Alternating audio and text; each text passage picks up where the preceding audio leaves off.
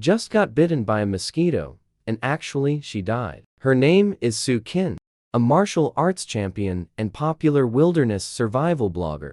Once fought a large beast barehanded in the rainforest, but now died at the hands of a mosquito. The good news is she transmigrated after death. The bad news is she transmigrated Ito, the weakest female in the beast world. The original host was weak and sickly since childhood. The rabbit tribe sold her to a group of wandering beastmen. Wandering beastmen are usually beastmen who violated tribal rules and were expelled from various tribes, or beastmen abandoned by females after mating. However, the wandering beast king told Sukin that, if she could defeat a beast, he would mate with her. So Sukin engaged in a fierce battle with a fierce lion, and in the end, with help of the wandering beast king, the lion was defeated and fell down. She successfully mated with the wandering beast king, but never expected the wandering beast king to actually be a terrifying scorpion. At this moment, Sukin is locked in a wooden cage. She turns her gaze to the only beast man standing on the high platform. He has silver waist-length hair, paired with a pair of dark red eyes, indescribably wild and sinister. Can I choose my own mate? A scarred beastman beside her is stunned for a moment, then bursts into laughter. Do you think this is your own tribe? If it weren't for your lack of pheromones, the tribe wouldn't have sold you to the wandering beasts. I wasn't asking you. I was asking him. Sukin extended his finger from the cage, pointing at the silver-haired beastman little female on the high platform. He is not a male. You can just point at. Don't you want your fingers anymore? Scarface, the beastman said fiercely. The silver-haired beastman walked down and stood in front of the wooden cage. The voice, icy cold. You want to choose your own mate? That's not exactly unacceptable. Sukin looked at the male before her and said, what if I choose you? Would you form a mating bond with me? He noticed that there was no mating beast mark on his neck, indicating that his beast mark hadn't been given to a female yet.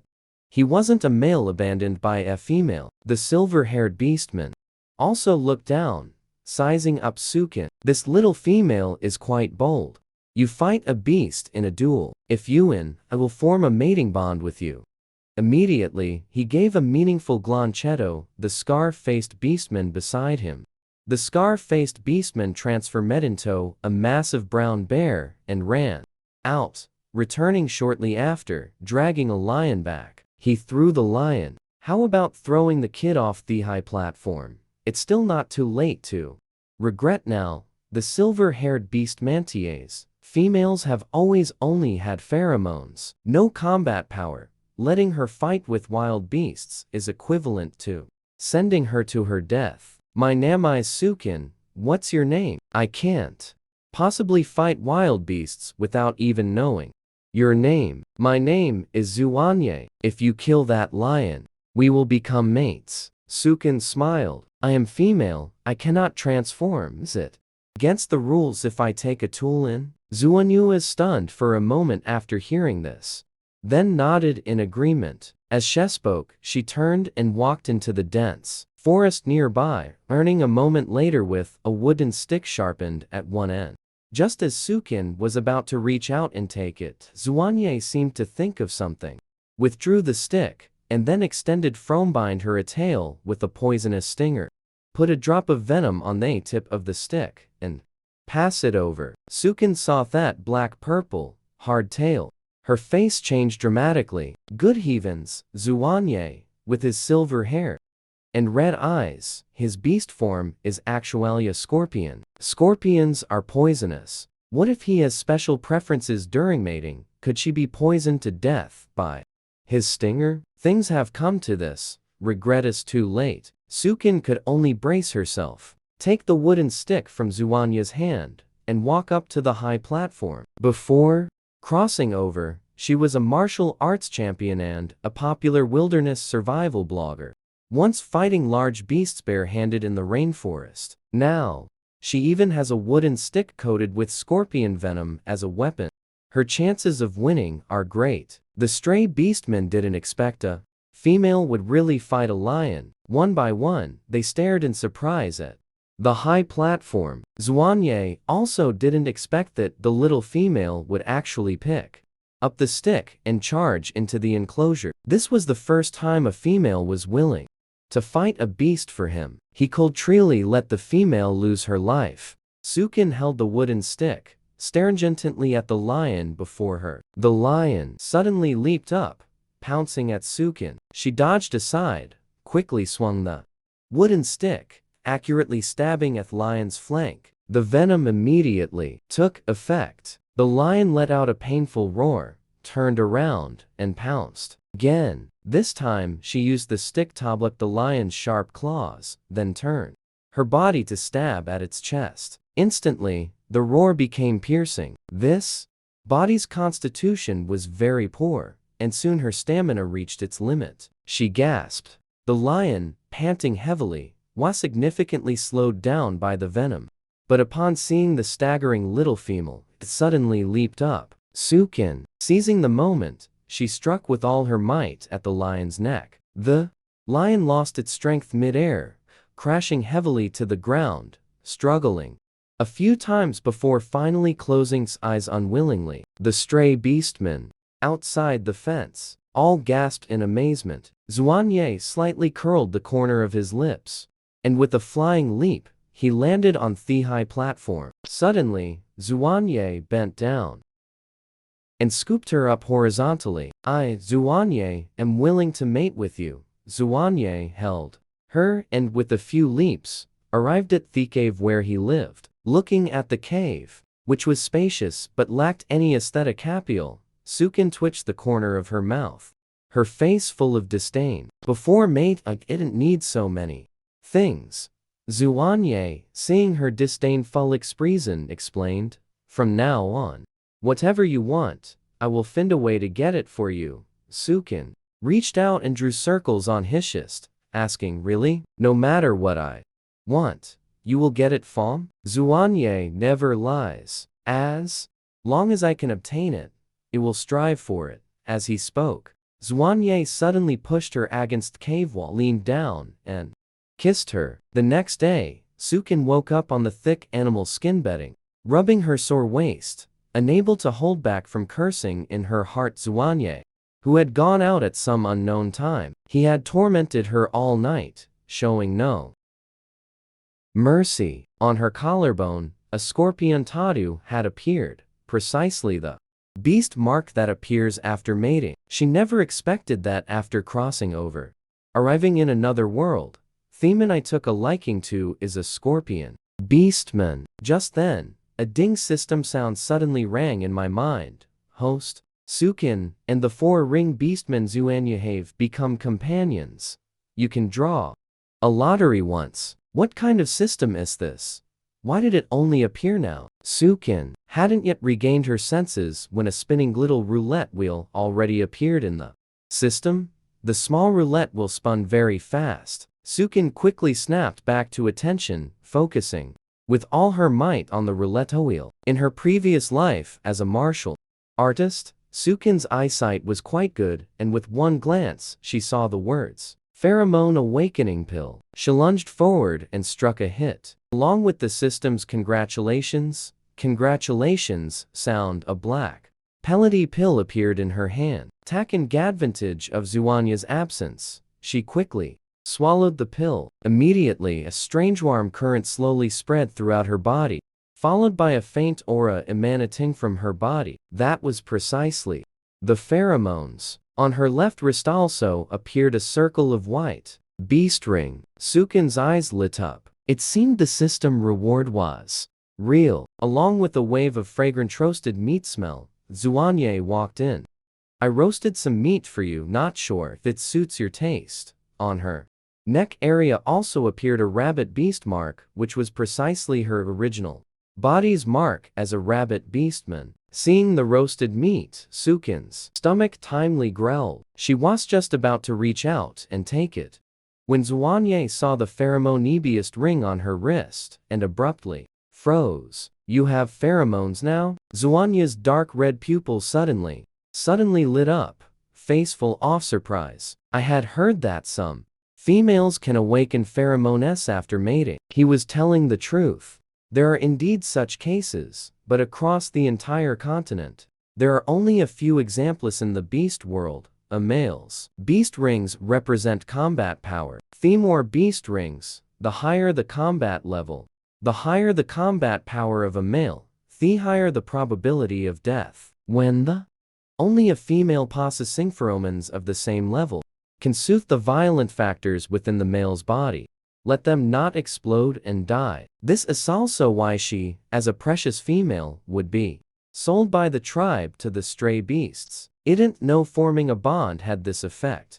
In the future, if we mate a few more times, perhaps your pheromone level can increase. Zhuanye hooked the corner of his lips, his smile not innocent. Hearing this, Sukin's waist began to ache. Faintly again, she shot Zhuanye a nanoid look. Sukin ate piece after piece, quickly finishing the meat Zhuanye had roasted. This body is too weak. She needs to replenish as much nutrition as possible. Zhuanye narrowed his. Do you want a handy weapon? As soon as he heard the word weapon, Sukin's eyes lit up, and he nodded frantically, wanting it. Zhuanye saw the gleam in her eyes and knew he had guessed correctly. Indeed, fond of weapons, the corner off his lips slightly curled up. He took out a sharp bone from the animalskin bag. This is the bone of a cloud beast. Very hard, can be used as a weapon. I'll make it into a short knife for you. You carry it on your body. It can protect you when I'm not by your side. As he said this, Zhuanye sat down to sharpen that bone, carefully wrapped the handle part with animal skin, and handed it over. You only have me as a partner, no? I can't be with you all the time. With this, you can defend yourself. Zhuanye's gaze is gentle yet conceals a trace of worry. In the beast world, females are precious. Every female will have multiple male partners to care for her, so no wonder Zhuanye is concerned about her safety, and even made a bone knife for her. At this moment, urgent shouts come from outside the cave. Boss, it's bad. Zhuanye's brows furrow deeply, those dark red eyes immediately darkening. What exactly is the matter? He knows that if it weren't urgent, they wouldn't dare Komedo the cave to find him. They are lion tribe beastmen. They say we stole their female. The beastman answers tremblingly. Zhuanye frowns, his tone grim. Have you properly carried out orders I gave before? Since Zhuanye became the boss of the wandering beastmen, he actually managed the scattered group of wandering beastmen, establishing many strict rules, one of which is not to snatch females from the tribes. They can only buy them. Thief males bought back will also, like in other tribes, have them compete in arenas to decide mating rights. This is completely different from the wandering beasts' past practices, entirely a management method only proper tribes have. Boss, the rules you set, we dare not disobey. Since you became the boss, we have never snatched females again. Zhuanye, as if lost in thought, rested his chin in his hand, then sneered, and said, I heard the lion tribe recently lost many females due to an epidemic. Seems they're deliberately picking a fight. Zhuanye quickly guessed the lion tribe beastmen's true purpose. Wait, are you going to fight? Sukin came out from the mountain cave. Wait for me to come back. Nothing will happen. Zhuanye smiled at him and followed the beastmen away. The conversation they had outside the cave earlier, Sukin also heard. She never expected that a large tribe like the lion tribe would also set their sights on the wandering beastmen's females. Lion tribe males are known for their bravery and prowess in battle, but the wandering beastmen are just a disorganized mob. If it's really as Zhuanye said, that the lion tribe beastmen are her to snatch females, then the wandering beastmen might not be able to defeat them. No, she finally, finding such a compatible partner, Zhuanye must not come to harm. Sukin grabbed a bone knife and charged out. The lion tribe beastmen's numbers were far greater than she had imagined, compared to the side stray beastmen. They were a full double. Thelian tribe. Beastmen were menacing, their figures tall and imposing, eyes glinting with bloodthirsty light. Xuanye stood fearlessly at the very front, coldly watching them, dark red pupil shimmering with dangerous light. Xuanye, hand over all thief males you snatched, and we'll spare your life. The beastman, standing at forefront, was all sinewy muscle, dry yellow hair standing on end. Hugh is the lion tribe's lead beastman, but the four-ring beast mark in his arm was extremely conspicuous, perfectly well whether West snatched lion tribe females or not. Just a single epidemic could kill so many families. It shows just how useless the lion tribe males are. As soon as Xuany's words fell, the lion tribe beastman seemed deeply insulted, transforming after another into massive male lions. Xuanye crouched and also transformed into his beast form. It was Sukin's first time seeing Xuanye's beast form. So cute, completely different from the scorpion she had imagined, but after all, it was a scorpion, so she still felt a little afraid. Yilian tribe are truly hypocritical, clearly here to snatch females, yet still finding a high-sounding excuse. Xuanye let out a cold laugh, his voice icy like a whisper from hell. Today I'll let Yauk know who is the true master of this, the true ruler of this territory. Thelian clan's leading beastman, Bard, let out an angry roar and was the first to pounce towards Xuanye, followed by the other lion clan. The beastmen followed closely behind, and the entire battlefield instantly plunged into chaos. The number of wandering beastmen was nearly half that of the lion tribe beastmen. But the combat power is clearly not low. Thelian tribe beastmen suffered heavy casualties. Quickly release the frenzied vine pollen. Suddenly, Bard shouted to the beastmen behind. Hearing this, Xuanye abruptly transformed back into beastman form, shouting to the stray beastmen bind, transform, and retreat. Now, Sukin, who had memories of her originality, also changed expression upon hearing frenzied vine flower. The pollen of this flower can trigger the rage factor in males prematurely. Once the rage factor erupts prematurely, and there is no female with pheromones to soothe them, the males will explode and die. The potency is greater on males with higher beast rings. This is also why Xuanye is so tense. And the stray beastmen, the females bought from hair, mostly have no pheromones, although many females among the lion tribe beastmen died from the epidemic. The females with pheromones from before made some pills, which could allow them to suppress it for a period. It seems even heaven isn't helping the rogue beast men. A fierce gust of wind, carrying furious vine pollen, blew toward the rogue beastmen. The pollen quickly spread, and the rogue beastmen's reactions immediately became sluggish, their faces revealing expressions of pain. Sukin saw Xuany's face also turn pale, knowing he was desperately suppressing rage factor within his body.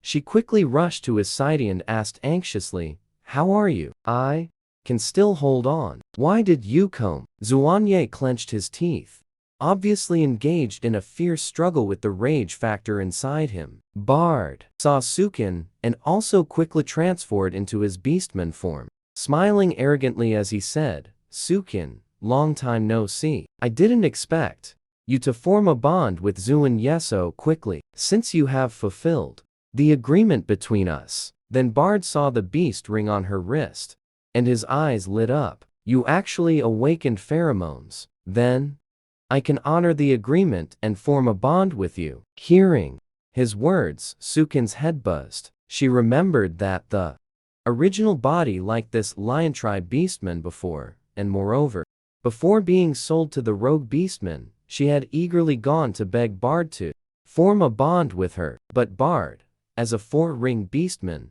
how could he possibly? Looking at a female without pheromones. If you go to the stray beasts, after forming a bond with Xuanye, then cross out the partner beast mark. I can consider forming a bond with you, because a male whose partner beast mark is crossed out by a female is very likely to die, and even if he doesn't die, he will become very weak. The original owner, upon hearing Bard tell her to form a bond with the leader of the stray beasts, had already lost all hope and died during the journey of being sold to the stray beasts. That's how Sukin Warborn in this body. Form a bond, cross out the beast mark. At this moment, Zuanya's unusually icy, cold voice drifted slowly from behind her. Remove the beast mark. Right at this moment, Zuanya's voice, carrying a hint of chill, drifted slowly from behind her. Sukin's body stiffened, and she slowly turned her head to look at him. What if I said and never made this agreement with him? Would you believe me? Zunanai's originally dark red eyes had now turned into a vivid red. She had never seen him so furious. After a moment of silence, he said in a low voice, "You'd better be able to explain things clearly." Sukin felt secretly delighted, raised her head, and looked at him with a firm gaze. Zuanye, I have never had any agreement with Bard. Zuanye's expression remained cold as frost, but a flicker of imperceptible wavering flashed in his eyes. Bard let out a disdainful, cold laugh, interjecting, "Sukin, it was you who personally agreed to it back. Then, now you dare to deny it? Do you dare to swear to the beast god?" Swear? Upon hearing the words, beast god, Sukin's body instantly stiffened. In the original host's memory, the beast god was more sacred and violent. Nobody asked dare lie to the beast god. Legend says that any beastman who lies to the beast god will receive the most severe punishment from the beast god. She, as a human who traveled from modern times, originally did not believe in these supernatural and divine matters, but this world is already filled with wonders. How can she guarantee she won't be punished after swearing to the beast god? Bard saw her not speaking and laughed triumphantly. "I knew it. What you said earlier was just to gain Zuan Yi's trust. Just use the tool in your hand to scratch off your partner's beast mark." At this very moment, the frenzy vine pollen, the toxicity completely took effect. She fell to the ground with a face full of pain, those blood droplets fixed dead on him. "Sukin, take this chance to carve off the beast mark. I will keep the promise and become your partner, and swear to the beast god." Sukin held a bone knife and, step by step, approached Bade. She took advantage of Bade being completely off guard against her. Today must first salve him with one knife to vent this pent-up malice. Zuanye watched Sukin walking towards Bade. His eyes instantly turned icy cold to the extreme. Who knows where the strength came from? Suddenly, with a flip, he actually changed back into that adorable scorpion form. Zuanye, Sukin couldn't help but exclaim in surprise. She knew that turning into beast form when Therage factor berserk factor awakens would only accelerate the spread of the rage factor berserk factor within the body. The possibility of exploding and dying greatly increased. Zuanye fiercely pounced towards her. Sukin hadn't even had time to react before his poisonous tail hooked her close, taking her and rapidly fleeing scene. Zuanye ran at an extremely fast speed. By the time Bade and the others reacted, Zuanye had long disappeared without a trace. Split up and search. His berserk factor is currently acting up. Heckan't have run far, Bade shouted loudly. Also chasing in the direction Zuania disappeared. Who knows how long it had been. Zuanye ran to a place at the foot of a mountain. At the mountain's foot there was an enormous, incredibly large tree. Zuanye, under the big tree, dug a few times. An entrance to a cave. Apia turned 7-8. After running for a long while, he finally stopped. As soon as Zuanye Sukin opened her mouth, she was flung away by his tail, slamming hard against the cave wall. "Zuanye, listen to me, let me explain." Sukin hurriedly spoke, trying to clarify. Zuanye shifted back into human form. He stood up and walked toward her, the fury in his eyes seeming as if it will devour her. "So you chose to be with me, just to remove the beast mark?" "No," Sukin quickly denied. I was wondering why you were different from other beastmen, why you fought beasts to form a bond with me. So it was also you cold bond with Bard? I bonded with you because I like you, without any other reason, Sukin answered after careful thought. Xuanye breathed rapidly, clearly engaged in a fierce struggle with the rage factor inside him. You really think I'd believe what you say? I saw it with my own eyes, you walking toward Bard with a bone knife. I went over with the knife to find a chance to kill him, Sukin said with a firm gaze. But Xuanye simply didn't believe her. Since you want to remove the beast mark so badly, then I'll grant your wish. As soon as the words fell, Xuanye grabbed her hand that tightly held the bone knife and thrust it toward the collarbone where the beast mark was. Sukin's heart tightened, and she abruptly twisted her body to dodge the bone knife stabbed toward the beast mark, but it came too fast. Although she avoided the mark itself, it still plunged into the blade on her shoulder, deeply pierced into her muscle. Blood quickly seeped out. She clenched her teeth, enduring the intense pain, her eyes still firmly fixed on Xuanye. Sukin's voice was somewhat hoarse as she said, "It's not for Bard, Xuanye, you are my partner." Looking at their bleeding shoulder, Xuanye was filled with regret. If Shirley wanted to bond with Bard, he wouldn't have let go of such a good opportunity. At this moment, Xuanye finally believed Sukin was not lying. "I'm sorry, Sukin. It's my fault for doubting you." Xuanye's voice was filled with remorse. Just then, Xuanye's body suddenly began to tremble violently. An expression of pain quickly appearing on his face. It was clear the rage factor within him had gone out of control. "Sukin, you need to leave here quickly." His voice was filled with extreme pain. Sukin, seeing him like this, anxiously asked, I can soothe you. Tell him quickly, what do I need to do to soothe you?" Xuanye briefly regained some awareness. He clenched his fist, his voice low and hoarse. "Use your teeth to bite me." Sukin was stunned for a moment, unsure for a time where to bite. She took a deep breath and gently bit Xuanye's arm. Xuanye was slightly startled, as if he felt her touch, but the pain still raged uncontrollably within him. "Not here. Then where should I bite?" Sukin lifted her head to look at him, his dark red.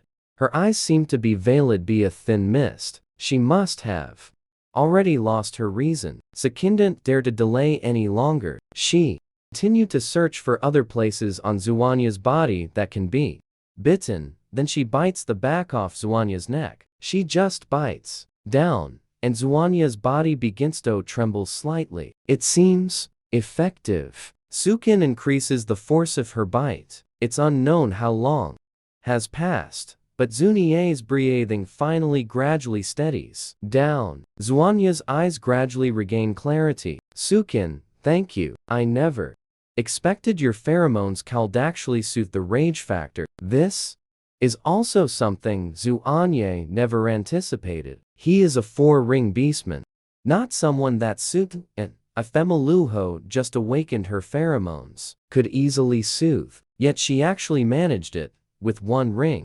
Pheromones have calmed down this 4-ring beast of his. Let's go to the tribe, people." Upon hearing these words, Sukin looked up in surprise. In Xuanye's original memory, wandering beastmen are just like bandits, only knowing how to plunder and loot, completely incapable of adapting into a life with rules, especially those born wandering.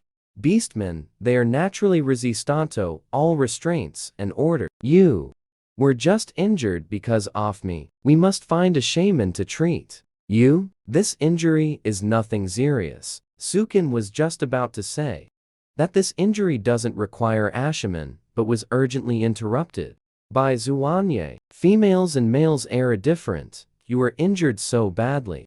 You must go see a shaman." Seeing his expression so tense, Sukin had no choice but to nod in agreement. "Then which tribe do you plan to go to?"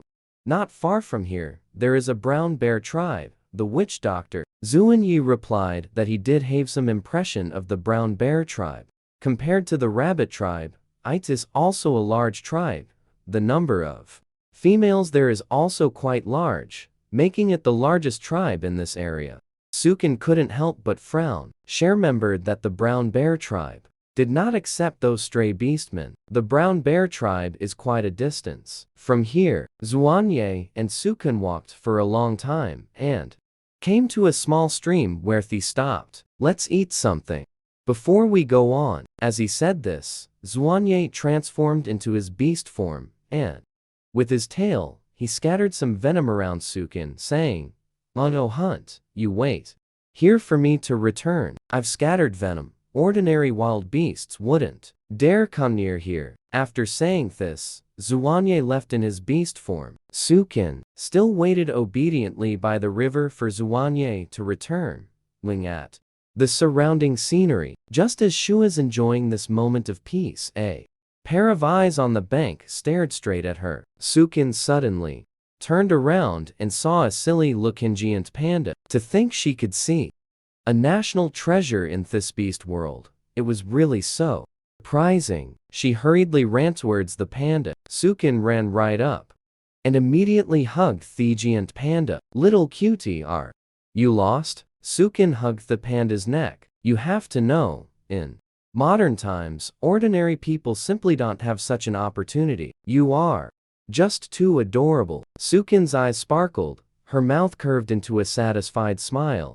A full smile, yet the panda's reaction was somewhat stiff, its eyes wide and round, as if completely unprepared to be so warmly embraced. A panda in the beast world probably hasn't been treated as a national treasure, and might even be hunted by beastmen as prey. Thinking of this, Sukin reluctantly let go of the panda, saying, "Hurry and leave. My mate will be back soon.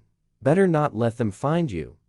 Hearing her mention her mate, the panda's gaze seemed to also fall on the beast mark on her collarbone.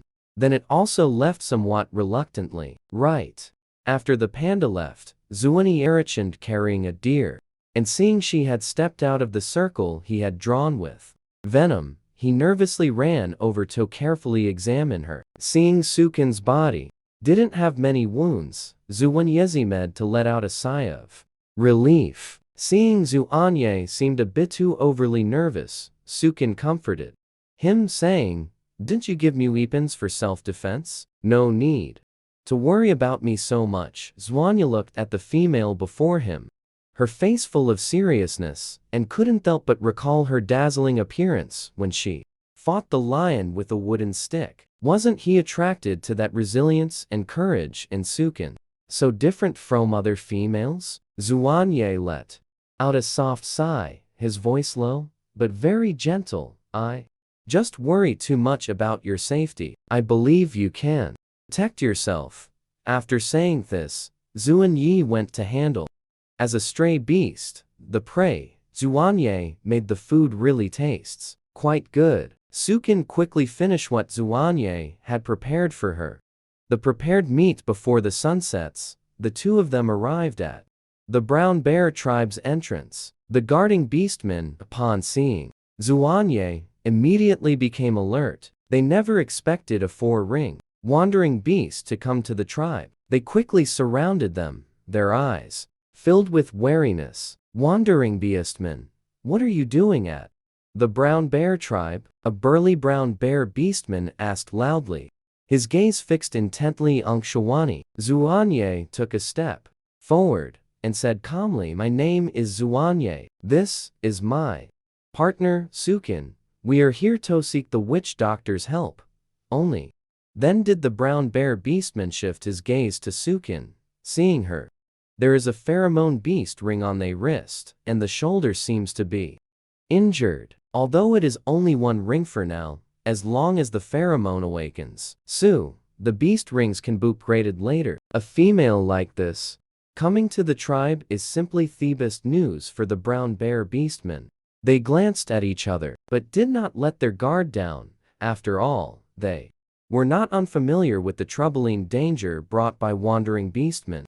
"Let her in," A low and gentle voice came through. A tall beastman walked out. This beastman had smooth and powerful musclines, and the 4 beast rings on his arms were particularly eye-catching. His hair was different from the other beastman's brown hair. It was long, blackened, white mixed. Paired with his steady and elegant temperament, it added a touch of the divine and extraordinary. First warrior Luo Chuan, why have you come? Seeing the newcomer, Beastman exclaimed in surprise. Do you mean we can go in? Oh? Sukin, seeing several beastmen showing him great respect, looked directly at him. You may enter, but she cannot enter the tribe. Luo Chuan's gaze fell on Zuanye, his voice carrying a hint of coldness. She is my mate. If she cannot enter the tribe, then I will not enter either. Sukin knew that Thebasmen in the tribe feared stray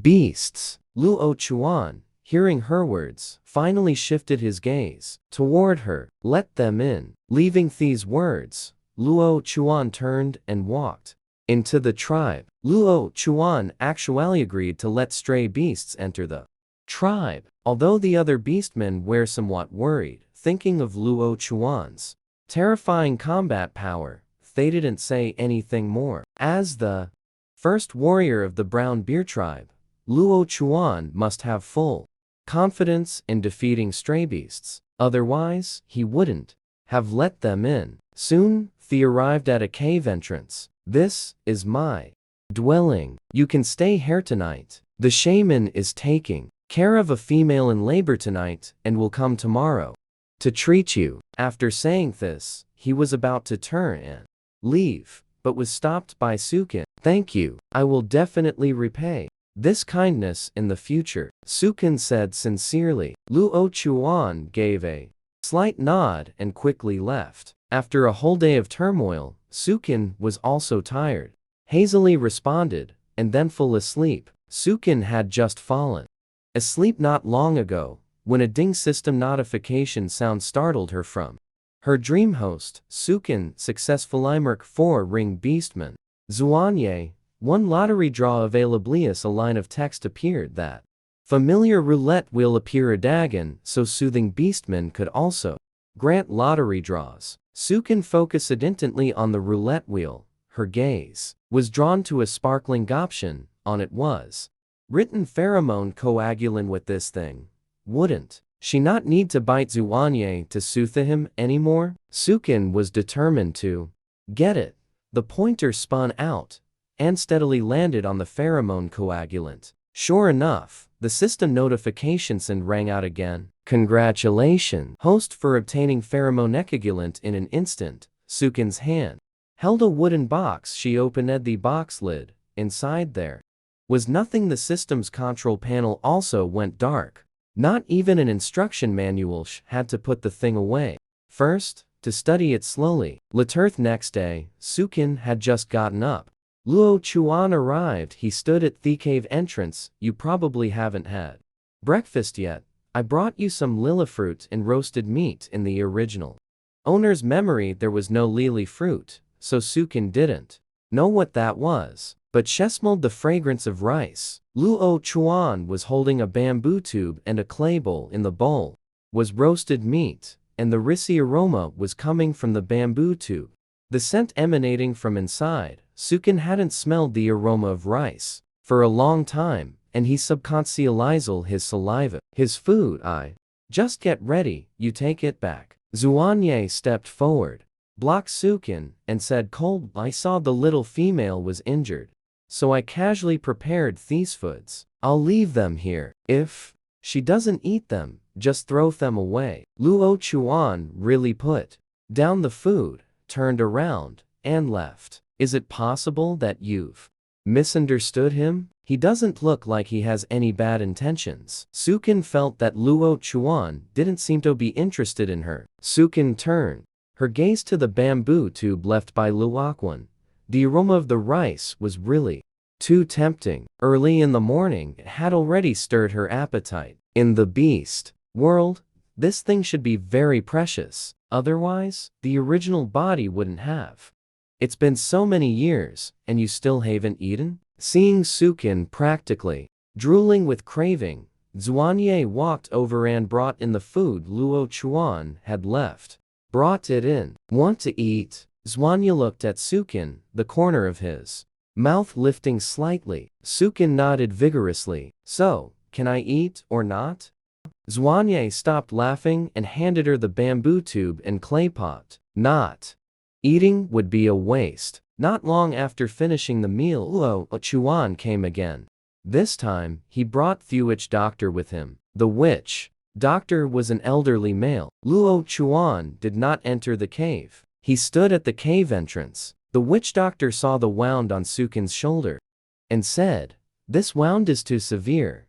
It requires continuous application of medicine for a month to fully heal." That long? Sukin originally thought the wound wasn't that big, that resting for a few days would be enough. She hadn't expected it would require such a long time. This cave is Luo Chuan's. She can't keep staying in someone else's place, eating and living for free. Such a serious wound, if not properly cared for, will worsen. Females are inherently delicate. Even a little infection could cost them their lives.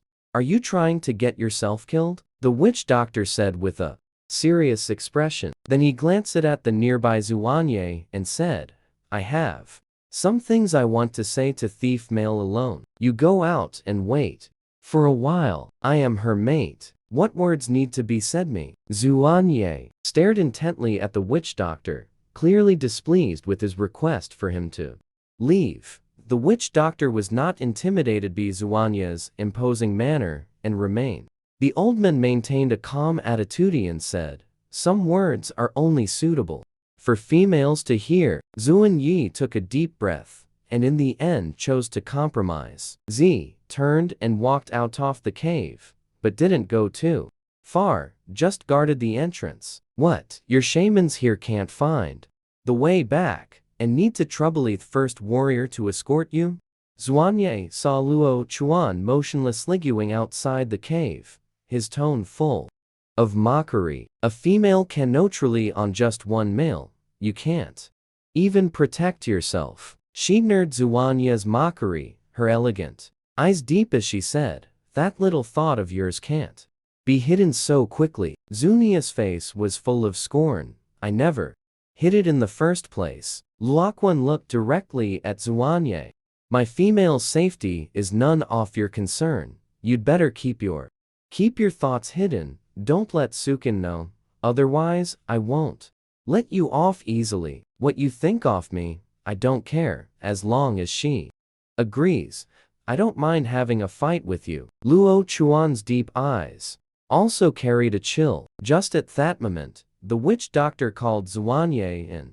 "His injury has reached the bone. If you want him to recover sooner, for these few days, you must not mate with him." The witch doctor looked at Zhuanye with a heavy gaze. Sukin let out a soft sigh, turned to the witch doctor with a smiling said, "Witch doctor grandpa, thank you for changing my dressing. My mate will take good care of me." Zhuanye saw the witch doctor to the cave entrance. Luo Chuan was still standing there, his gaze still cold and stern. "He needs proper rest to recover. I will dig my own cave in the tribe. Will not stay in your place anymore," Zhuanye said coldly to Luo Chuan. Luoquan glanced at Zhuanye. "His injuries are too severe. You two stay in this cave for now. Once he has recovered from his injuries, it won't be too late to move." After saying this, Chuan turned to leave. Luo Chuan, "Thank you." Sukin, who had overheard the conversation in the cave, walked out of the cave. Males are naturally gentle towards females, so regarding Luo Chuan's kindness, Sukin simply took it as a male's care for a female, without thinking much of it. "If there's anywhere you need help, just say the word." Luo Chuan's voice was like a warm spring breeze. In this beast world, there's actually such a warm-hearted person. Just as Sukin was inwardly marveling, he heard Zhuanye say coldly, "I can get everything me female needs. I don't need your help." Luo Chuan did not respond to Zhuanye's words. He gave a slight nod to Sukin and left, as if he hadn't heard what Zuanyi said at all, completely ignoring him. Do you mind if I fight him? Zuanye stared at Luoquan's departing figure, gnashing his teeth and saying. Sukin didn't understand why Zuanye had such great hostility towards Luoquan. We're all staying in someone else's place now, so let's not fight anymore. Compared to that, I have something more important to tell you. Hearing it was important, Zuanye followed Sukin into the cave, looking nervous. Did the shaman say something? The little female suddenly said she had something to say. It must be about what the shaman told her when he sent her away earlier. The shaman saw that the wound was made by a sharp blade being thrust in. He suspects I originally intended to cut the beast mark, but you discovered it, which is why it caused the wound on the shoulder. Zuaniden expects Sukin to tell him about her conversation with the shaman. This wound was indeed caused by me.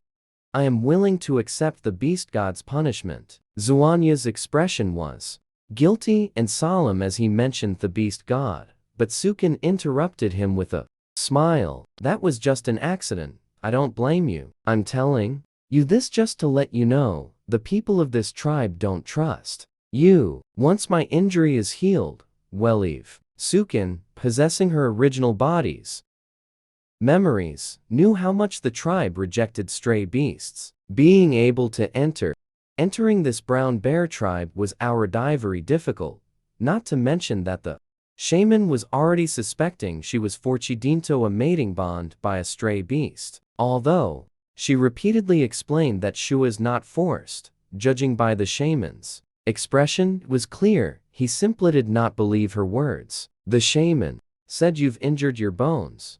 I'll go catch some wild boar to make soup for you. Zuanye couldn't wait a moment longer, hurriedly leaving the cave to hunt. Zuanyi went hunting. Sukin could only stay in the cave, waiting for his return. Taking advantage of being alone, she took out the wooden box given by the system to study. After looking carefully for a while, she discovered several lines of small characters carved at the bottom of the box.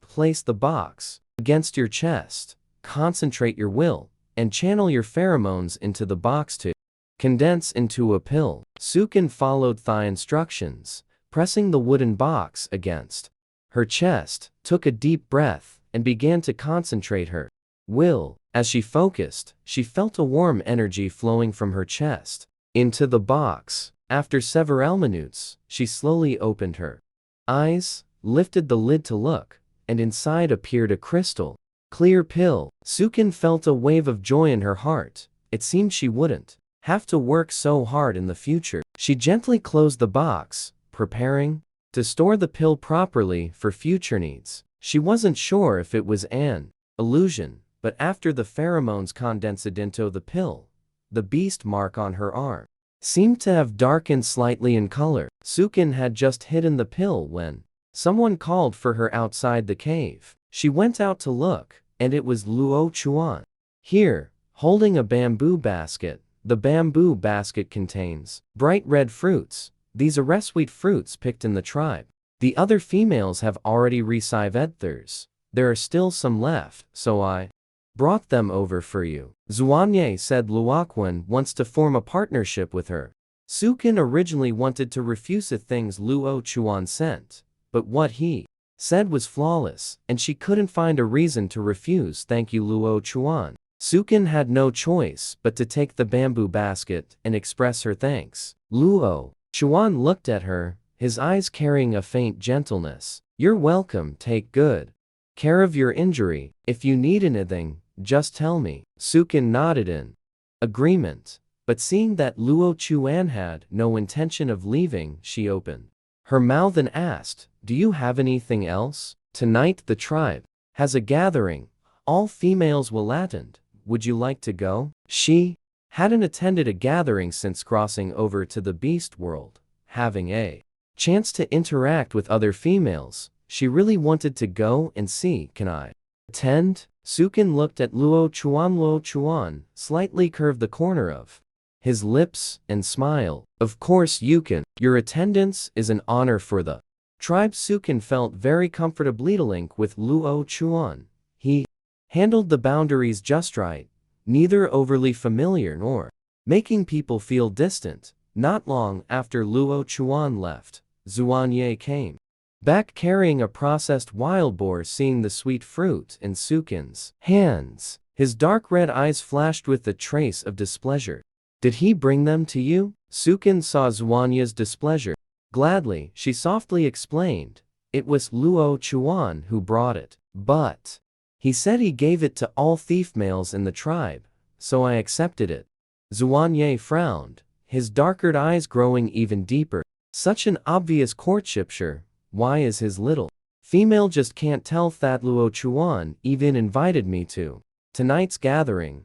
I want to go take a look and communicate with other females. Maybe it will be helpful for us. Although she has the memories of the original body, this beast world is still very unfamiliar to her. Zuanye frowned again, obviously not too pleased, but in the end still nodded in agreement. All right, but I will accompany you to go together. As night fell, the time for the gathering arrived. Luo Chuan was already there waiting. Seeing Sukin and Zuanye, he led and came forward. Welcome you. The gathering is about to start. Luo Chuan sagely leading them into the gath. The bonfire at the gathering site was burning brightly. Around the huge bonfire sat groups of beastmen. Each group consisted of one female and several males. Luo Chuan pointed out a spot for them. Zuanye spread their bedding on the ground and let Sukin sit on it. Zuanye are those next to the females all their partners? Sukin called and help asking curiously. As soon as she sat down, yes, they are the females' partners. Females are delicate. One partner alone can hardly protect a female well. The one answering the question was Luo Chuan. Luo Chuan did not leave after leading them to their spot, but instead sat down beside Sukin. Zuanye stared at Luo Chuan and said coldly, does the number one warrior have no place to sit at the gathering? Luo Chuan smiled slightly, a hint of teasing in his elegant, gentle phoenix eyes. Tonight, I'm specially in charge of taking care of our distinguished guests, so naturally I must stay by your side. Zuanye snorted coldly, but because Sukin was present, he couldn't very well make a scene. Sukin, sensing the tension between the two, quickly changed the subject. Luo Chuan, are there any special activities at this gathering? Later, there will be single males competing on stage. The male who wins the competition can court a female he fancies from the audience. Luo Chuan explained. With a smile, it's a traditional tribal activity. Through the competition, males demonstrate their strength to win the favor of females. Zuanye's face remained dark, but seeing Sukin seemed interested in this.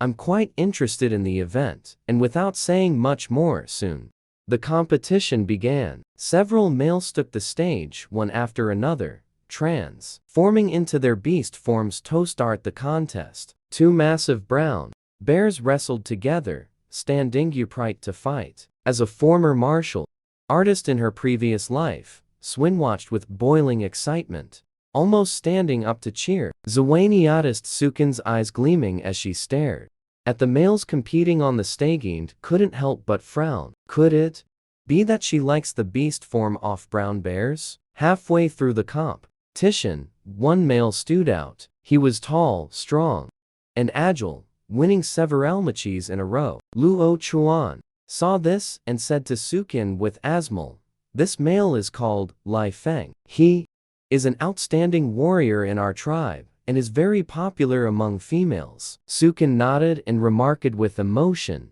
he looks really strong. Zuanye snorted coldly, his tone carrying a hint of disdain. Nothing special. Lai Feng had 3 beast rings on his arm. He glanced around, and finally, his gaze settled on Sukin, revealing a confident smile. Sukin was somewhat surprised, unsure why he was looking at her. Zuanie's suppression immediately darkened.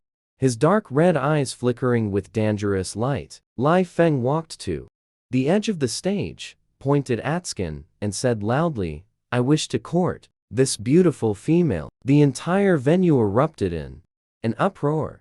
Everyone's eyes focused on Sukin and Zuanye.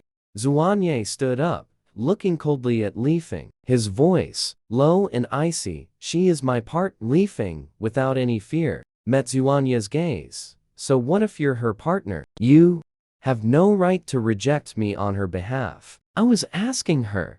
Thank you for your kindness, but I didn't plan on finding another partner." Sukin immediately stood up. She only liked watching the fights on the arena. Perhaps she had been staring at the arena for too long, which made Li Feng misunderstand. Li Feng's eyes instantly dimmed, and he jumped off the arena, leaving sadly. Luoquan, who had watched the entire process from the side, said, with Asmal, "Thought you would accept him. I saw you watching very intently just now. Don't you like his beast form?" "I don't like bears, but if feet were a giant panda, that would be different. After all, who can resist the adorable national treasure?" Hearing this, both Zuanye and Luo Chuan looked at Sukin in shock. "Are you serious? You like giant pandas?" Luo Chuan's originally gentle and steady voice now carried a barely noticeable tremor due to urgency and anticipation. "Can I keep a panda?" This question Sukin turned to ask Zuanye beside her. She originally thought wild bears would be hunted and killed by beastmen, but judging from their reaction, it seemed as long as he liked it, he could keep one. Keeping a panda by one's side was something many people wouldn't even dare to dream of. Thinking about being able to keep a panda, Sukin's eyes were full of light. For some reason, her mind conjured up the image of the panda Zuan Yi she had encountered that day. Hearing her words, he suddenly burst into hearty laughter as if he had heard something hilarious. "So you just want to catch a beast to keep as a pet, is that it?" When Zuan Yi said this, he was clearly asking Sukin, but his gaze carried a mockery as he looked toward Luo Chuan. Luo Chuan didn't know what he was thinking of, but then also gave a light laugh. "Raising a panda is still better than raising poisonous scorpions." Zuan Yi's laughter came to an abrupt halt because of these words. His dark red eyes narrowed dangerously, fixed on Luoquan. Sukin didn't know what the two were up to and was just about to ask for clarification when a somewhat sharp voice rang out beside them. "Luo Chuan, why aren't you going on stage to compete?" Following the sound, she saw a female with 3 white beast rings on her wrist. Because she had the most males around her, Sukin had taken a few extra glances at her when entering the grounds. She was probably the female with the highest pheromone level in this tribe.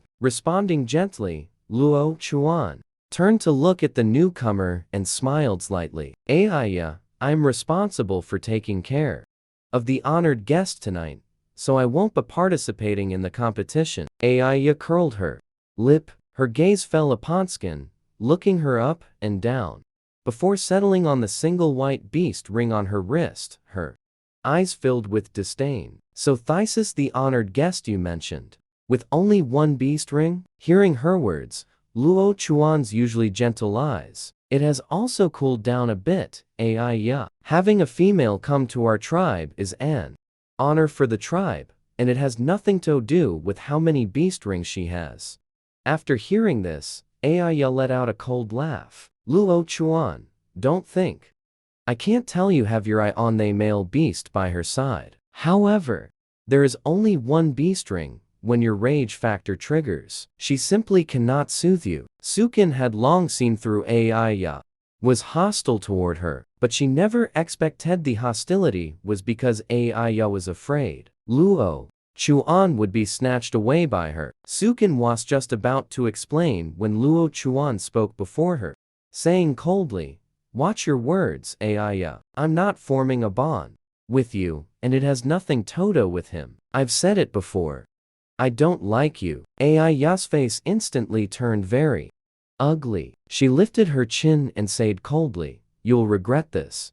Luo Chuan, he isn't worthy of you at all. Luo Chuan calmly met her gaze. I have never regretted me choices. Aya snorted coldly, turned around and left. Swin watched Aya's departing figure, and couldn't help but frown. She was currently staying at Luo Chuan's place, which would inevitably lead to misunderstandings among his pursuers. It seemed she needed to move out sooner rather than later. Zuan Yi said coldly to Luo Chuan, "This is the last time. You'd better not let me see another female causing trouble for Sukin because of you again." Luo Chuan gave a slight nod, his expression still gentle. "I'm sorry. Aya's behavior is my responsibility. I will handle this matter and won't let her bother Sukin again."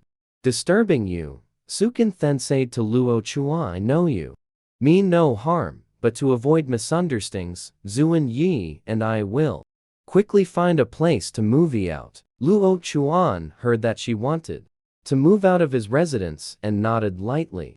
"I will help you find a suitable place as soon as possible." "All right, you are still injured. You should go back and rest properly." Zuan Yi no longer gave Luo Chuan and Sukin a chance to speak. Zuan Yi walked a few steps with Sukin. When footsteps sounded from behind, he stopped and looked back. "You are the new female, right? I am Mancha. I think we can become friends." Sukin smiled and said to Mancha, "Hello, my name is Sukin." Sukin came to the gathering originally wanting to make female friends. AI, relying on being a three-ring female is too annoying. Mancha came over and hooked her arm with Sukin's. Sukin looked down and saw the two beast rings on Mancha's arm. "Look over there, the one with the sweet fruit tree. At the entrance is the cave I live in." Sukin looked in the direction Mancha pointed. "If you have time, you can come to my place to sit. We can talk about many interesting things." Sukin nodded. "Okay. I will definitely go when I have time." Zuan Yi, standing nearby, calmly observed Mancha. Although remained vigilant in his heart. Seeing Sukin being friendly with her new friend, he didn't say much more. Mancha continued, "Aya always relies on being three-ring beastmen, or to ring others around actually. Most of us females don't lick her. I really like her. You must come to my house." The hot summer night made Sukin lose control. "No, the witch doctor said we cannot mate." At the critical moment, Zuan Yi remembered the witch doctor's warning, pulled her away from his embrace, then was about to get up and leave. Sukin's eyes were somewhat dazed, with the hint of grievance. Her cheeks flushed red. "If you're afraid of hurting my wound, I have a way. Do you want to hear it?" Zuan Yi's eyes slightly lit up. "What way?" Sukin smiled and said, "Listen to me, don't move around." The temperature inside the cave gradually rose, and outside the cave in the woods, a pair of furry ears twitched. As the sounds inside the cave grew more ambiguous, the panda's ears involuntarily trembled even more violently, its nose gently sniffing, and its heartbeat seemed to accelerate. The next day, when the witch doctor came to change the dressing, Zuan Yi and Sukin both guiltily remained silent. But the witch doctor still noticed said something amiss, and said sternly to Zuan Yi, "Even if the wound didn't tear, you still cannot mate. Did you take my words as wind past your ears?" Zuan Yi lowered his gaze, letting the witch doctor scold him. Sukin couldn't bear to watch, and spoke up to coax the witch doctor. "Anti-witch doctor, don't blame him, it was me who clung to him." Onlathan did the witch doctor turn to look at her with some surprise. "Impossible, it's not yet the rainy season, not the time for females to be in heat." After all, Sukin had crossed over from modern times. For her, whether it was mating season or not didn't seem to matter much.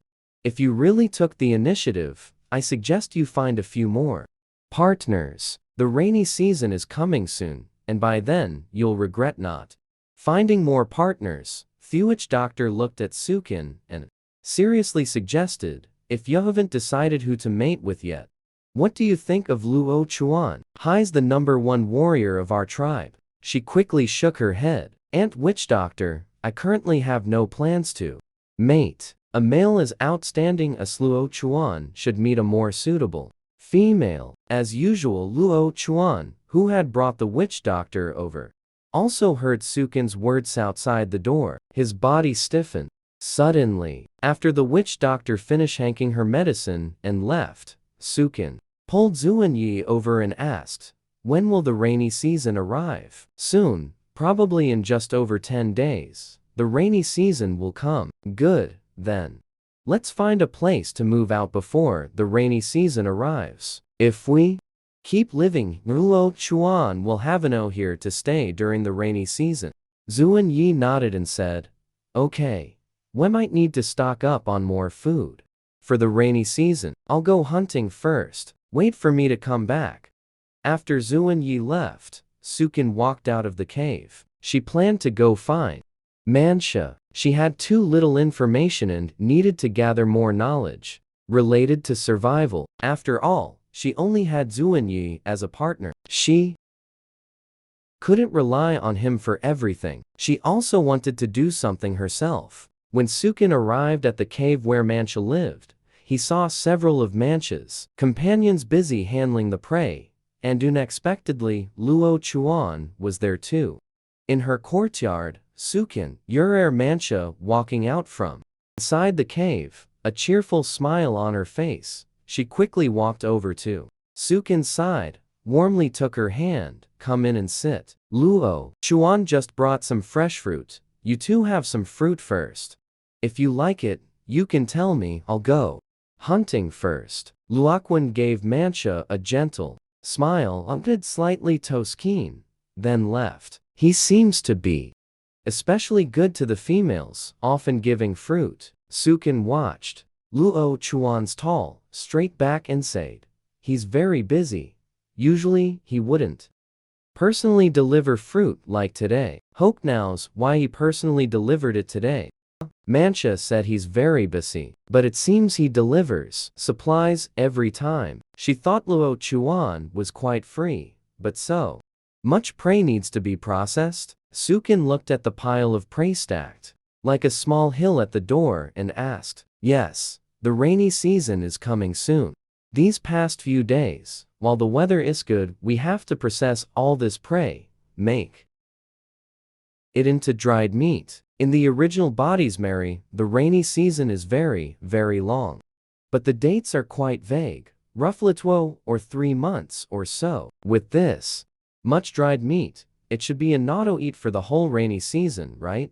Sukin asked curiously. "A Javi 7 mates. Males eat a lot. This amount of stuff still isn't enough. You only have 1 mate. How is your food preparation for the rainy season going?" Mancha remembered Sukin seems to only have 1 beastman mate, and asked with concern. "I'm in the middle of preparing." Sukin answered with a smile. "By the way, do you know where wild fruits grow in abundance? Are you going to pick wild fruits? But the rare beasts there can be very dangerous. Have your Matego pick them for you." Sukin knew Mancha was worried about her. After all, in the beast world, females have no combat power. Protected by males since childhood, Mancha simply has no concept that females can also work. "I'll have Zuanye go help me pick them. You just tell me the location." Mancha called over one of her mates to have him tell Sukin where to find the wild fruits. Because beastmen don't know how to draw maps, Sukin relied on her description, drew a map on the ground, and after confirming the location with her, he memorized it. "Sukin, you are amazing. Sai, you actually know how to draw. I always thought only priests had this kind of ability." Mancha looked at Sukin, her eyes full of admiration. "If you want to draw, I can teach you too," Sukin said with a slight smile. Mancha shook her head. "I don't know how, it looks very." "Was your father a priest? How do you know how to draw?" "Priests hold a rather special status in the beast world." Sukin still didn't want to be associated with priests, Sukin smiled evasively, bid farewell to Mancha, and went to the place her partner mentioned. The back mountain of the brown bear tribe is all the brown bear tribe's territory. In a small valley, there were many wild fruit trees. She was also here, discovering so many grapes on the vine that could all be made into raisins for storage. It was very convenient. She picked one and tasted it, sour and sweet. The flavor was still pretty good. Not sure if it was because there were too many grapes, or because beastmen don't like sour things. So many grapes were actually left unpicked. Sukin took out the beast hide bag she brought and put the picked grapes inside. Because there were so many grapes, she picked only the biggest and sweet fruits and didn't notice the danger quietly approaching. Sukin had just reached to hook a bunch of grapes from a high place when a leopard sprang out and pounced toward her. Leopards make no sound when approaching prey, so by the time Sukin noticed it, the leopard was almost upon her. She wanted to dodge, but it was already too late, instinctively closing her eyes. However, the expected pain did not come. She opened her eyes and saw a panda that had rushed out from somewhere. And with a few swats, it killed that leopard, which looked quite large. In Sukin's impression, pandas were all cute and lovable. A heroic panda that could knock down a fierce beast with just a few swats. She was seeing one for the first time. That panda, after killing the leopard with a few swats, stood frozen on the spot, then slowly turned its head to look at Sukin. Sukin looked at the panda and found it somewhat familiar, as if it was the panda she saw by the river that day. "Are you?" Sukin said, while walking toward the panda, but before she could finish her sentence, she also, knowing what the panda thought of it, suddenly turned around and ran away. Sukin saw the panda running away and chased after it. The panda's round, chubby body somehow ran so fast that Sukin almost ran her legs off and still couldn't catch up to the panda. Sukin leaned against a tree by the river, panting heavily, when suddenly she saw a person emerge from the river water. His figure gradually became clear. Sukin was instantly stunned. She never thought she would see Luo Chuan here. Luo Chuan turned around and saw Sukin. A flicker of surprise first flashed in his eyes, followed by a faint smile. "What are you doing here?" Sukin looked at Luo Chuan nervously. "I was picking fruits. A leopard suddenly pounced, and then a panda saved me." Luo Chuan chuckled lightly. "So that's how it is." Luo Chuan walked up the shore. "You said you were picking wild fruits just now. Let me help you carry them back." "No need. I won't take too much. Aren't you out hunting? Where's the prey?" Luo Chuan heard her refusal, and a flash of disappointment passed through his eyes. "Where are the fruits you picked?" Luo Chuan asked gently. Sukin pointed in the direction of the grapefruit tree. "Over there. The prey I just hunted is also over there. We can go back together." Remembering the beast that had appeared there, Sukin also nodded, not refusing. It was on her way anyway. Going back together didn't seem to have any downside for her. Soon, the two arrived under the grapefruit tree. Sukin pointed at the animalskin bag under the tree and said, "There aren't many of those either. I can carry them back myself." Following her onion white fingers looked over, there indeed was a filled beast skin bag. Luo Chuan's gaze wept over her injured shoulder. He slightly furrowed his brows, silently walked over and hoisted that beast skin bag onto his shoulder. Luoquan's action made Sukin pause for a moment. Immediately following up Toze, "Luo Chuan, don't you still have prey? I can carry these. It's fine. I don't have much prey. Let's go." When they reached home, Thai encountered Zuanye anxiously running out from the cave. He probably didn't see her in the cave, so he came out to look for her. "Zuanye, I'm back." Sukin waved at him. "Where did you go?" Zunya's voice was full of concern. "I went to gather some wild fruits and came back." Sukin pointed at the beast skin bag Luo Chuan brought back. Zuanye then shifted his gaze to Luo Chuan, who had returned together with them. Zuanye furrowed his brows, You went with him? No, we happened to meet in the wild, Sukin truthfully explained. Happened to meet? Xuanye turned his gaze toward Luo Chuan. If it were before, she would have exchanged a few words with Xuanye, but for some reason, today she was unusually quiet. She placed the beast skin bag and thepri she had hunted at the entrance, turned and left. Luo Chuan, your prey. Sukin couldn't help but remind him. Luo Chuan turned back, deeply looked at Sukin for a moment, didn't say anything else, turned and left. The rainy season is coming soon. The prey I hunted today isn't enough yet. Wait a moment. I plan to go hunt some more game. Following Xuanye's pointing direction, I look and see two enormous pieces of game at the cave entrance. You two probably don't need turmeric food, right? Don't go out this afternoon. While the afternoon soon is good, let's deal with it first. Download these. Xuanye couldn't help but raise an eyebrow. The rainy season isn't just a day or two. If we don't store some food soon, time will run out. Enough. Sukin looked at Thifu prey and furrowed his brows. These prey look big, but after bandreed into jerky, the edible parts, there's much less of us left. Let's make the meat into sausages. Sukin suggested. Sausages? What's that? Zuan Yi heard it for the first time. The term. Sukin smiled and explained. Lap chiong is a type of food made from meat and other seasonings, more storable than dried meat. It's also more delicious. Zuan Yi looked at Sukin curiously. Is this your rabbit tribe's food? Sausage is something she learned from the modern era. But time travel is something Hew'll understand even if I explain it. So she just nodded and accepted her explanation. Sukin then briefly said, the method of making sausage. Xuanye carried the prey to the riverside to process. Taking advantage of this time, Sukin took the picked grapes made into raisins are definitely the best snack during the rainy season and dry season. Sukin carefully washed the fruit grains and then found a wooden board, picking thewushed grapes one by one, spreading them out on the board. She placed the board in the ample sunlight.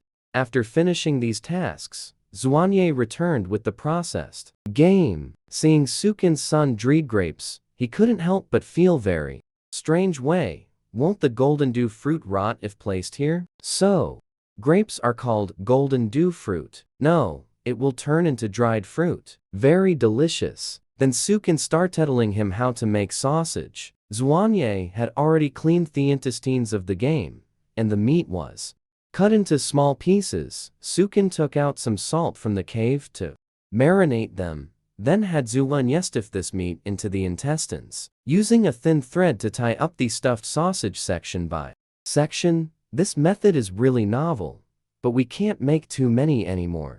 The salt might not be quite enough. Xuanye, following Sukin's instructions, hung the cured sausage on the tree branch while saying, Brown Bear Tribe. Falling in this area should be considered a large tribe. The stored salt should be sufficient. We can exchange more salt with the tribe. Sukin. Upon hearing this proposal, Xuanye lowered his gaze, and after a moment of silence, finally said, I didn't have many rare animal pelts with me.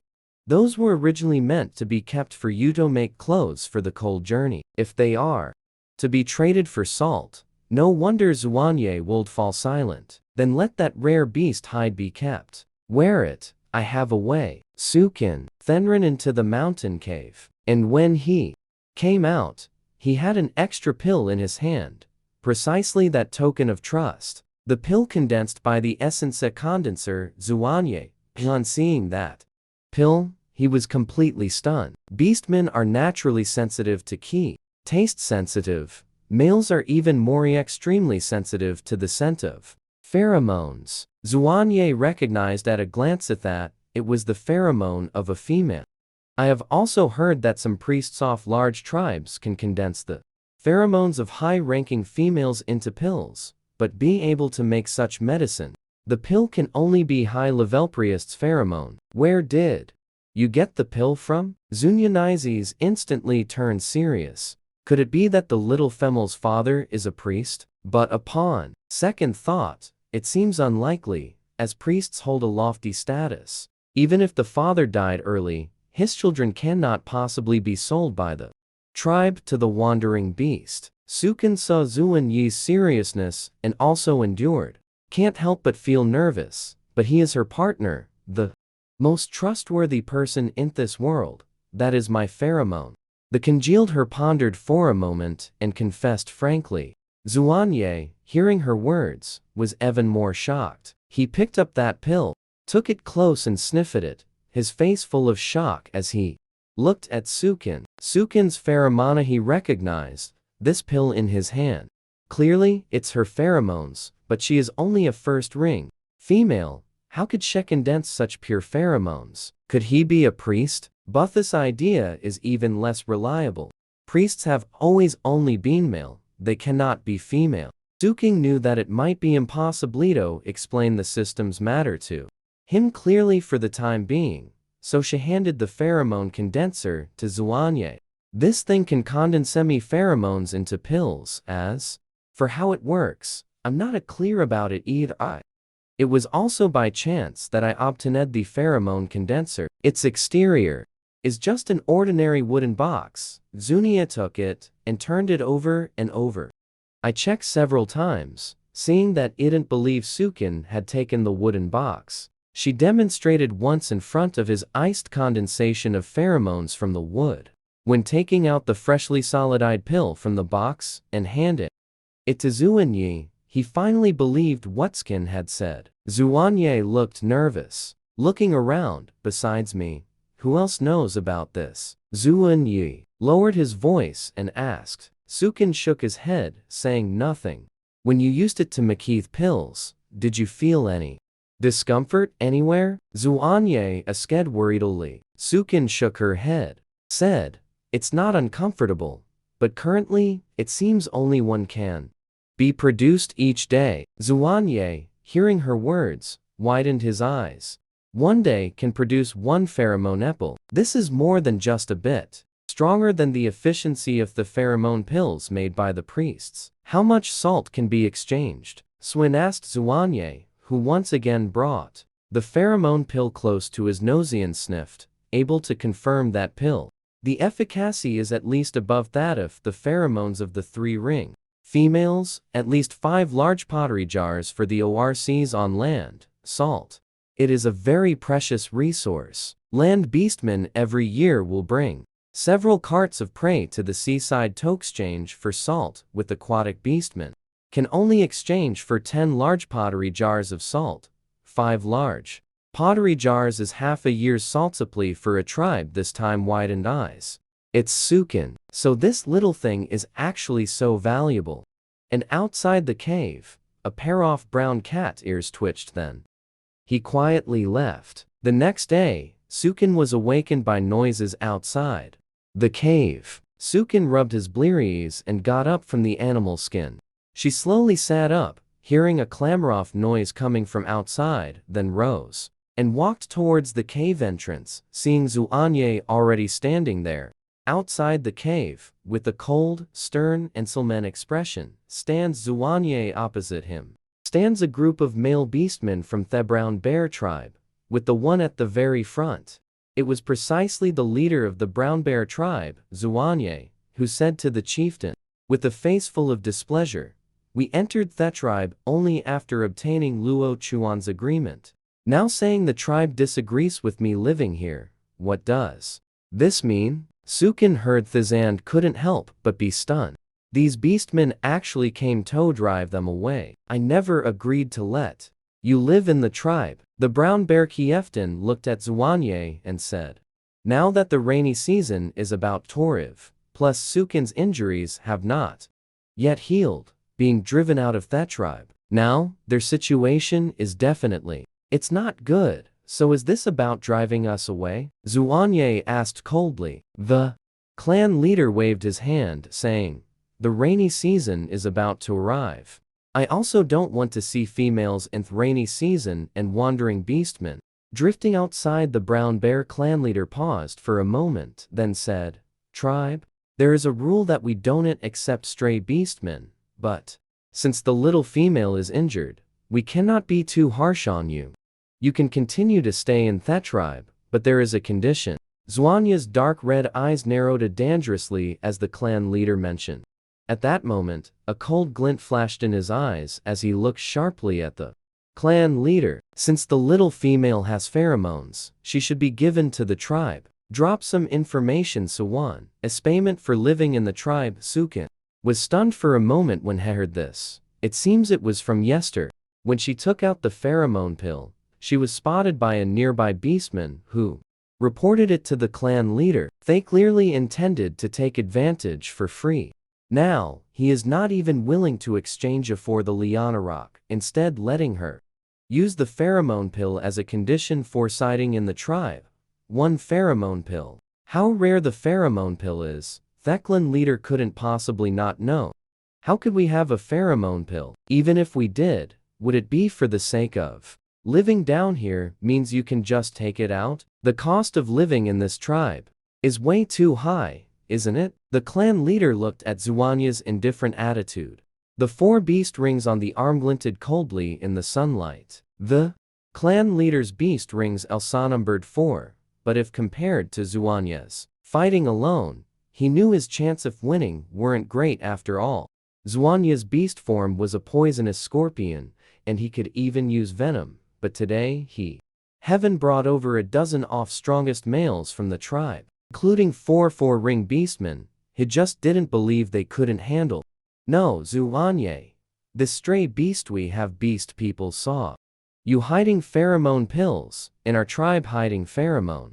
The vegetarian balls are to be severely punished if you hand them over voluntarily. The tribe will not only not punish, but will also let you continue staying in the tribe." Sukin saw through it. This tribal chief was here to openly rob. With such a chief, she had no desire to stay any longer living in this tribe. She was just about to step forward to say she no longer lived here, when suddenly Somion spoke up.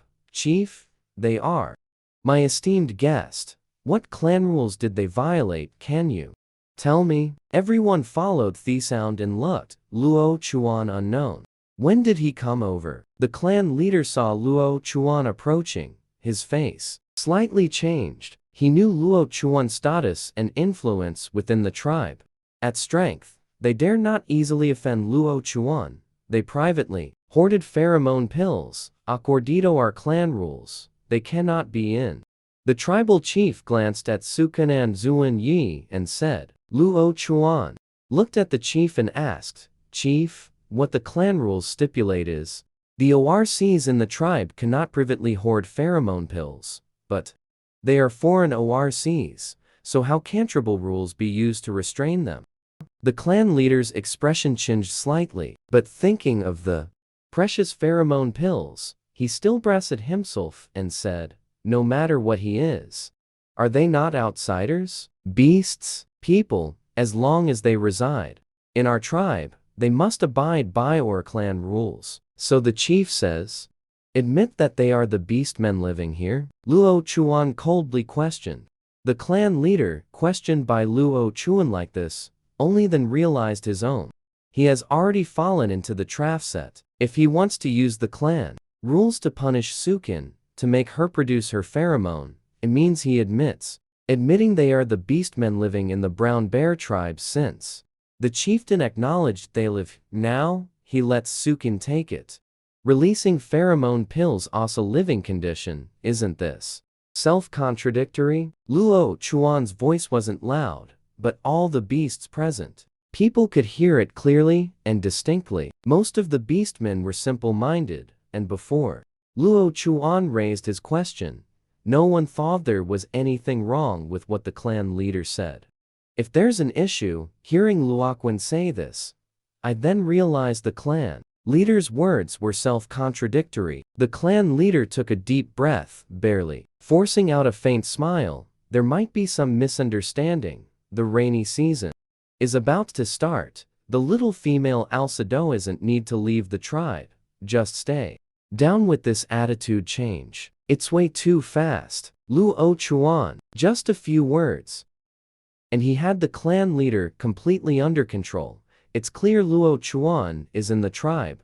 The status here is no longer needed. I'm afraid to stay here one day. You might bring beastmen again to rob things. Living here, I don't feel at ease. Let's just go. Sukin didn't even think before ejecting the clan leader's insincere attempt to make her stay. After saying this, she looked towards Zuanye, her heart still filled with some unease. After all, the rainy season is coming soon, and leaving the tribe now is not a wise move. Zuanye gave a cold glance. With a clan leader like you, what wisps black and white, one can also imagine what kind of tribe the brown bear tribe will develop into in the future.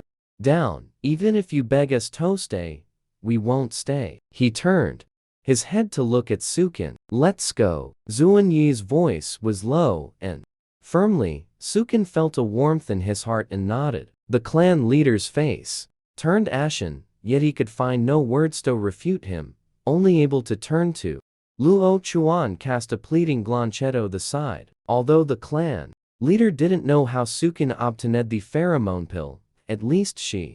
With this thing, it means she has a channel to obtain information. Su Wan's channel. He doesn't want her to leave the tribe. Luo Chuan's voice was low. Outside is about to enter the rainy season. The weather will become very harsh. Sukin, the injuries on your body haven't healed yet, and you haven't prepared enough food for the rainy season either. Sukin knew that Luo Chuan was sincerely analyzing the pros and cons, not trying to keep them later. What bad intentions to play. Perhaps only Luo Chuan is the most trustworthy beast man in this brown bear tribe. Unfortunately, the brown bear tribe, the clan leader is too greedy and sinister. She will not continue to stay here. Sukin looked at Luo Chuan and said sincerely, Luo Chuan, I know you mean well for me, but in this tribe, we can never truly feel at ease. Thank you for your help, but we have decided to leave. Opening Luo Chuan heard Sukin's words, he took a deep breath, looked at Zuanye and Sukin, his firm. Since you have decided leave, then I'll go with you. As soon as these words were spoken, everyone was shocked. The clan leader's face turned even more unsightly. Luo Chuan, you are the first warrior of our tribe. You cannot leave the tribe.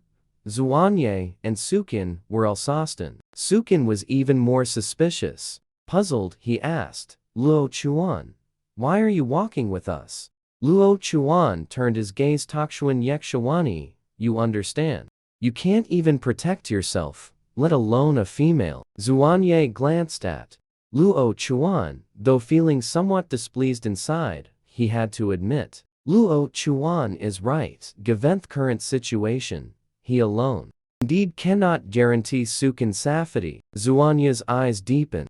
Deep. The look in Luo Chuan's was full of complexity, but in the end, he shifted his gaze away and explained to Sukin, can't you not know Luo Chuan? He isn't a male of the brown bear tribe, our own clan, so it might not be very convenient for him to stay here. Zuanye's what was said greatly shocked Sukin. She had always thought that as the first warrior of the brown bear tribe, Luo Chuan was definitely from the brown bear tribe. Male of our own clan, never thought was an outsider. Beastman. An outsider beastman having such status and achievements within the tribe is very easy. But just now, for helping her speak, he offended the clan leader. Given the clan leader's personality, after they leave, he might. Luo Chuan is at a disadvantage. No wonder Luo Chuan also wants to leave with them. Sukin quickly figured out the pros and cons involved. Towards Luo Chuan nodded and said, good. Then let's go together. And Luo Chuan is a four-ring beastman. He and them walk together. For him, seeing this, the clan leader's face grew even darker. Luo Chuan, doing this is betraying the tribe. Have you no regard for the tribe's interests? Luo Chuan coldly stared at the clan leader, his tone resolute. Clan leader, Ehavi never betrayed the tribe. It was you who did these things for your own selfish desires. You are not worthy of my continued service to Theklan leader. Luo Chuan's words stung. Gnashing teeth in anger, yet powerless to refute him, knowing that Luo Chuan held high prestige within the tribe, forcibly keeping him would be difficult. It will only cause Marita satisfaction. Since you have decided to leave, then go. Booty warn you, if you dare to again stepping into the brown bear tribe, I will not show mercy. The clan leader said angrily. Zuani Esnerd, don't worry, we won't. The clan leader coldly glared at them once more, then left with the few males. Luo Chuan stepped forward, gently said to Suking and Zuanye, we're leaving now, the rainy season is coming soon, we need to find a safe place as soon as possible. Zuanye, he glanced at you, go pack up your things, we will set off. Now, then turned his gaze toward Sukin's nearest leopard tribe. It will take 2 days to descend, we might have to travel in beast form. You can sit on Luo Chuan. Ikno, you don't like me very much. A flicker of a kiss and a glance passed through the beast form Zuanya's eyes. Just as Su Kin was about to deny it, Luo Chuan beside him suddenly manifested his beast form. Luo Chuan's the beast form is a majestic, Ondawe-inspiring giant panda, with a robust physique, its black and white fur gleaming brilliantly under the sunlight. Luo Chuan's beast form is both majestic and adorable, but Sukin is staring in a daze. She has not only seen this giant panda before, but also kissed it.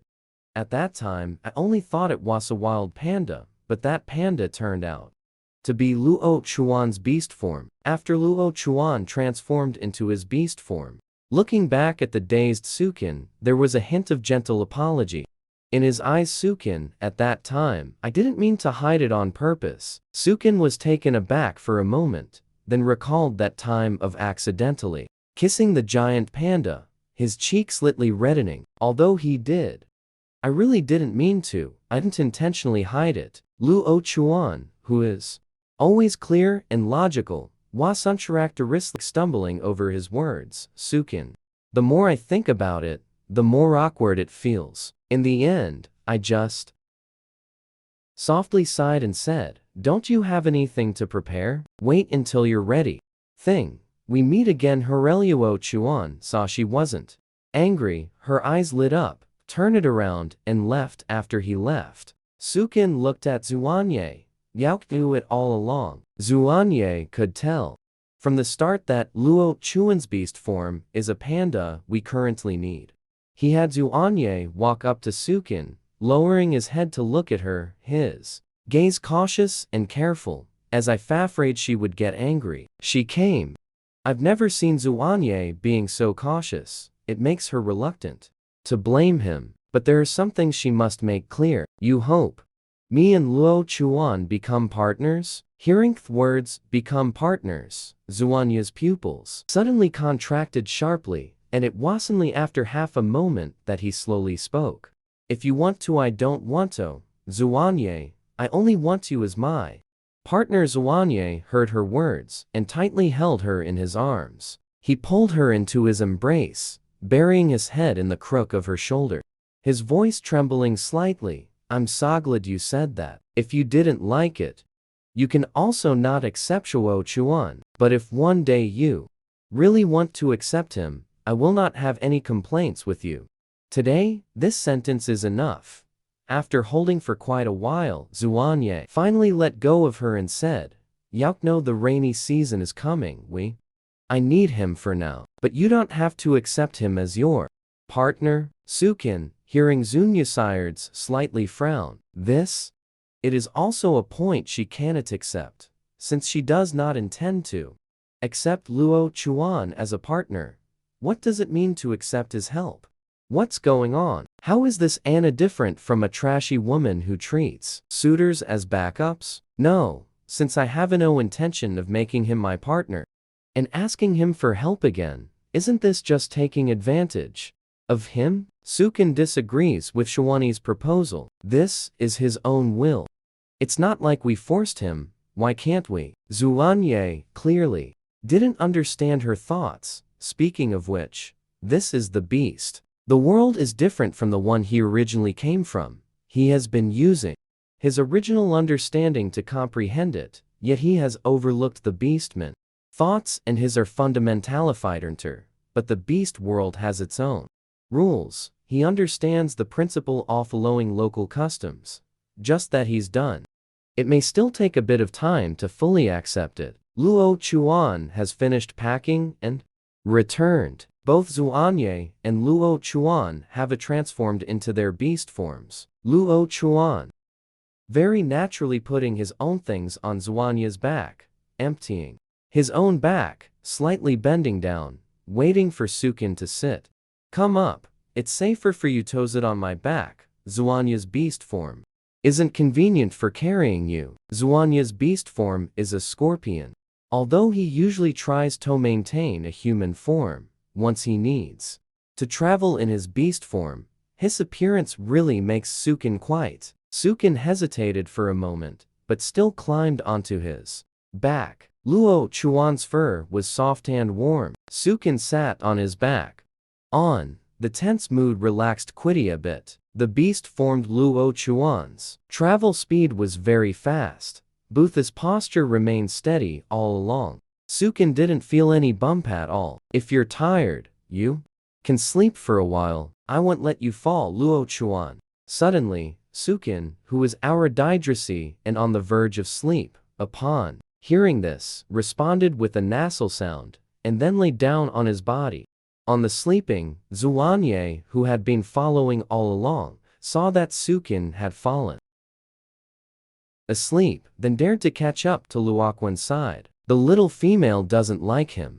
The beast form could only follow them from a bit farther away. Do you know the chief of the leopard tribe? Zuanye asked. They and the eagle tribe. Falling into discord, they need the four-ring beastmen to join their tribe, the eagle tribe. Zuanye's dark red-eye color deepens. Deep, no longer speaking. Theron in silence for a while. Luo Chuan couldn't hold back any longer and asked, how could Sukin have pheromone pill? Zuanye looked deeply at Luoquan and said, if you want to stay by her side, then don't ask so much that I can tell you. Yours is, she has the ability to produce one pheromone pill a day. Luo Chuan, hearing this, widened his eyes, his face full of shock. This world full of dangers, females need the care of multiple partners to survive. However, our female lead, Sukin, Althosh only has one partner. Her previous incarnation was a martial arts champion and a popular wilderness survival blogger in this world. It is precisely the place where she can fully display her skills. The rainy season is about to arrive soon, and if we don't hurry to stockpile food, it will be very difficult to get through. As Sukin's only companion, Zuanye obviously fared some setbacks when the two of them sought refuge with the Brown Bear tribe and got to know the Brown Bear tribe. First warrior Luo Chuan never expected Luo Chuan's beast form to actually be Sukin's favorite giant panda due to the tribal chief's miss. According to the requirements, Luo Chuan left the Brown Bear tribe for Zhu King, although Luo Chuan dialed this for Zhu King. However, Zuanye, I do not wish for Luo Chuan to become Sukin's partner. Continuing from the previous passage, the three of them were on their way to the Leopard tribe's territory when Sukin was struck by a formation. The aroma of rice wafted through the air, waking me. Opening my eyes, I saw two people cooking with bamboo tubes, each grain distinct. Luo Chuan looked up at Sukin and smiled. Open your mouth, wake up, you can eat it right away. Sukin sat down beside Luo Chuan, watching him cook the fruit, full of curiosity. I heard that the lily fruit grows in the edge of a cliff. Did you pick a lot? Luo Chuan nodded in response. I brought quite a few, it should be enough.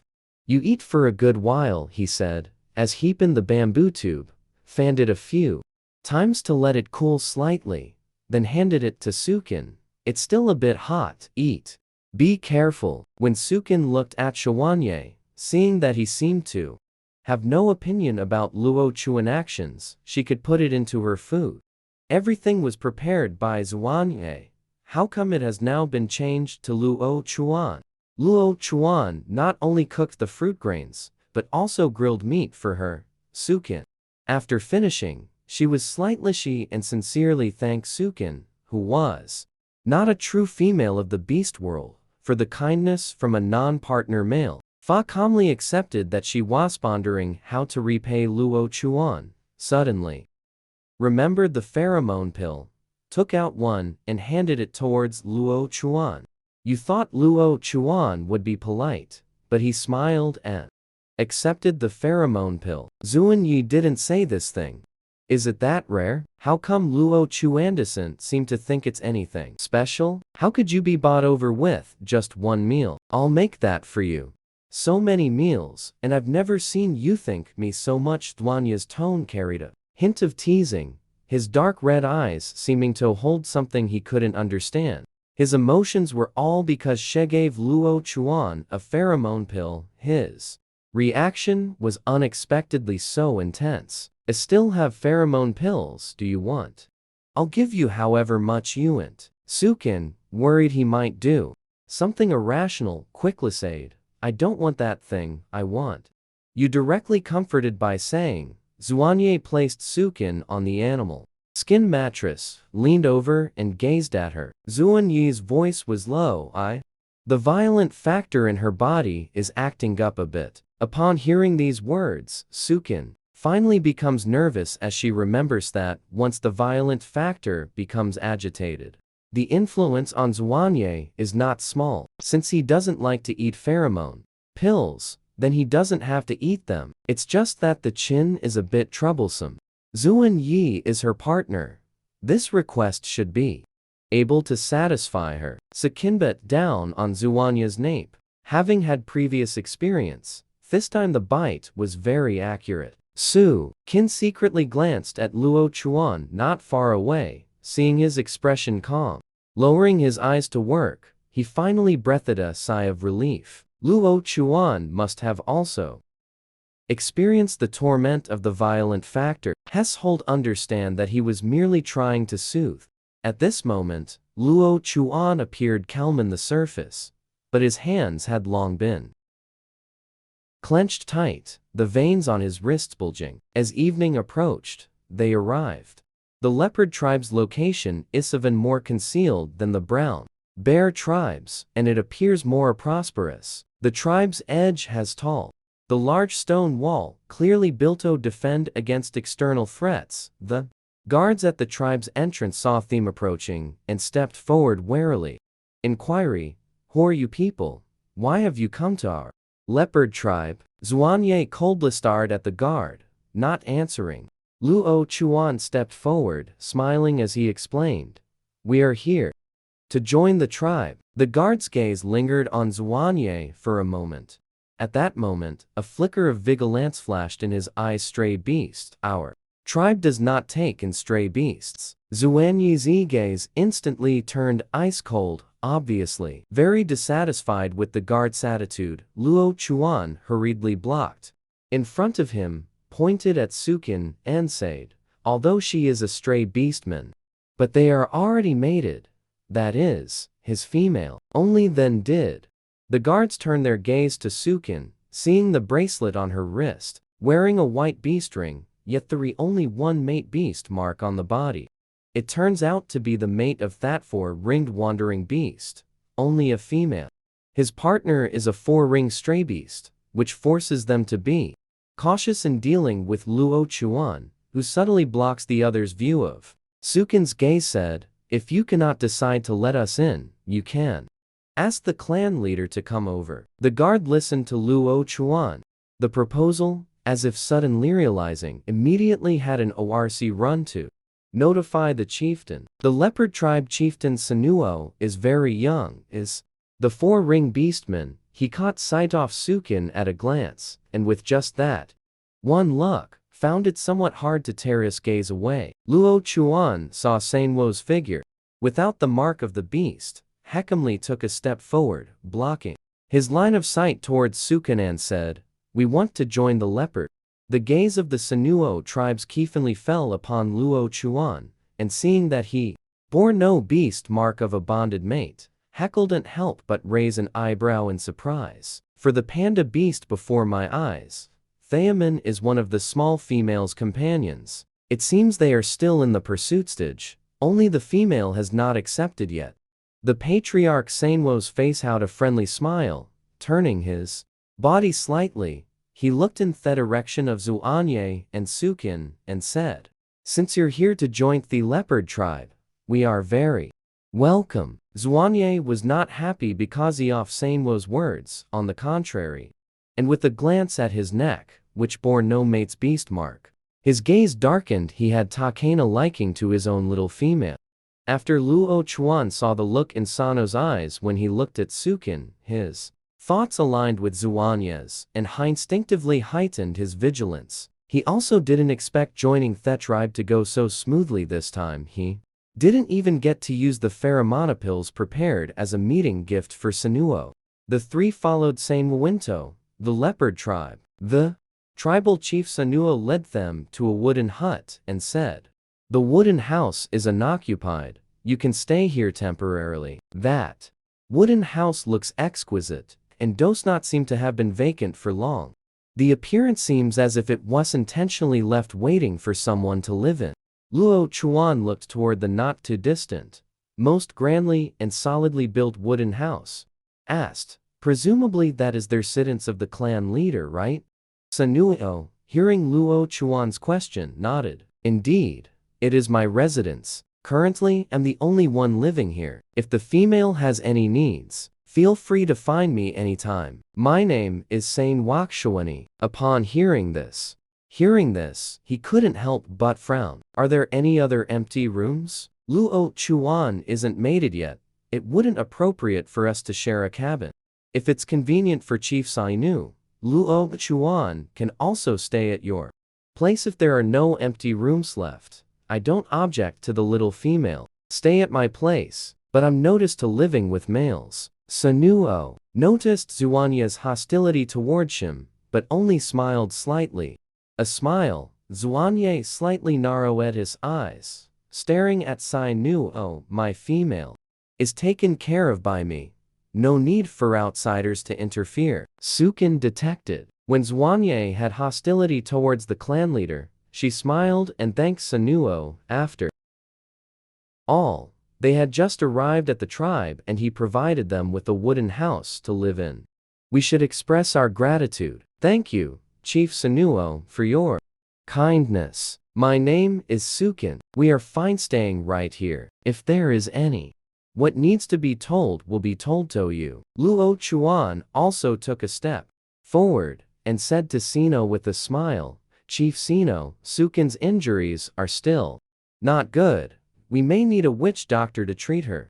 Sanuo nodded, his gaze shifting between Sukin and Luo Chuan. "Since that's the case, you all settle down first. I'll have the witch doctor come over tomorrow to treat female Sukin after Sanuo leaves." Zuanye brought Sukin and Luo Chuan into the wooden house. "This place isn't suitable for long-term stay. We need to find a new place and move out as soon as possible." Zuanye, looking at the interior decoration, he said, "Why isn't this house always empty?" Sukin was full of doubt. Since the cabin is empty, where she doesn't understand wish can't spend the rainy season. Here, the rainy season is coming soon. Then go find a cabin or build one. Wooden house will only receive time to prepare prey before. The rainy season here is the house-ish prepared for her future female. Do you want to form a partnership with Sainu? Zuanye slightly narrowed his eyes, looking at her. Sukin was extremely surprised to hear this, shaking her head desperately. "I don't want to form a mating pair with him. In the leopard tribe, capable males will prepare a separate small wooden house for the female for convenience in the future." Alone with a female, Luo Chuan saw that Sukin didn't understand, so he explained. Only then did Sukin suddenly realize However, he wanted Luo Chuan and Zuanye too. Living in this solitary little wooden cabin, Sukin felt somewhat awkward. Again, seeing Sukin hanging his head and scratching the wooden floor with his toes. Bored, Luo Chuan suddenly said, "The rainy season is coming soon, we'll go out hunting at night and switch with Shawani during the day, so our efficiency, the rate could be higher." Sukin suddenly raised his head to look at Luo Chuan, never expecting him to make a suggestion. If we do as he says, it can indeed avoid the awkwardness of three people living together, but night hunting is not easy. Luo Chuan's suggestion holds no benefit for her. Zuanye also turned his gaze towards Shin, lightly raised an eyebrow, as if asking if Luo Chuan was ready to set off for the hunt. Before leaving, he took a deep. She glanced at Sukin, then turned and left the wooden hut. Sukin watched Luo Chuan's departing figure, a tumult of emotions swirling in her heart. Zuanye walked over and said, "You must be tired after today's on the road. Go to bed early. Soon." Zuanye's even breathing could be heard. It seems Zuanye is also tired. Sukin slept a lot during the day on Luo Chuan's back, so now, having noisy penis, she began to ponder how can I awaken the system? With adding, the system appeared. I was just wondering if it was because of the system I was thinking about in my heart just now. Sighs. A line of text appears on the system interface. Host Sukin successfully soothed the 4-ring Biast Mankwini, gaining 1 lottery draw chance. System error every time delayed. Adding 1 lottery chance as compensation. System interface shows that again. Familiar roulette wheel. Her gaze was drawn to a glistening option. On it was written, "Space storage bag, no need to use." Reading the manual, she seemed to understand what this was. She picked up the dart again and went out just as dart was about to stop in midair. The moment the storage bag was taken, the turntable's speed suddenly increased. The marker landed in another grid. "Congratulations, host. You have obtained a high level." The medical package quickly. Second draw begins. Sukin once again aims at the spatial storage bag. This time, the turntable does not suddenly accelerate again. She successfully threw and hit the space storage bag, and these 2 items also appeared in her hand. Because it was nighttime, Sukin didn't examine them carefully.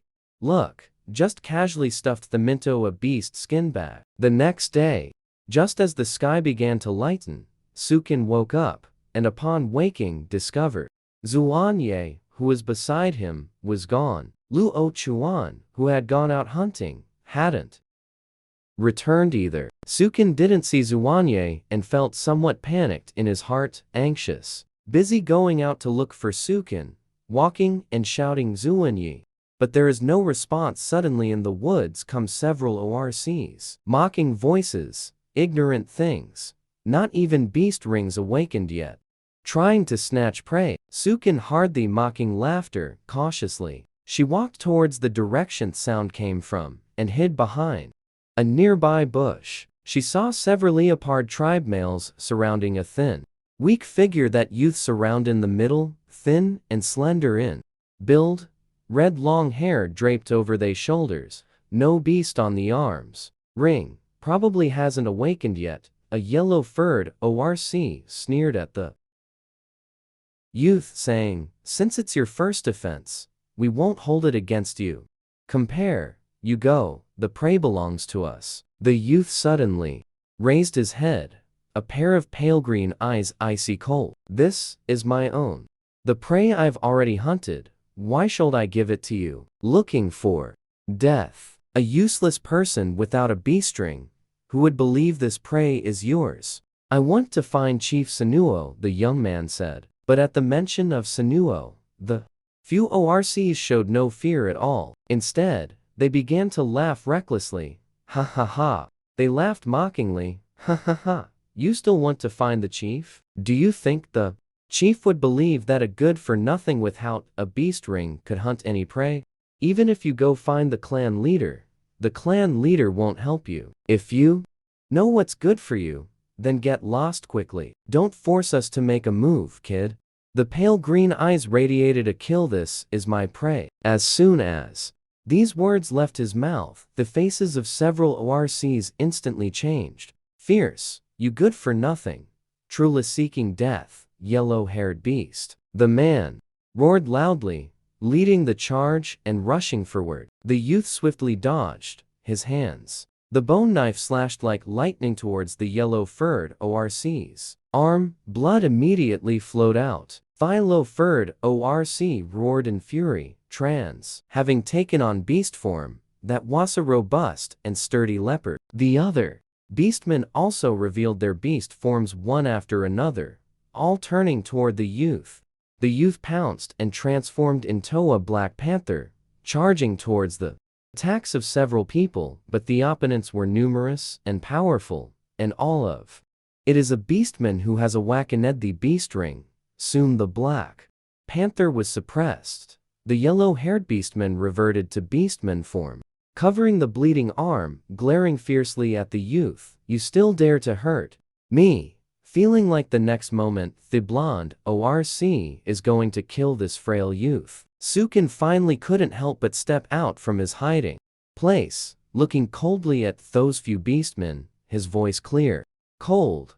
Stop. Several beastmen heard the voice and halted their movements, looking towards Sukin. The next moment, all the beastmen were stunned. They never seen a female with skin so fair. The female has already awakened the beast ring, but on her body there is only one mate, beast mark. These few ORCs have low beast ring levels, and no females are willing to form a bond with them.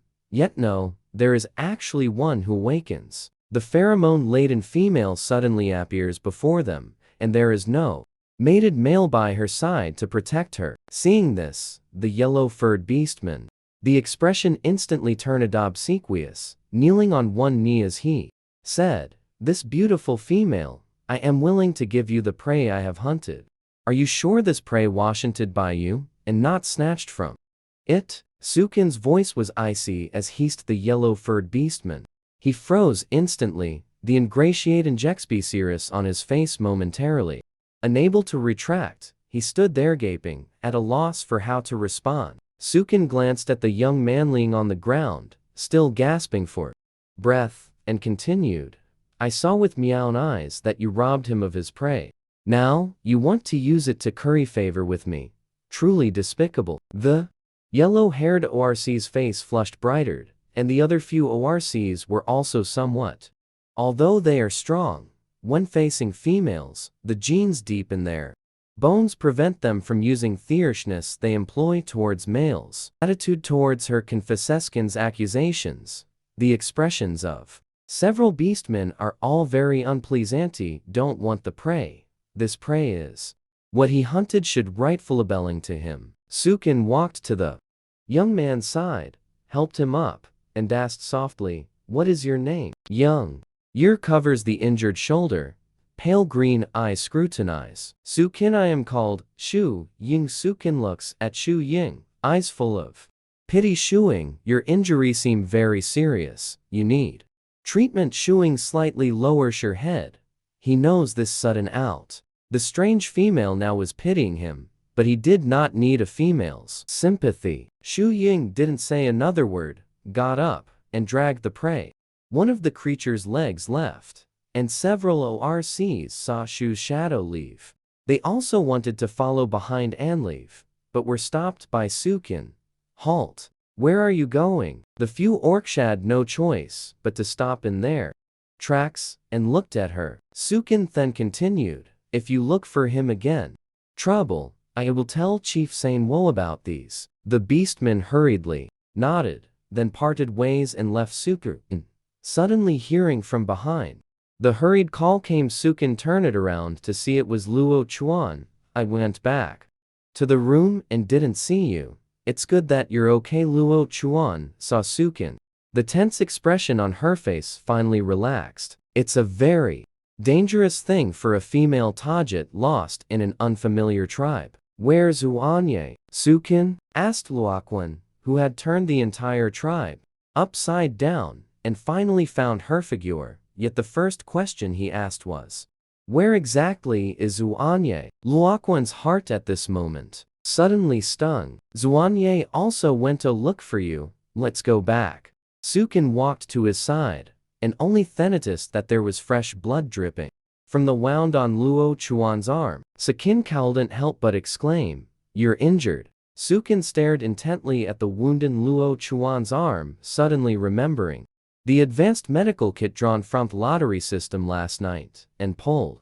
Putting on Luo Chuan, they headed towards the Ududen house. When they returned to the wooden house, Sukin didn't see Xuanye and guessed that he had gone out to look for her and hadn't come back yet.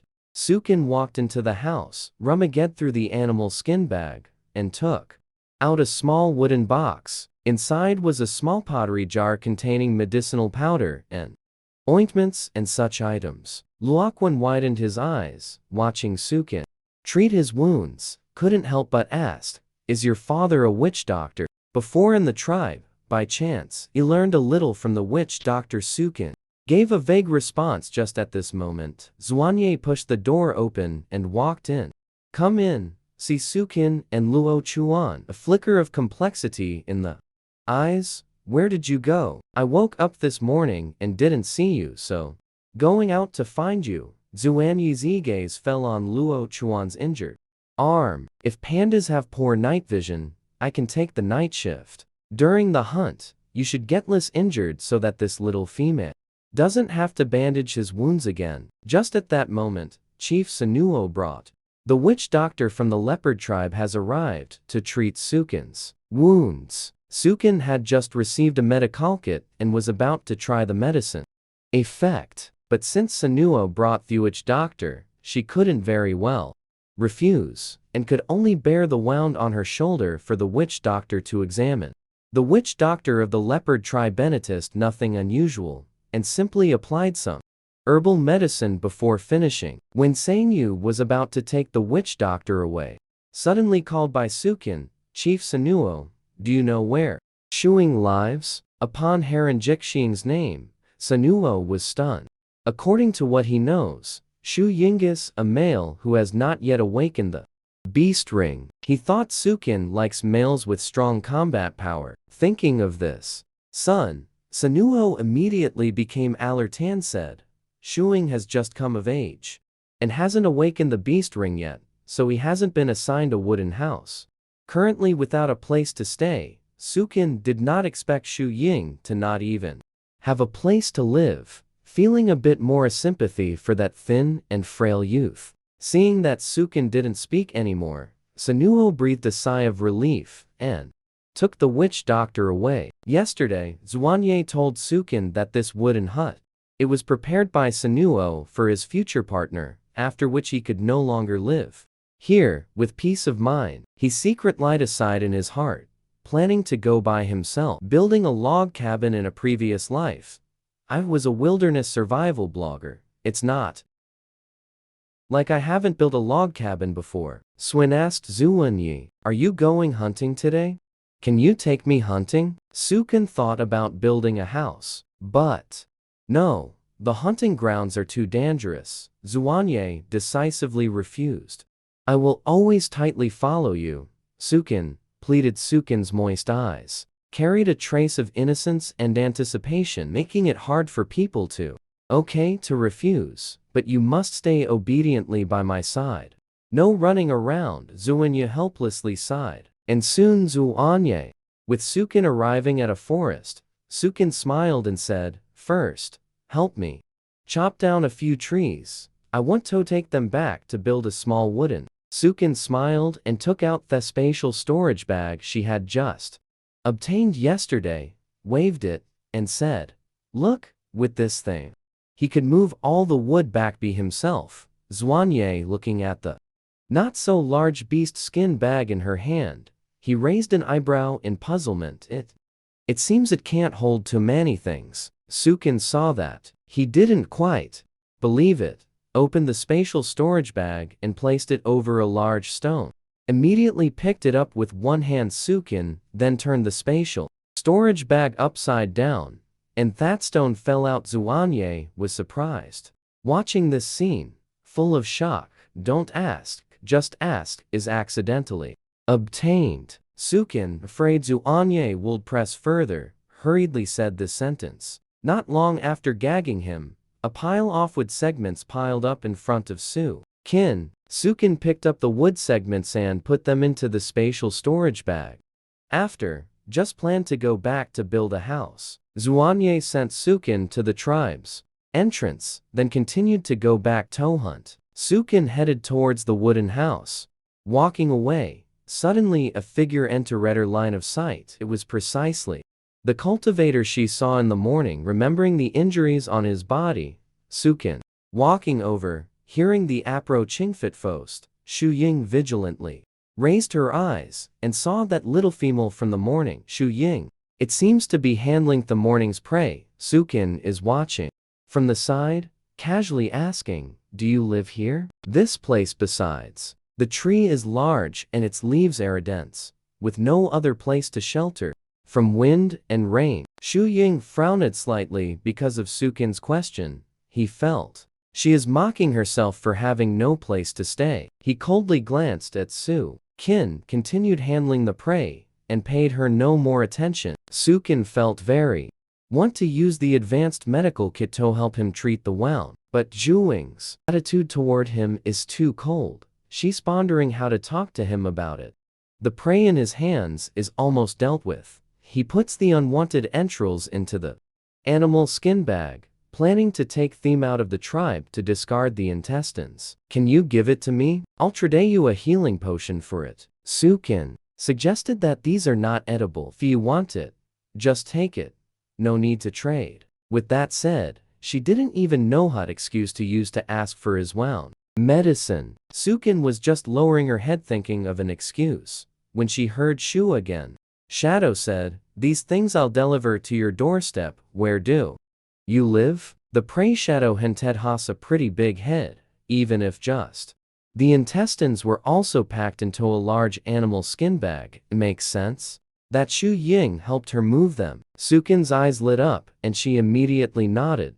Agreeing, the two of them walked all the way in silence to the small wooden hut's entrance. Shu Ying put down the animal skin bag, turned around, and was about to leave.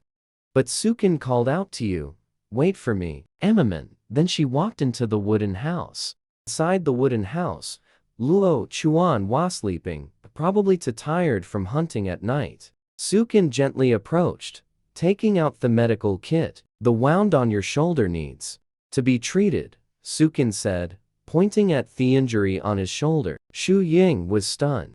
Looking at her, his pale green eyes flashed with a hint of bewilderment. Sukin noticed his unease and tried to be as gentle and casual as possible. Said, don't worry, these medicines are what I got from the witch doctor. They're not expensive medicines. Sukin saw that he wasn't rejecting them.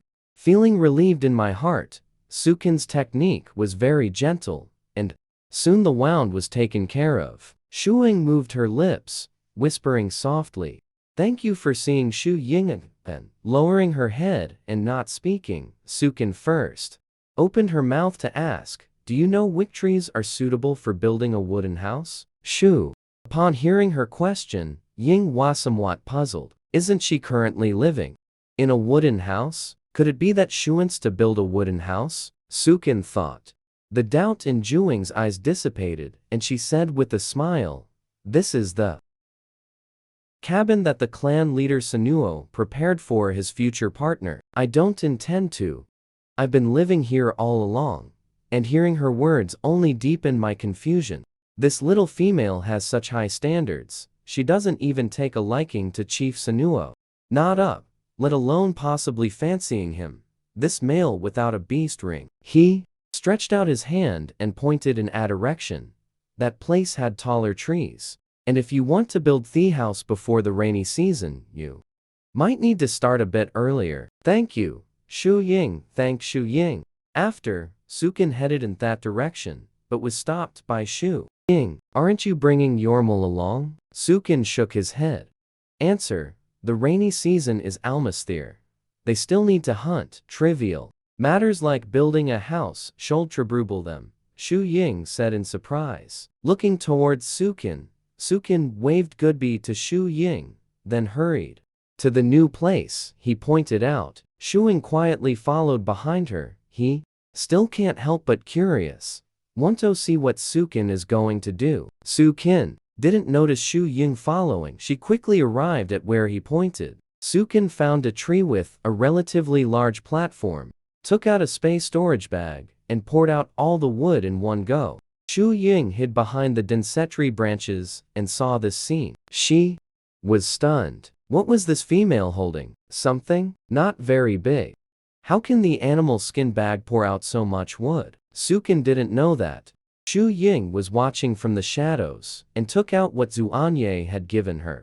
Bone knife. Start sawing wood. This hort knife has serrations on one side. For sawing hard objects. She had built houses in her previous life, but here, the tools are really limited. Using a bone knife. Sawing wood is too strenuous. After sawing a few pieces of wood, she was already panting heavily. At this moment, a clear, cold voice sounded. You said the dimensions. I'll help you cut a piece of wood. Sukin saw Shu Ying and got a fright. Judging by the tone of Zhu Ying's speech, he probably didn't see me take those pieces of wood out of the storage bag. This storage bag originally wasn't belonging to this world. If Ziwang asks about it, she doesn't even know how to explain. Swicken gestured the thickness to him. He Changquan, the shadow cultivator, transformed into a black panther, using its claws to make a single scratch on the wood, and these pieces of wood turned into uniformly thick and thin planks. The wooden board Sukin sighed inwardly.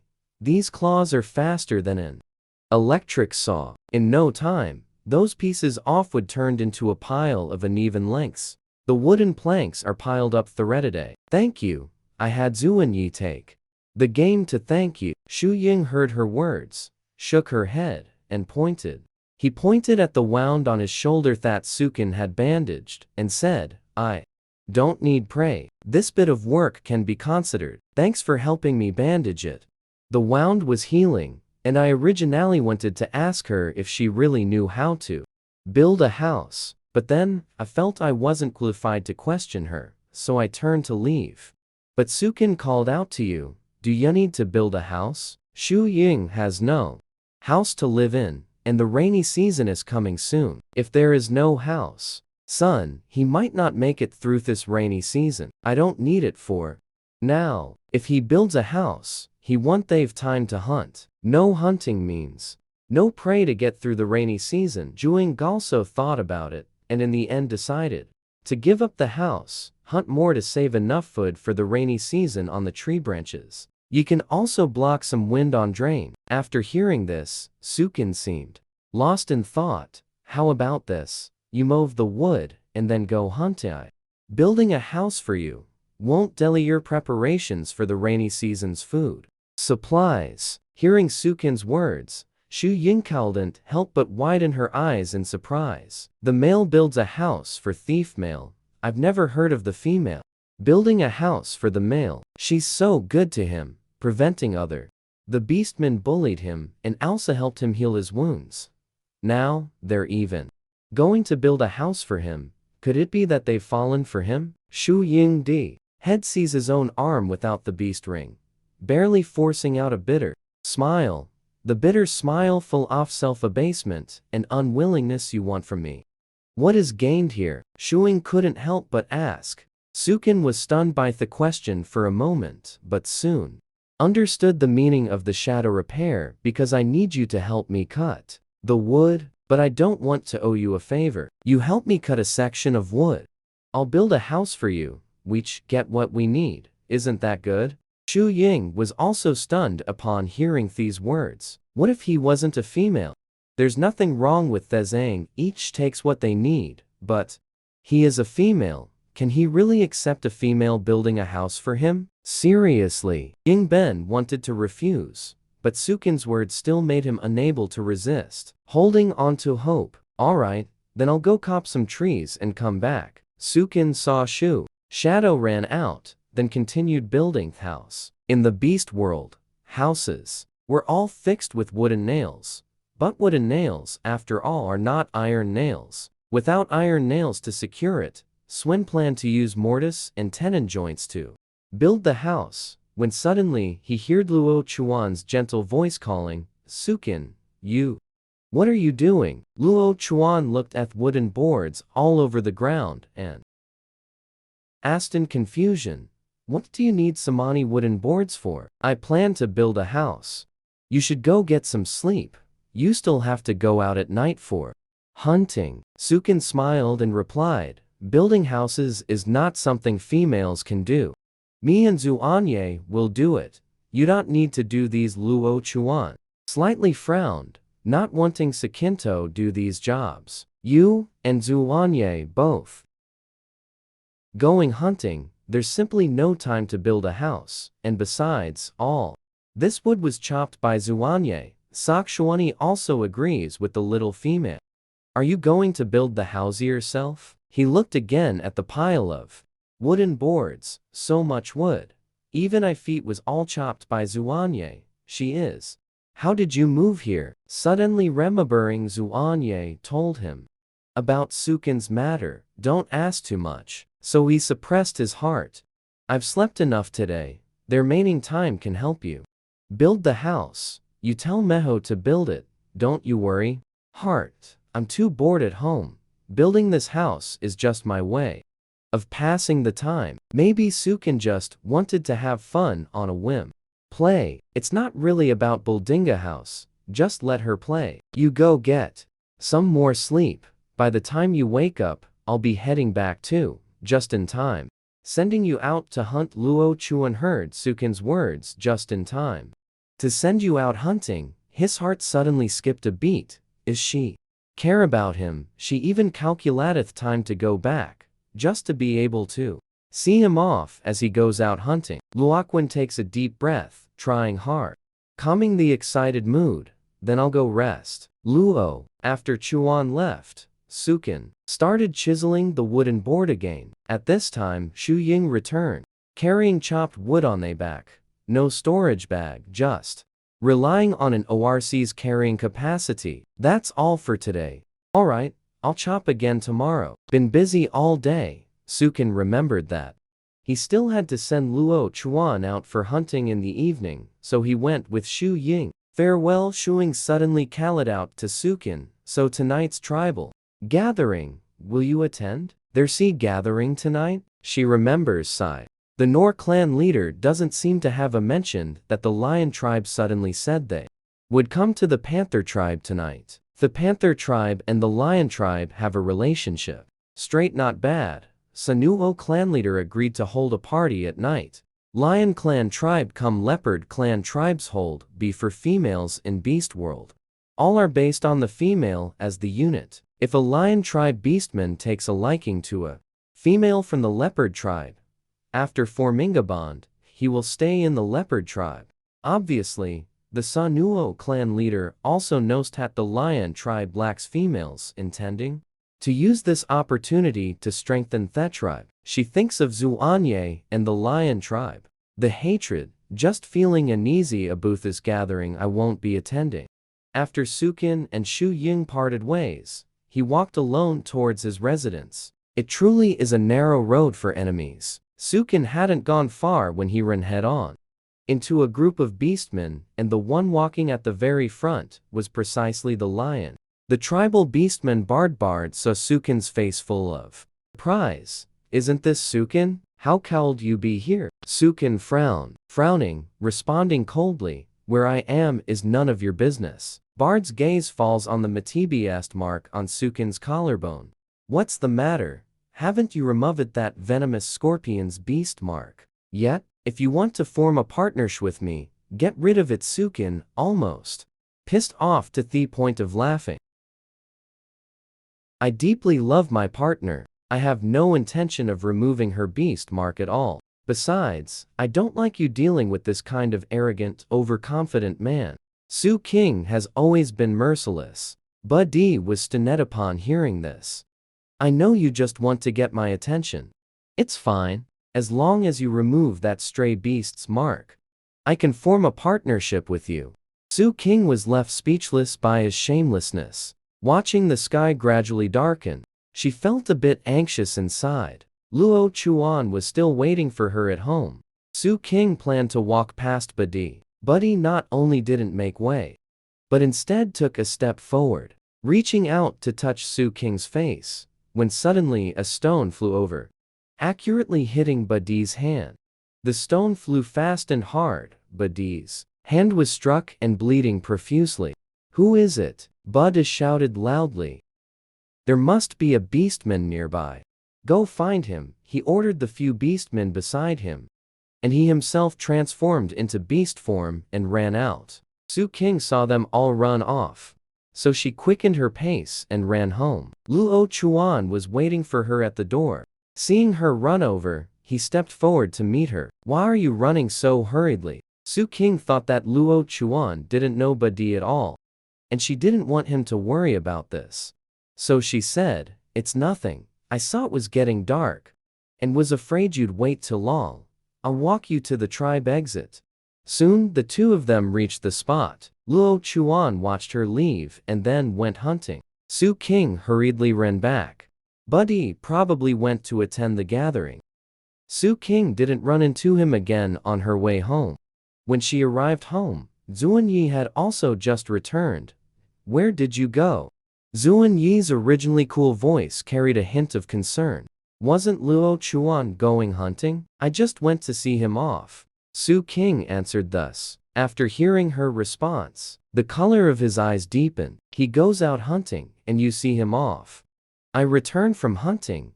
Why didn't I see you come to meet me?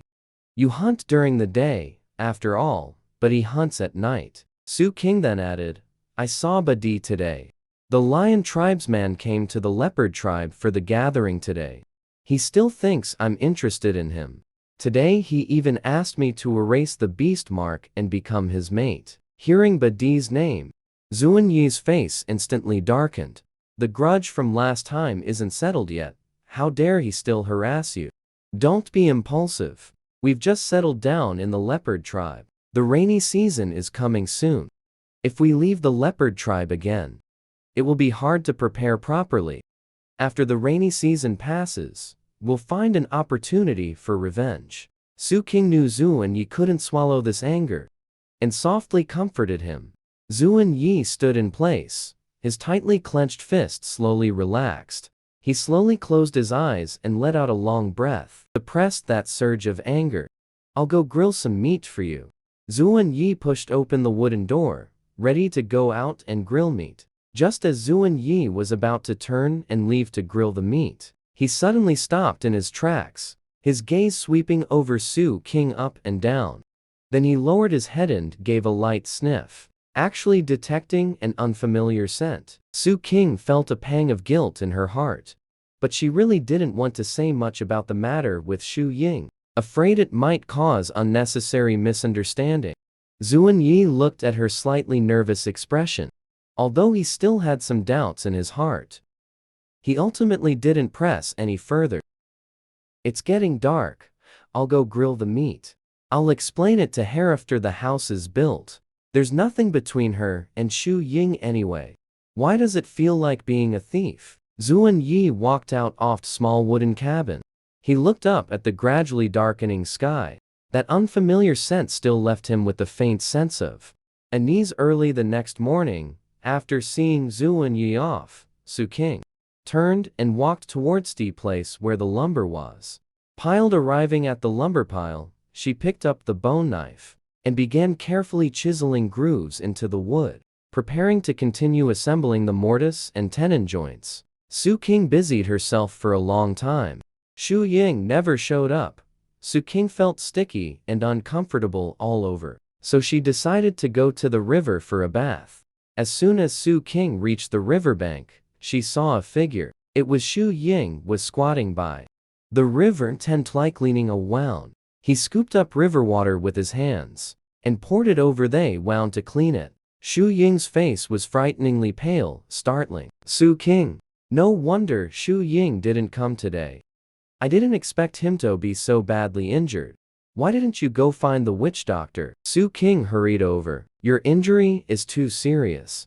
You should go to the witch doctor for treatment. Hearing her voice, Xu Ying slowly turned his head and glanced at her, his gaze pausing for a moment. For a male, this level of injury isn't enough to warrant the witch doctor's treatment. Hearing this, Su King couldn't help but frown. Let me take you to the witch doctor. Xu Ying smiled self-deprecatingly. Injuries worse than this.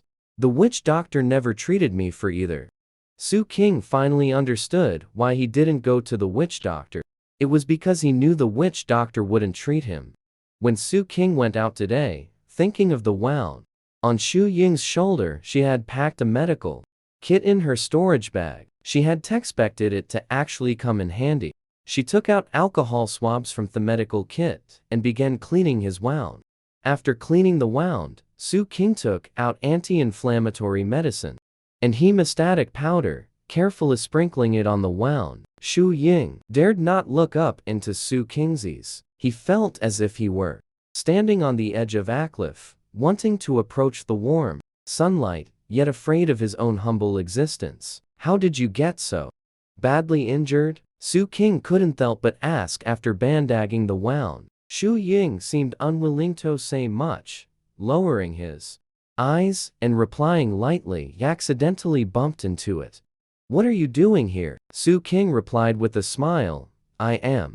Xu Ying, who came to the river to bathe, heard Su King say she wanted to bathe here, so she proactively stood up and said, "Then you go ahead and bathe." Seeing Xu Ying leave, Su King jumped into the water to bathe. At this moment, in the dense forest not far away, a pair of eyes full of greed were fixed on her every move. He had long heard that this new female was different from others, and today, he actually managed to run into her bathing. Just as he was about to step forward, Su King suddenly felt a wave off her knees. She sharply turned her head and just saw an unfamiliar beastman leering at her. The beastman was tall and burly, and on his wrist, he wore 3 beast rings. The beastman saw the bone knife in her hand, sneered and said, "I see you have so few males around you.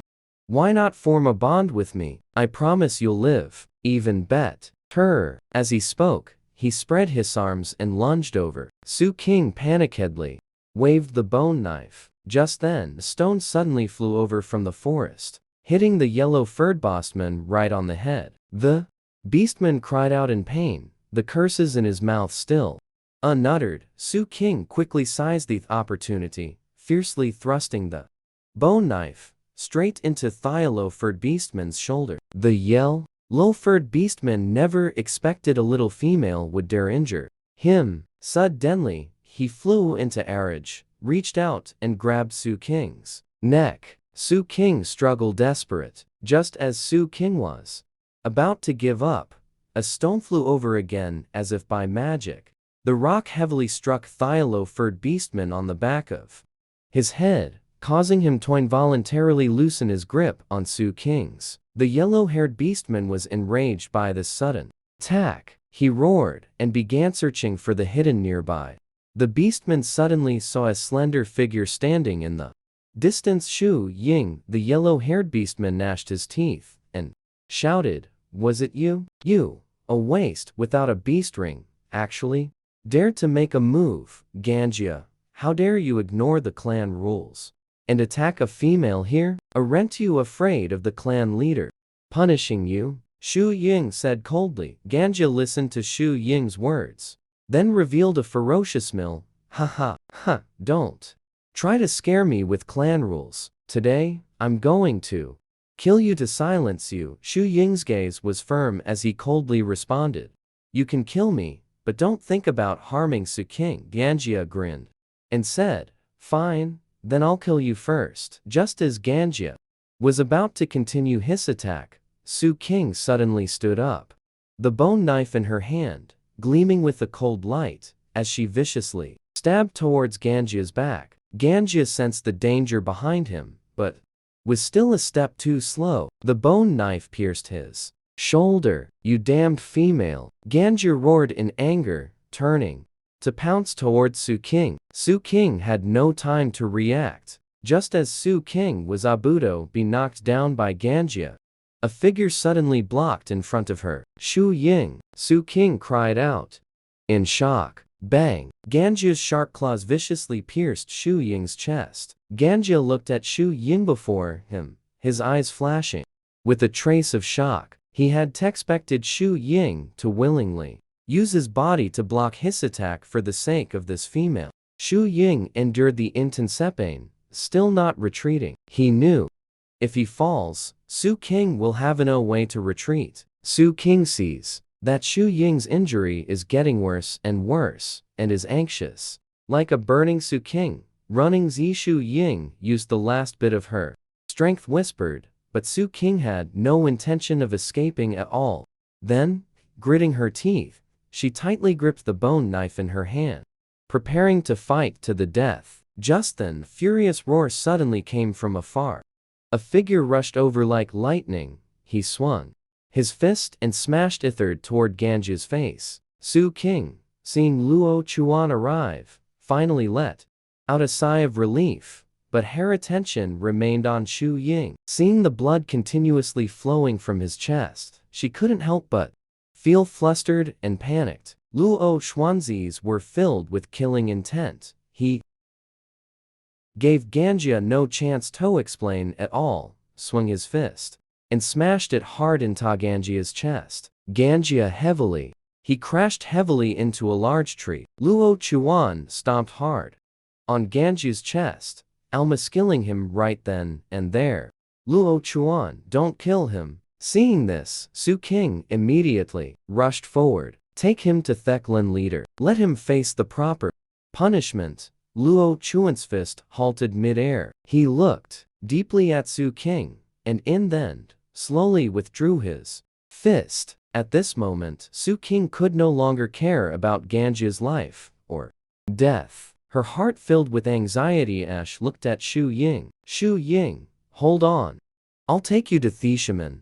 Su King's voice carried an unmistakable tremor. Luo Chuan also saw that Shu Ying's condition was extremely critical. Without a word, he bent down, picked Shu Ying up, and quickly ran towards the shaman's dwelling. Soon, they arrived at the shaman's place. Seeing Shu Ying in this state, the shaman's expression turned grave. He sighed and said in a low voice, I will do my best, but you must prepare for the worst. Su King nodded forcefully.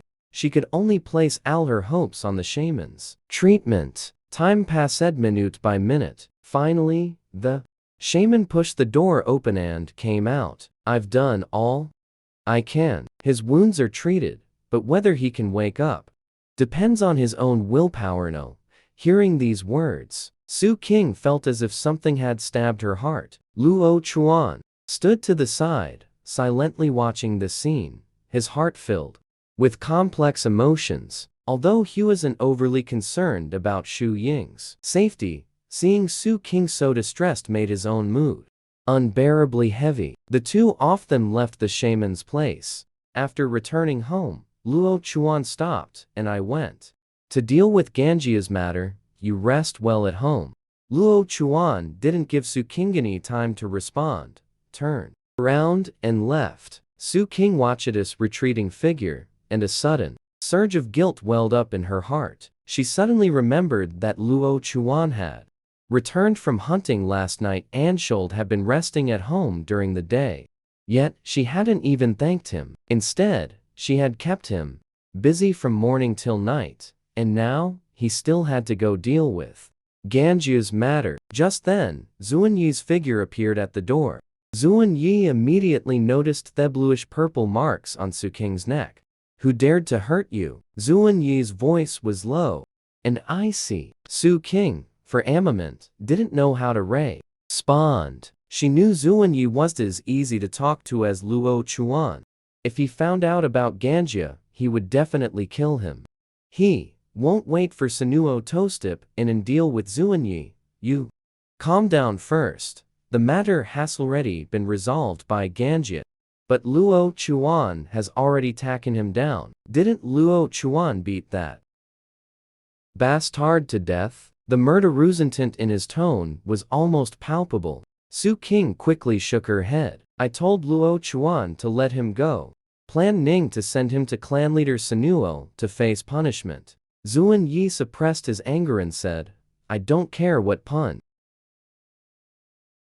he receives. I only know that those who hurt you must pay the price. I know you're very angry, but the matter has already been resolved. Luo Chuan is still handling this. Let's just leave it to him. Su King tried to soothe Xuan Yi's emotions. Zuan Yi looked at Su King's expression, and a touch of softness stirred in his heart. Rest assured, I will handle this matter properly, Zuan Yi whispered in a low voice. Suddenly, heavy footsteps sounded from outside the door, and dragging sounds followed Luo Chuan's voice. Chief Sanuo, there is an important matter that requires your presence to resolve. Sanwo's house is right next to theirs, so Su King and Zuan Yi heard it all clearly. Let's go see what's happening.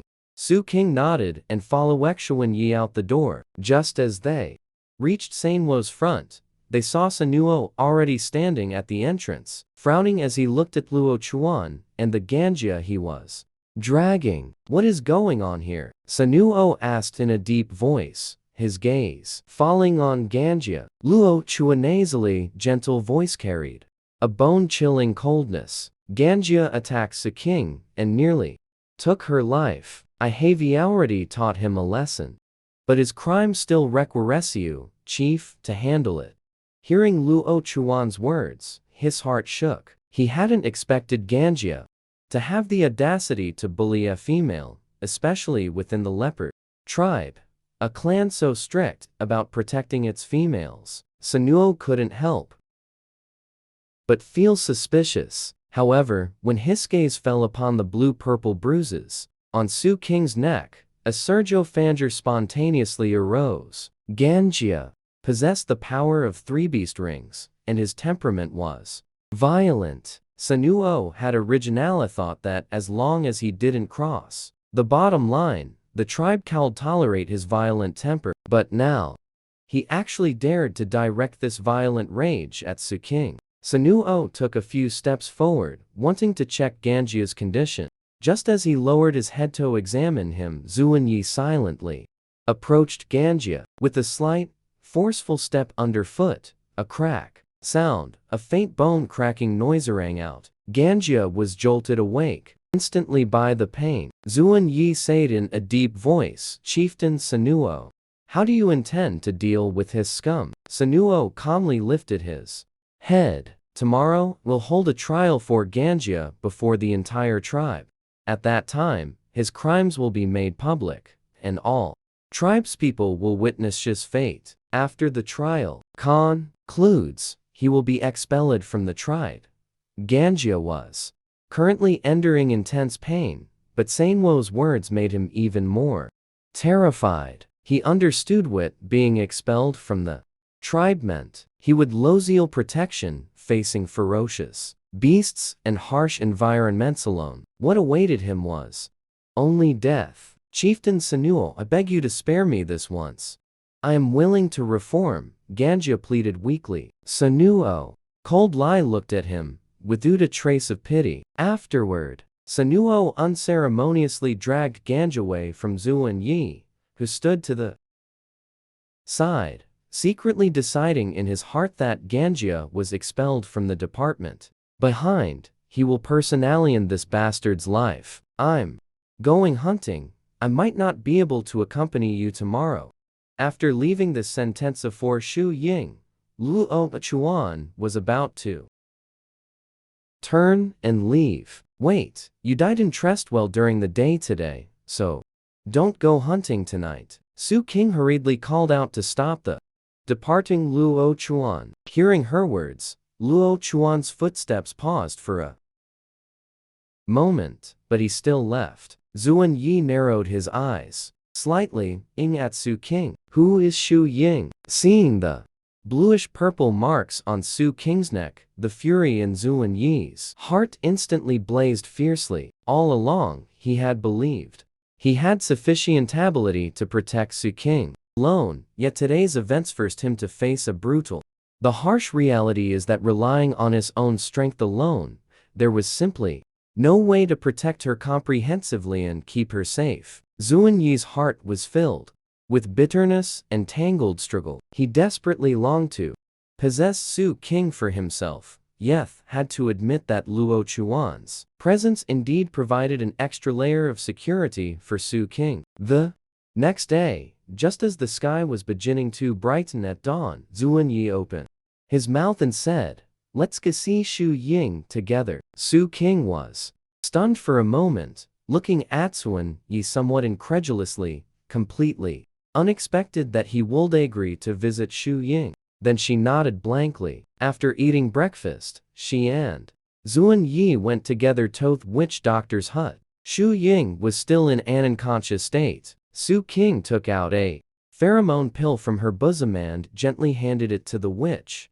doctor. Anti-witch doctor, no. Treating him requires many herbs. Please take this pheromone pill as payment. But this is an extremely precious pheromone pill. It doesn't require that many herbs. You don't need something so valuable as payment, the witch doctor said, somewhat overwhelmed by the favor. Su Qing insisted on giving the pheromone pill to her. Please, you must save him. The witch doctor hesitated for a moment and finally accepted that pheromone pill. After the two of them left the witch doctor's place, Zuan Yi asked Su Qing, "Do you plan to become mates with him?" Su Qing hurriedly shook her head and explained, "No, I just hope he can recover quickly. After all, he got injured to save me." "Alright, if you ever have thoughts of forming a bond in the future, tell me anytime." Su Qing was just about to ask something more. Luo Chuan walked over head-on. "Ganjia's trial has begun. Chief Sanuo asked us to go take a look too."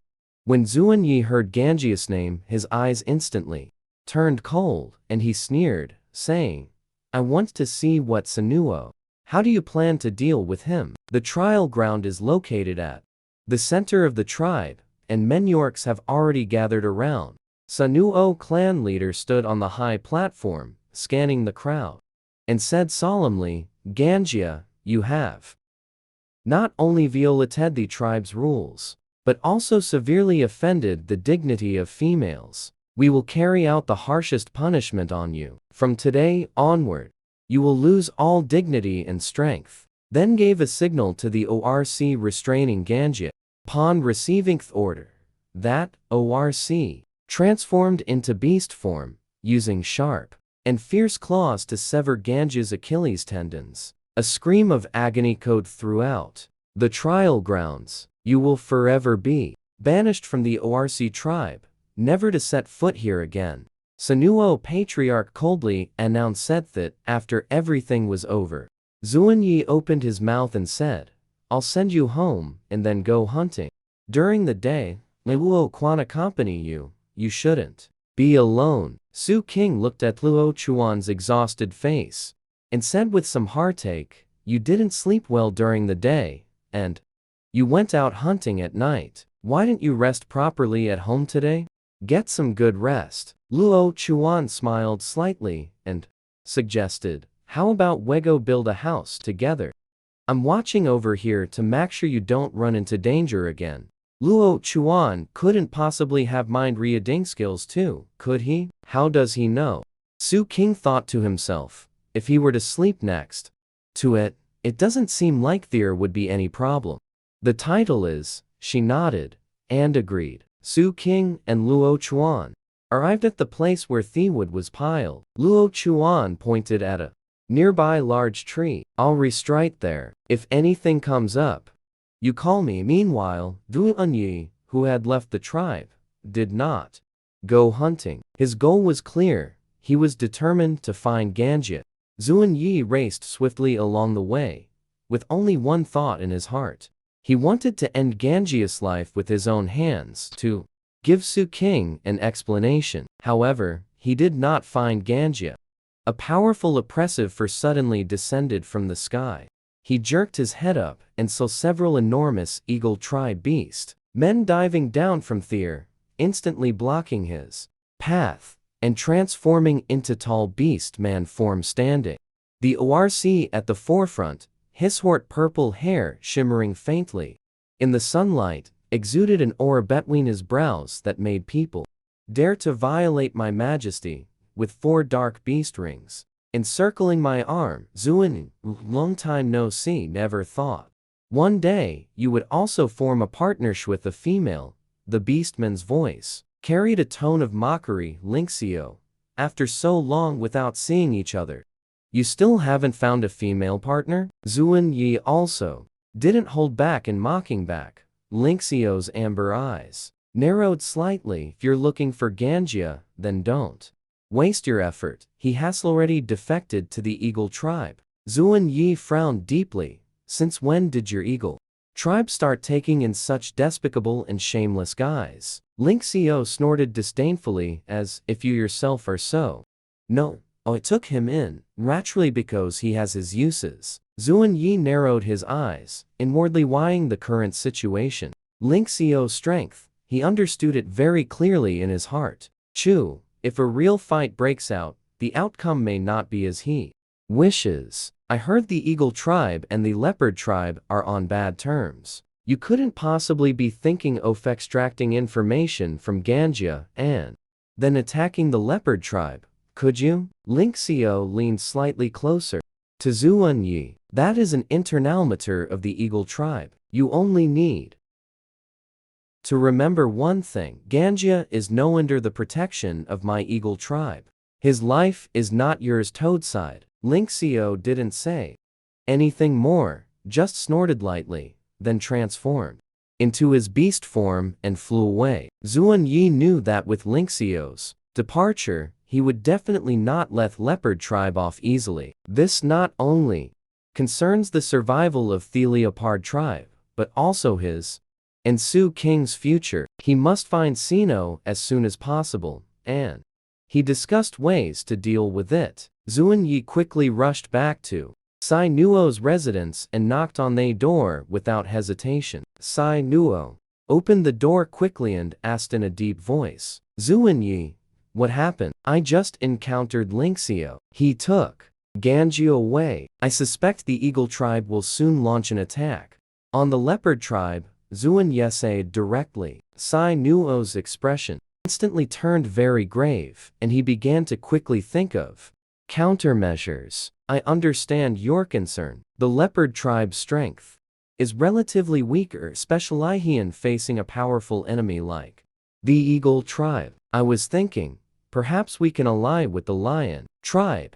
Zuin Yi, who had long harbored deep hatred for the lion tribe, said coldly, if Chief Sai Nuo insists on allying with the lion tribe, then we will leave the leopard tribe. Hearing Zuin Yi's words, Sai Nuo's heart slightly trembled. If Zuin Yi truly decided to leave the leopard tribe, it would undoubtedly like the tribe to lose a powerful warrior. Moreover, Zuin Yi's we also included Luo Chuan, who was also a 4-ring beastman. He sighed softly and pretended to say helplessly, Zuin Yi, no, you have some grievances with the lion tribe. All right, it will not ally with the lion tribe.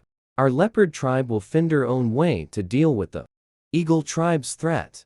After Zuin Yi left, a trace of complex emotion flashed in Sai Nuo's eyes. He would not give up the plan to ally with the lion tribe. The eagle tribe's threat was too great. He could not risk leaving the leopard tribe in a helpless and unsupported situation. Sai Nuo quickly called over a few beastmen and instructed in a low voice, secretly, send someone to the lion tribeto contact, but tell him to come as soon as possible. Don't let Zuin Yi know about this. All actions must be carried out in secret. Cheno stood inside the house, his mind filled with countless thoughts for the survival of the panther tribe. Even if Zuin Yi would be very angry after learning the truth, he could only take the risk. On the other side, with Luo Chuan's help.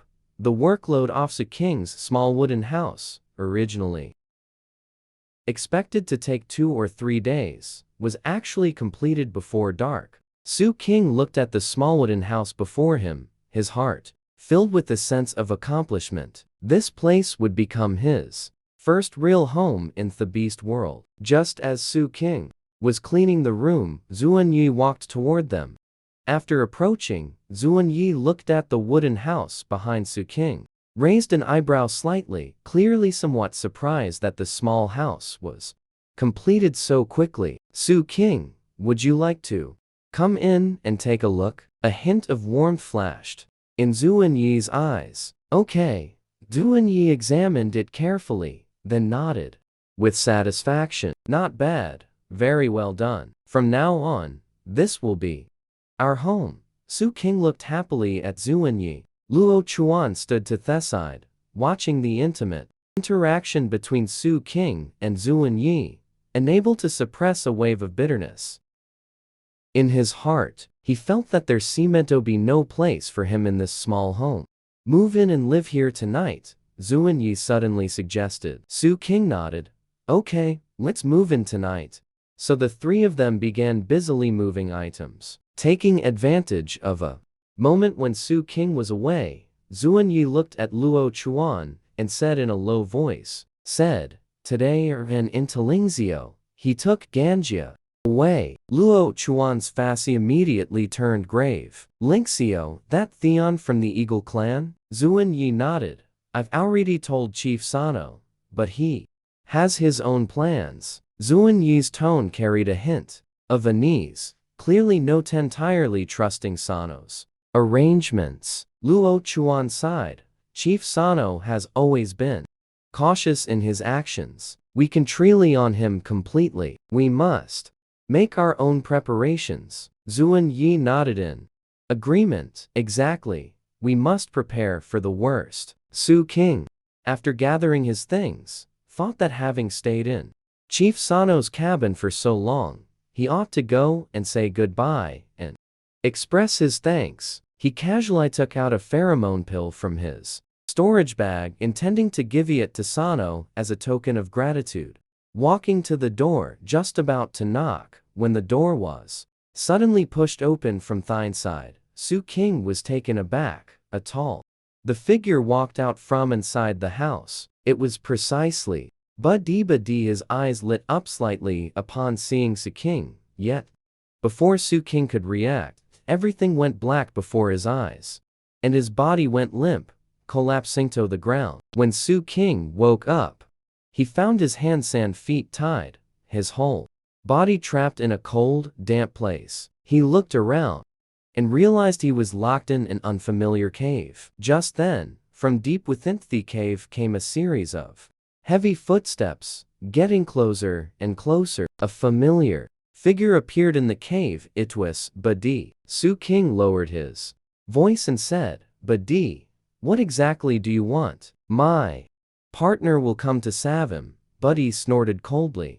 Even if you had 10 partners, they could never find this place. This cave is inside a cliff, surrounded by desolate wilderness. Yan, you just rest well. After the rainy season arrives, you will go into heat, and then you will beg to mate with me. After saying that, he turned and walked out of the cave. Su King listened as Badi's footsteps gradually faded away, and immediately began thinking of a way to break free from the ropes. He used the stone wall of the cave to rub his wrists, using a great deal of effort, and finally untied the bindings. Su King looked around and found the cave's exit was very narrow, with sheer cliffs outside, making it completely impossible to escape. There were no tools in the cave either. Su King stayed in the cave for several days, relying on the dried meat Badi left behind to barely sustain himself. He anxiously waited for Zuan and Luo Chuan to come rescue him, but no one ever came. On this day, the sky suddenly darkened with thick clouds, followed by torrential rain. Su King stood at the cave entrance, looking out at the clouds. The rainy season has begun. The rainy season in the beast World is just like this, with continuous heavy rain. This is Su King's first rainy season after mating. Su King stood at the cave entrance, feeling subtle changes beginning in his body. His skin became very sensitive, and a wave of restless heat seemed to surge within him. He began to feel fear and unease. Could it be that the heat Buddy mentioned is really coming? He tried hard to calm himself down, but this strange sensation grew stronger and stronger. Just at this moment, a tall figure appeared at the cave entrance. The person was Buddy. He stood at the entrance, a hint of a smug smile on his face. "How is it? Feeling it now?" Su King frowned, clenched his fists tightly, his fingernails digging deep into his palms. He wanted to use the pain to resist the strange sensation inside his body. "Don't even dream about it. I'd rather die than beg you." Buddy heard his refusal, merely letting out a cold laugh. "The rainy season has only just begun. I want to see how long you can hold out." Su King felt that increasingly intense, burning heat. His forehead was already covered in cold sweat, but he still gritted his teeth tightly, resolutely refusing to yield. Buddy snorted coldly, saying, "It seems it's not time yet. I'll come back in a few days." Buddy turned and left the cave. After Buddy had left, Su King let out a sigh of relief, but the burning sensation in his body grew even stronger. Heck knew that if he didn't take action soon, he might truly lose his mind.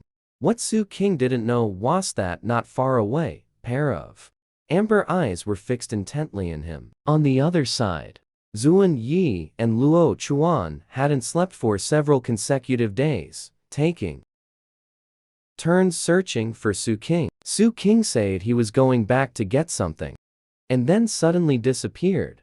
They had asked Sano. After listening, Sano gathered the males of the tribe to search, but there were still no clues. Su King isn't home? Suddenly, someone appeared at the door. Luo Chuan and Zuan Yi both looked up simultaneously, seeing Shu Ying standing at the door. She must have just woken up not long ago. Her face still looked very pale. "Shu Ying, why have you come?" Luo Chuan asked with some surprise, a trace of weariness in his tone. "I heard from the witch doctor that Su King has been worried about me during my coma, and I want Tokomi over to thank him in person." Shu Ying saw the expressions of exhaustion and anxiety on both their faces, and an ominous premonitionality arose in his heart. "Huh?" Shu Ying asked nervously. "Su King is missing. We've searched everywhere nearby, and Sano has also mobilized. The males of the tribe went out to search, but no one found him." Zuan Yi's tone was somewhat low. Shu Ying heard these words, and her heart tightened. It was important to know that it was the rainy season. Now, precisely the time when females were in heat. Shu Ying didn't dare to think further. Shu Ying's gaze fell upon the rabbit beast mark on Zuan Yi's neck, and her hinging heart relaxed slightly. At least for now, it seemed he shouldn't be in immediate life danger. "I can find him." Shu Ying's gaze fixed on the mating beast mark on Zuan Yi's body and said. Zuan Yi and Luo Chuan were both stunned. "You can find him?" Zuan Yi asked with a frown, his eyes revealing a hint of doubt. Shu Ying nodded, slowly raising her arm. "I have awakened the beast ring." Zuan Yi narrowed his eyes slightly. "This is a spiritual beast ring?" Spiritual beast rings are extremely rare. Only those with powerful spiritual energy, beastmen, will awaken them.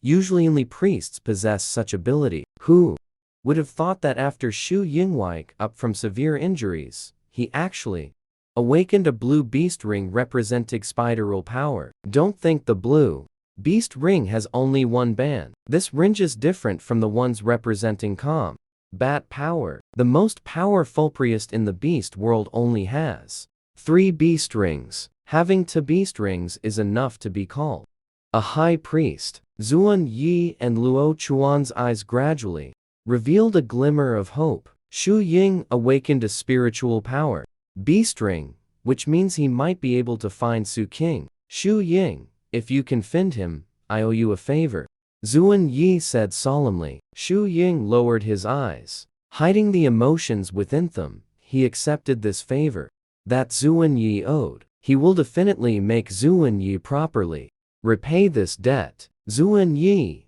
I need your mating beast mark. Shu Ying pointed at the rabbit beast mark on Zuan Yi's neck. Zuan Yi walked over, slightly leaning down, saying, no matter what, we must find Su King. In this world, it's dangerous. In the beast world, females need the care of multiple partners to survive. However, our heroine Su King accidentally crossed over to the beast world and was actually fiercely fought over by big shots. Not only was there the cold, androthless scorpion Zuan Yi, but also the handsome and free-spirited white eagle Ingixio, Luo Chuan, whose beast form is a panda, even left his tribe, willingly staying to protect the female side. Continuing from the previous text, Zuan Yi and Luo Chuan hadn't found Su King for several days and were extremely anxious. Coincidentally, Shu Ying awakened her ES. The divine beast ring canoodalized the beast mark on Zuan Yi's body to find Su King. Shu Ying extended a hand, placing it on Zuan Yi's beast mark. His expression was serious. The blue beast ring began to glow faintly. Luo Chuan's face was expressionless, quietly waiting on the side. Finally, Shu Ying let out a breath. He is in the cave at Eagle Scree Cliff. That place is located on the cliff face of the precipice. Beastmen, actually, brought Su King there. Zuan Yi's face instantly turned gloomy. Can you tell what brought Su King there? Shu Ying shook his head. I can't tell, but I susp.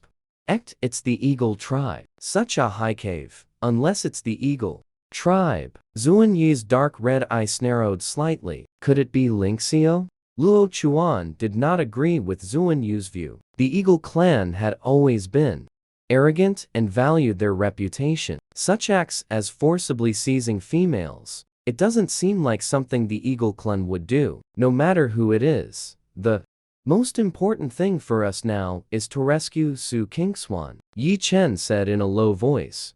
At this moment, on the other side, Buddy once again arrived at the cave. Su King's condition was much worse than a few days ago. The dry heat within Su King's body seemed to be burning in her blood, and her vision was also beginning to blur. Now, you can beg me, right? Buddy leaned close to Su King, the corner of his mouth curled into a smug smile. Su King, hearing it was Buddy's voice, struggled to control herself, not letting herself move closer to him. Buddy sneered as he leaned in closer. Why bother with this? Look at you, trembling like this. Su King suddenly turned her body, mustering all her strength to push him away. Get lost, I won't beg you. Bud stood to the side, a malicious smile hooking at the corner of his mouth, watching the struggling Su King with keen interest, waiting for Su King's eventual surrender. Time passed bit by bit. Suddenly, a figure rushed into the cave and directly pulled Buddy away from Su King. Su King vaguely saw the suddenly appearing figure. She couldn't tell who the figure before her was except for Zuan Yi. She couldn't think of anyone else who could save her at this moment. Lingxio looked down at the female before him, a flicker of pity flashing in his eyes. He glanced at the scorpion beast mark on Su King's collarbone and confirmed that the female before him was Zuan Yi's mate. Ever since Buddy brought her back to the cave at Eagle's Cry Cliff, he had noticed this little female. For so many days, Lingxio hadn't intervened because he also wanted to see how long this stubborn little female could endure. Lingxio turned his head, transformed into a giant white eagle, and carried Su King away from Eagle's Cry Cliff. Shortly after Lingxio left, Zuan Yi and the other two arrived at the original cave. Luo Chuan crouched down and sniffed the ground. Su King was in heat. There was Buddy's scent, and also that oft Eagle tribe. But since she hadn't had contact with Lingxio, he couldn't determine Nuther, the Eagle tribe member who had appeared here, was Lingxiao. Upon hearing Eagle tribe, Zuan Yi's eyes instantly darkened. Lingxiao was indeed involved. He was the one who took Su King. I can't confirm if that Eagle tribe member is Lingxiao. Compared to the Eagle tribe scent, Buddy's scent is much stronger. Zuan Yi turned to look at Shu Ying. Try sensing again, see who took her and where. Shu Ying's face was as pale as snow. He shook his head slightly. I've just awakened my beast ring. My mental energy can't sustain it. Tracking for too long. Need to rest for a while to recover. Luo Chuan clenched his fist tightly and said gently, Wait here for a moment. You should first recover your spiritual energy. Wait until you've recovered before continuing the pursuit. Shu Ying nodded and sat inside the cave tourist. On the other side, Lingxiao brought Su King to a safe cave. At this moment, Su King's condition, something's not right. Her breathing become rapid. Zuan Yi, is that you? Lingxiao lowered his gaze, seeing the blush appearing on Su King's face. His Adam's apple unconsciously rolled. Faced with such a Su King, Lingxiao had no way to refuse. It should be said he never intended to refuse in the first place. This mountain cave was prepared by him for his future partner. Although it was under urgent circumstances, he brought Su King here, and he clearly understood in his heart what purpose he harbored. Zuan Yi, don't leave me. Su King's voice carried a plea. Lingxiao's heart is beating very fast at this moment, but he knows this reliance does not belong to him, it belongs to Zuan Yi. He tells himself, doing this is only to save her, to prevent her from losing her life due to not getting relief during her heat. Su King, seeing that he still had no reaction, she pushed hard with both hands and pushed him to the ground. She then took the opportunity to lie on top of him. Lingxiao's breathing began to quicken, carrying the last shred of restraint. Su King did not stop. Instead, she pressed even closer. Approaching him, Lingxia turned over, panting heavily, stroking Su King's hair. Who are you? Su King's voice trembled. Last night, she clearly remembered it was Zuan Yi. Lingxiao did not answer directly, but pointed to the rabbit beast mark on his own neck. I am Lingxiao, an Eagle tribesman. Lingxiao's voice was low and calm, seemingly carrying a hint of helplessness. I did not agree to become your mate. So why? Su King frowned. Shestel remembered that in the beast world, without a family consent, a male would not force a female, unless he was a rogetrabesman. Eagle tribesmen value reputation the most, and would never do something like forcibly mating with a female. That's why I went into heat for you. If I let you go unchecked, you will die. Your partner hasn't found you. Do you want to form a bond with Badi? Su King's gaze lingered on the beast mark on Lingxiao's neck.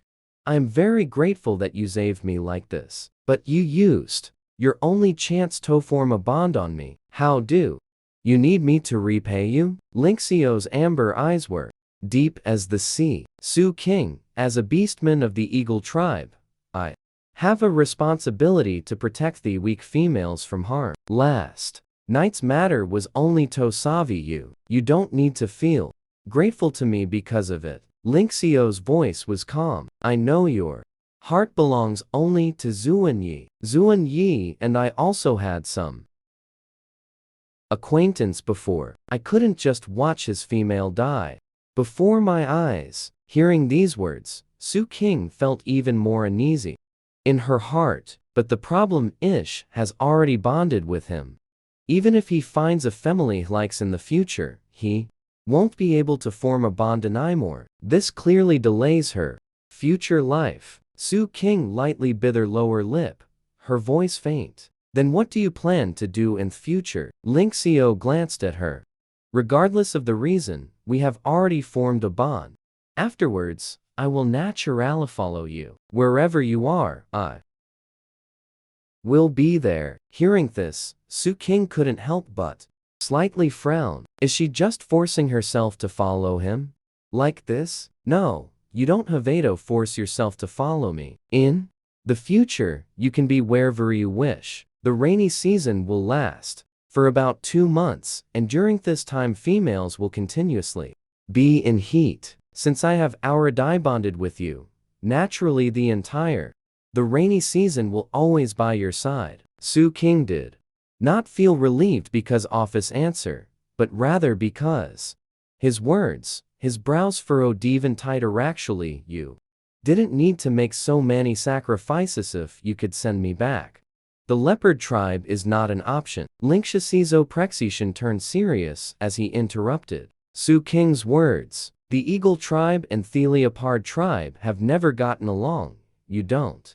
Is it that you want Sinuo to capture me? Su King was taken aback upon hearing this sentence. She truly did not know about the eagle tribe and the leop. The matter of clan discord shows this proposal is also unworkable.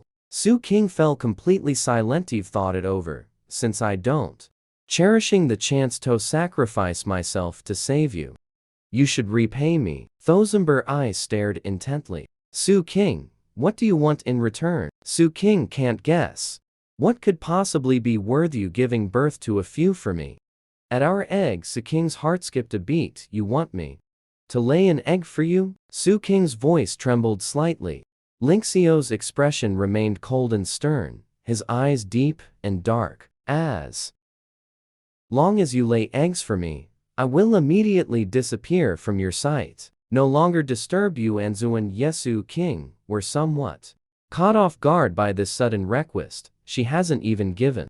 Does Zuan Yi have to lay eggs for Linxio after giving birth to their child? Linxio looked at Su King's slightly furrowed brow.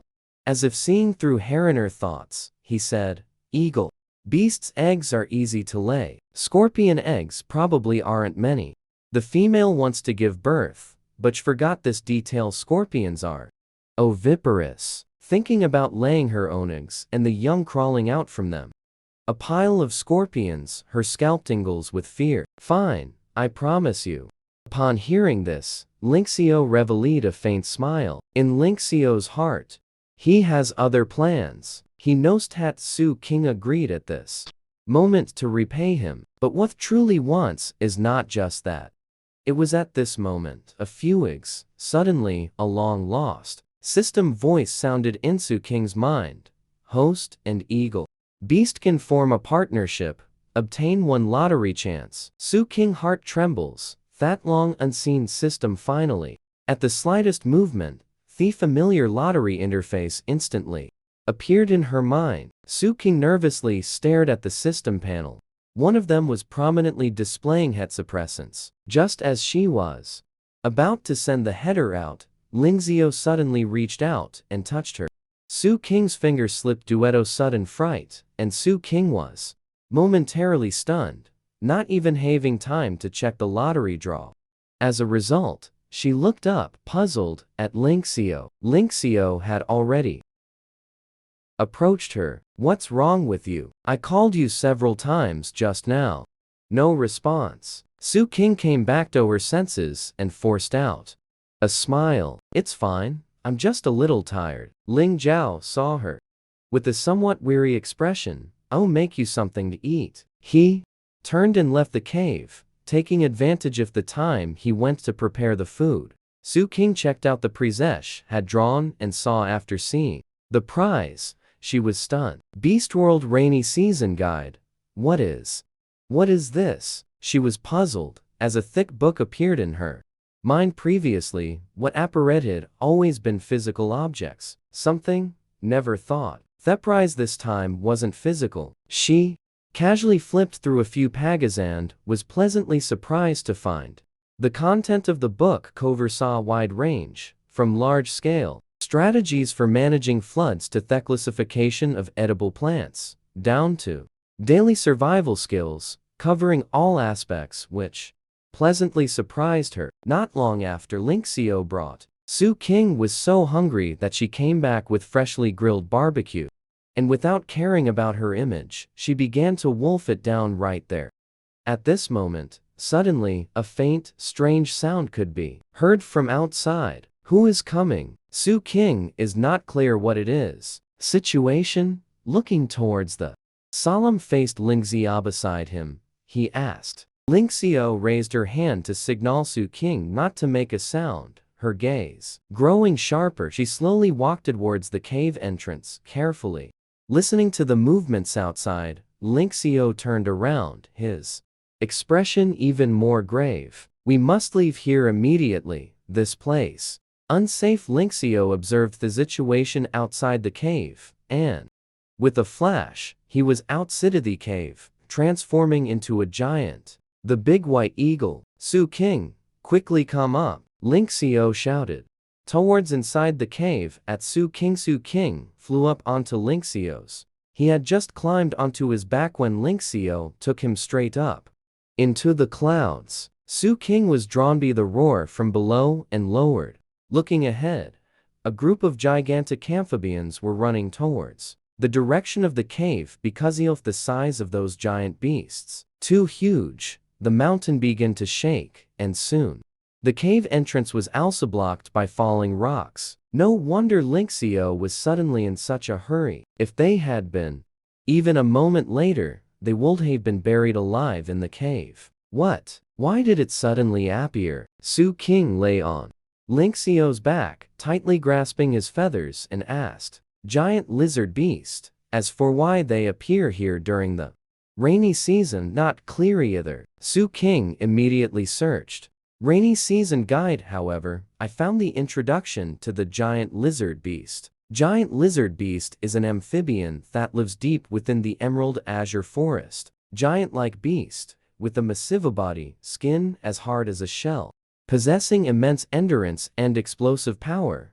The rainy season is their active period, is just as Ling Xiao said. The giant beasts, living deep within the dense Bikang forest, will suddenly appear in the territory where the beastmen live. There is indeed something strange. Thin ally Ling Xiao discovered it in the canopy of a large tree. "Hold on to a tree hole, I'm going to land," Ling Xiao whispered after entering the tree hole. Su King saw Ling Xiao's eyes. The color grows increasingly complex. Knowing the appearance of the giant lizard beast is definitely no small matter. I must return to the Eagle clan to inform me. The tribesmen, let them prepareto deal with it. This scale of giant lizard beast horde is very likely to cause damage to the Eagle tribe. Threatening Ling Xiao, he looked at Su King. Although he didn't say it, Su King knew was hoping he could join. Su King owed Ling Xiao a favor from the Eagle tribe, and should have gone with him to the Eagle tribe, but after encountering the giant lizard beast, his concern for Zuan Yi and Luo Chuan deepened a few more degrees. They should still be looking for him. What if they encounter the giant lizard beast? They can't fly either. Could there be danger? Ling Xiao saw that Su King hadn't agreed to go to the Eagle clan for a long time. Things, also, knowing that he was worried about Zuan Yi, comforted by saying that Zuan Yi's strength is not ordinary in if encountering a giant lizard beast, nor would it threaten his life. He completely had the ability to extricate himself. Su King pondered for a while, and ultimately nodded and said, I'll with you to the Eagle clan." Ling Xiao then transformed back into his beast form, and Su King climbed onto his back again, flying together to the Eagle tribe. Suddenly, Ling Xiao's voice came through the wind. "Su King, my father is from the Eagle tribe. Clan leader, I hope you can keep our plans to leave afterwards." A secret. Su King understands Ling Xiao's concerns. "I get it. White, I will cooperate with you." Soon after, they arrived at the Eagle tribe's village. The Eagle tribe chief saw Ling Xiao bringing a female entered, her expression clearly stunned. "Ling Xiao, you've formed a bond?" The Eagle clan leader's voice carried a hint of difficulty. The joy of covering Lin Xianadid, briefly introducing Su King to the Eagle clan chief. The Eagle clan chief's gaze fell when the scorpion beast mark on Su King's collarbone was being applied. He couldn't help but frown again. Su King's female partner is a stray beast. The voice of the human Eagle clan's chieftain remained relatively calm. Su King nodded. Yes. My partner is Scorpion tribe beastman, Zuan Yi. Then why didn't he come with you? What was the reason you separated? His gaze sharpened. Although it is said that females are precious in the beast world, with Lynxio's qualifications, he could have found a better female. The little female before Anla had one beast ring, and moreover, had mated with the stray beast. Su King spoke up. Zuan Yi originally. He is a wandering beastman, but after forming a bond with me, he settled down in the leopard tribe village. The reason he isn't by my side today is, it's because we got separated. Su King didn't reveal the matter of being kidnapped by Bag. The suspicion in the eyes of the Eagle clan's chieftain not completely dissipated since Lingxiasis already formed a partnership. He couldn't very well pursue the matter further. Lingxio hurriedly changed the subject, getting to the main topic. Father, the giant lizard beasts have emerged from the depths of the Bikang dense forest, and they have already reached Eagle's Perch Peak. The number is huge. If they step into the tribe people will be in great danger. The Eagle clan chief's brows furrowed tightly.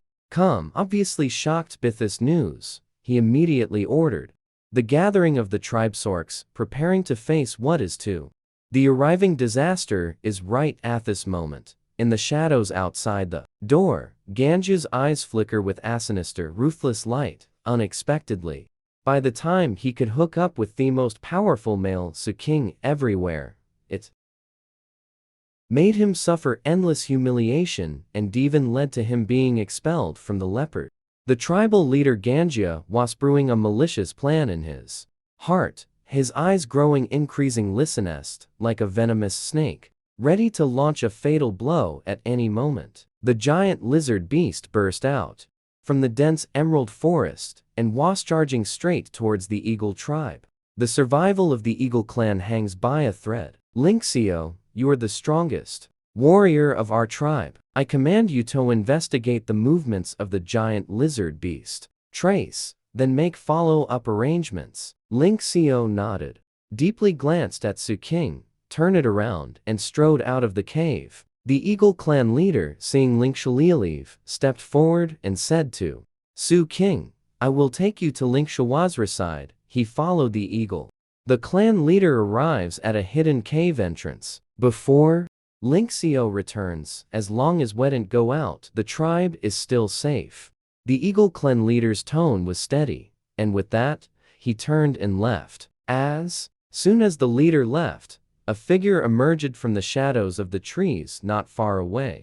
The figure was none other than Ganjia. Ganjia had not only been expelled from the leopard tribe, but also had his Achilles tendons severed. He knew all too well at this moment that he himself, it is not easy to defeat Su King. Su King was a martial arts champion in her previous life. Ganjia has a deep understanding of how formidable she is.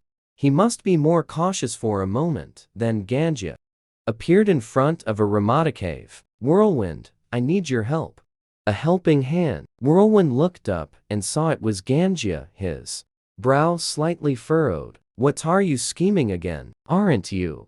Have you always held a grudge against Lynxio? Now is the perfect opportunity. Ganjia's lips curled upwards. As long as you help me capture that little female, I will remove the mate beast mark on her arm. When the time comes, are you still afraid you cannot replace her? Upon hearing this, Whirlwind's eyes flickered with a trace of hesitation. We all know Lynxio's strength. How could we possibly capture his female sex? Ganjia sneered. He's not in tribe now. The giant lizard beast's threat is right at hand. How could he have the leisure to care about that?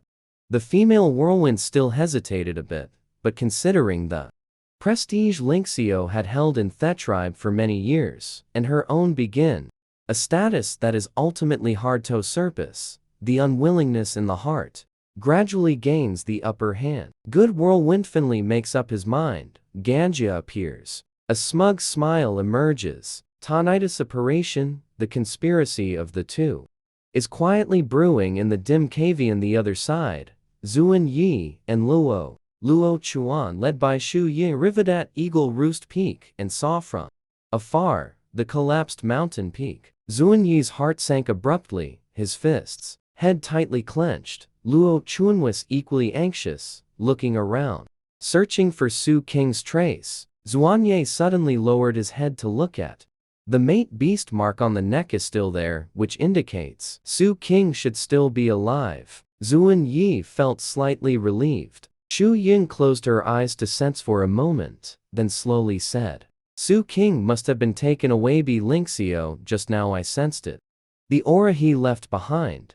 Upon hearing it, Zuan Yi and Luo Chuan felt a slight relief in their anxiety. Luo Chuan looked around and then crouched down, body carefully examining here the rare giant lizard beast's footprints. Zuan Yi's face instantly becomes increasingly grave. How could the giant lizard beast appearing in this place? Aren't they supposed to inhabit the depths of the verdant and dense forests all along? Luo Chuan looked at these with a worried expression. Footprints, the giant lizard beast must have headed towards the eagle tribe. Shu Ying needs some more time to sense Su Qing's exact location.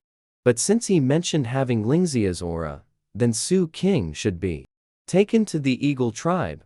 Zuan Yi looked up at Luo Chuan. We can't delay any longer. We must find Su Qing as soon as possible. People did not dare to pause for even a moment, speeding toward the eagle tribe. When they crossed over a hill in the distance, a familiar white figure abruptly appeared in the sky. Lingxiao is spreading its huge wings and flying into the distance. Lingxiao Yi, sharp-eyed, recognizes it immediately and shouts loudly, trying to attract. He tried to get his attention, yet Lingxiao acted as if he hadn't heard, not even turning his head, and continued to speed forward. The Eagle clan's hearing has always been sharp. He couldn't have not heard our shouts. Luo Chuan said in a heavy tone, Don't worry about him for now. Su Qing must be with the Eagle clan. Tribe. Zuan Yi's tone was urgent. The three didn't dare waste any more time and quicken their pace once again. Night fell, the moon was obscured by thick, heavy, dark clouds, completely obscuring Zhu Qing sitting inside Ling Zhao's mountain cave, tossing and turning, Uniblito sleep, not knowing Zuan Yi and Luo Chuan. How are things now? Will Thai encounter the giant lizard beast? Su Qing grew more and more worried, so she walked out of the cave, find a corner, sit quietly, and enjoy the cool breeze. Suddenly, Su Qing noticed something strange, and looking up, he saw two black figures stealthily sneaking into Lingxiao's cave. He immediately became alert. Come, hold your breath, and stare intently at the cave entrance. By the faint light, recognize that one of them is precisely Ganjia, the other is an unfamiliar tribe beastman. He knows that these two are sneaking around here in the middle of the night. Definitely not. Good thing Su Qing quietly took a few steps back, then sprinted towards the Eagle clan chief's cave. However, just as he was almost, when they were about to reach Chieftain's cave, a huge yellow eagle grabbed Su Qing's shoulder and flew over the Eagle tribe. Above, it finally stopped in front of a deserted, abandoned cave. Su Qing struggled to get up from the ground, and after regaining her composure, sizing up the Eagle tribesman before him, he had a head of yellow hair, his entire body exuding a cold and stern aura, with 4 beast marks on his left arm. It demonstrates its combat power. What exactly do you want to do? Su Qing asked warily. You are Ling Zhao's female whirlwind. Staring straight at the white eagle beast mark on her left arm, he said. Just at this moment, Gang also arrived at the cave and saw Su Qing. The corners of the mouth curled into a cold sneer. Su Qing, do you still remember me? Su Qing glared fiercely at Ganjia, regretting not having let Luo Chuan finish him off. He never expected to leave behind such a calamity, which actually brought such great trouble upon himself. Su Qing sneered, It was you. The bad idea given to him flashed a fierce light in Ganjia's eyes. So what? You obediently raise Lingxiao's beast mark. We will not harm you. Whirlwind stood quietly to the side, lost in thought about something. Su King's heart trembled. Absolutely impossible to do this. Gaze firm, rejecting Ganjia. Coldly, hey Imph. Giving you one last chance. Cross out Ling Xiao's bond.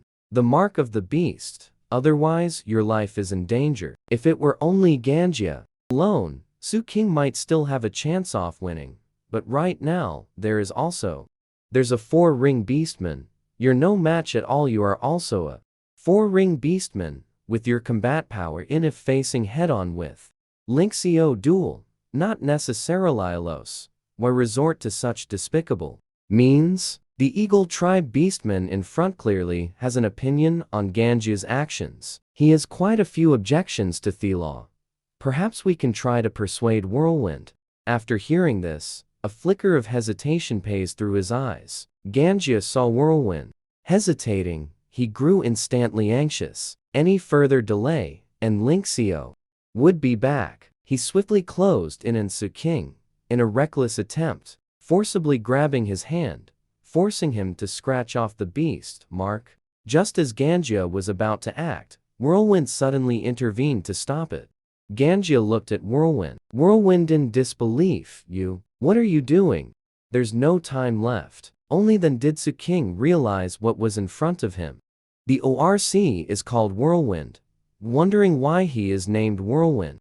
Despite being covered in yellow feathers, if you use such methods against Fu Ling Xiao, even if you succeed, can you truly be at ease and become the clan leader? What the Eagle clan needs is someone worthy of respect. Leader Su King continued to persuade, clearly noticing the Whirlwind's eyes flash with hesitation. Ganjia, seeing the Whirlwind hesitate, disregarded everything, flung off his hand, brandishing axe knife and charging towards Su King like a whirlwind. Caught off guard for a moment, wanting to block was already too late. Su King had no time to think. Suddenly turned sideways to avoid the beast. Mark Ganjia's knife stabbed below the beast mark. Seeing that it failed to cut open the beast mark, Ganjia still wanted to move, but was instantly blasted away by a whirlwind violently pushing Ganjia away. We cannot do this. If you dare touch him again, I'll deal with you first. Whirlwind looked at Su King, the bleeding wound from his understanding of females.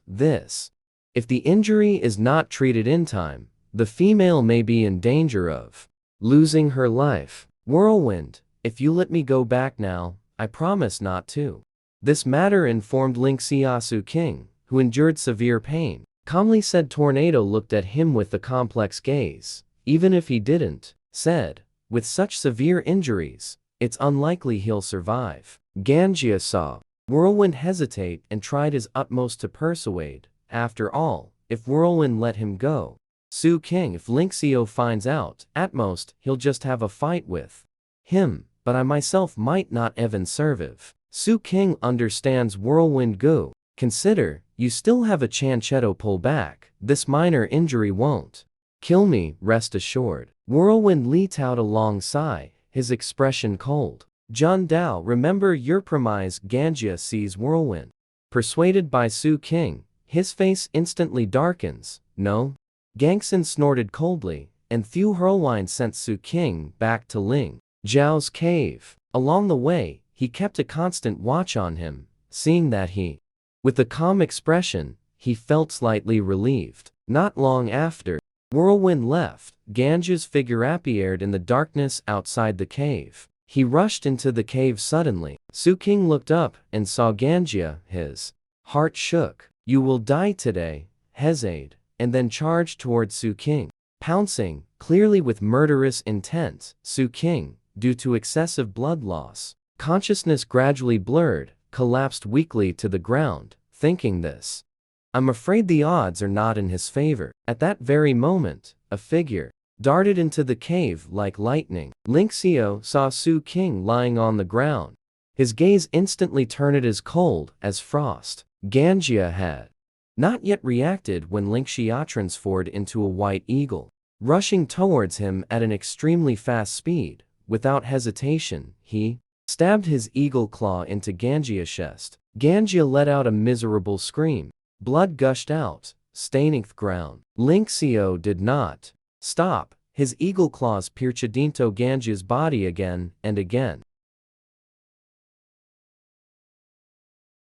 until he was torn to pieces. Until this was done, Ling Xiao quickly picked up the weak Su King and rushed back to the cave of the Eagle clan's chief. Chang was just about to handle an urgent matter when he suddenly saw Ling Xiao rush in, holding Su King, who was covered in blood. His face instantly changed. Ling Xiao, what is going on? The Eagle clan leader urgently asked. Ling Xiao did not respond, but instead spoke. Giant lizard.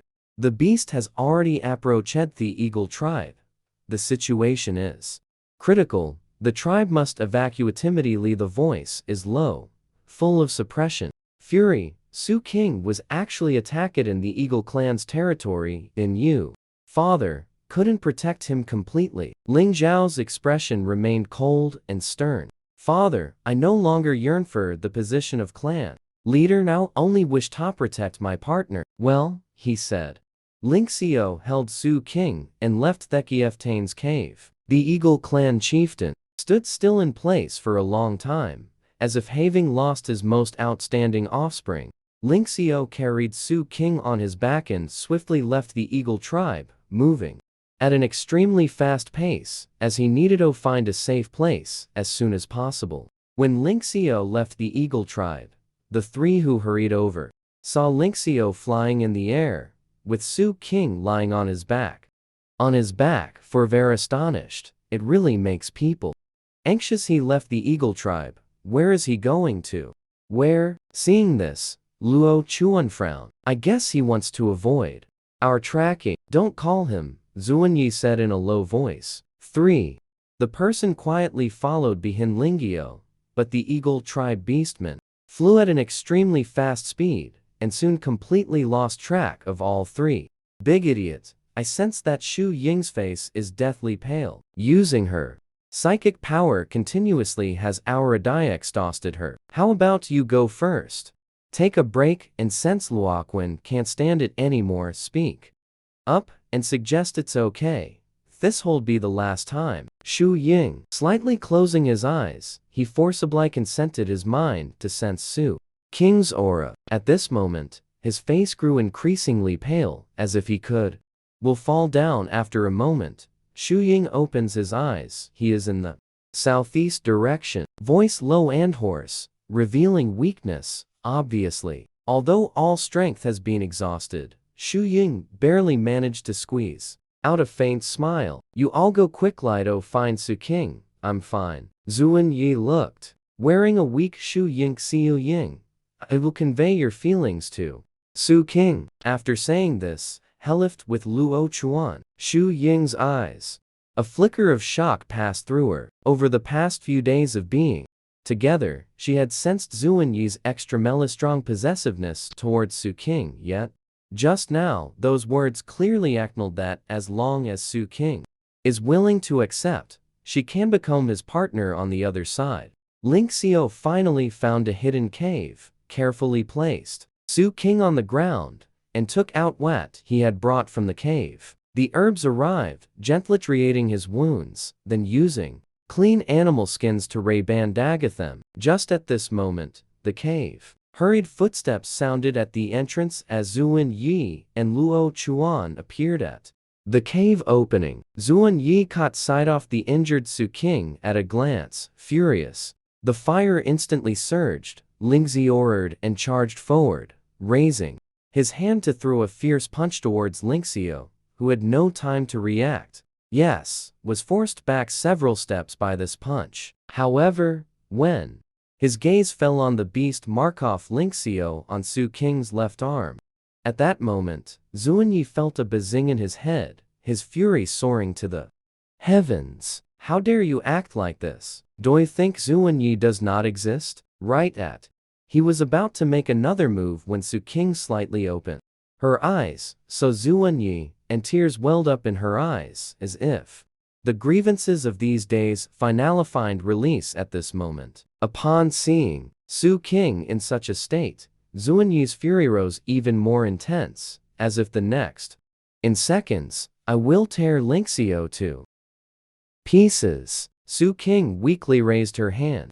Zuan Yi, Linxio, he saved me. Don't make it difficult for him. Zuan Yi's movements suddenly froze, though filled with rage. But upon hearing Su King's request, the tightly clenched fist gradually loosened. Even though Linxio saved Su King, he failed to protect her well.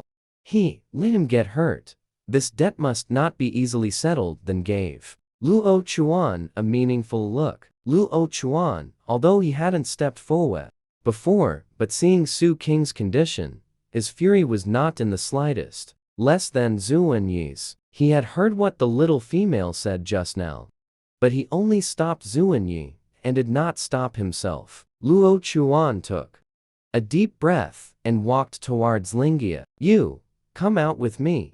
The voice was icy, devoid of emotion. Linxio frowned. How could she not understand Luo Chuan's thoughts? Silently, she followed him out of the mountain. Dong Linxio had long seen Luoquan's feelings for Su King. Luo Chuan's hostility when looking at him was no less than Zuan Yi's. Originally thought Zuan Yi was Su King's only companion, but unexpectedly, there was also a nameless and unacknowledged Don willingly guarding by the side.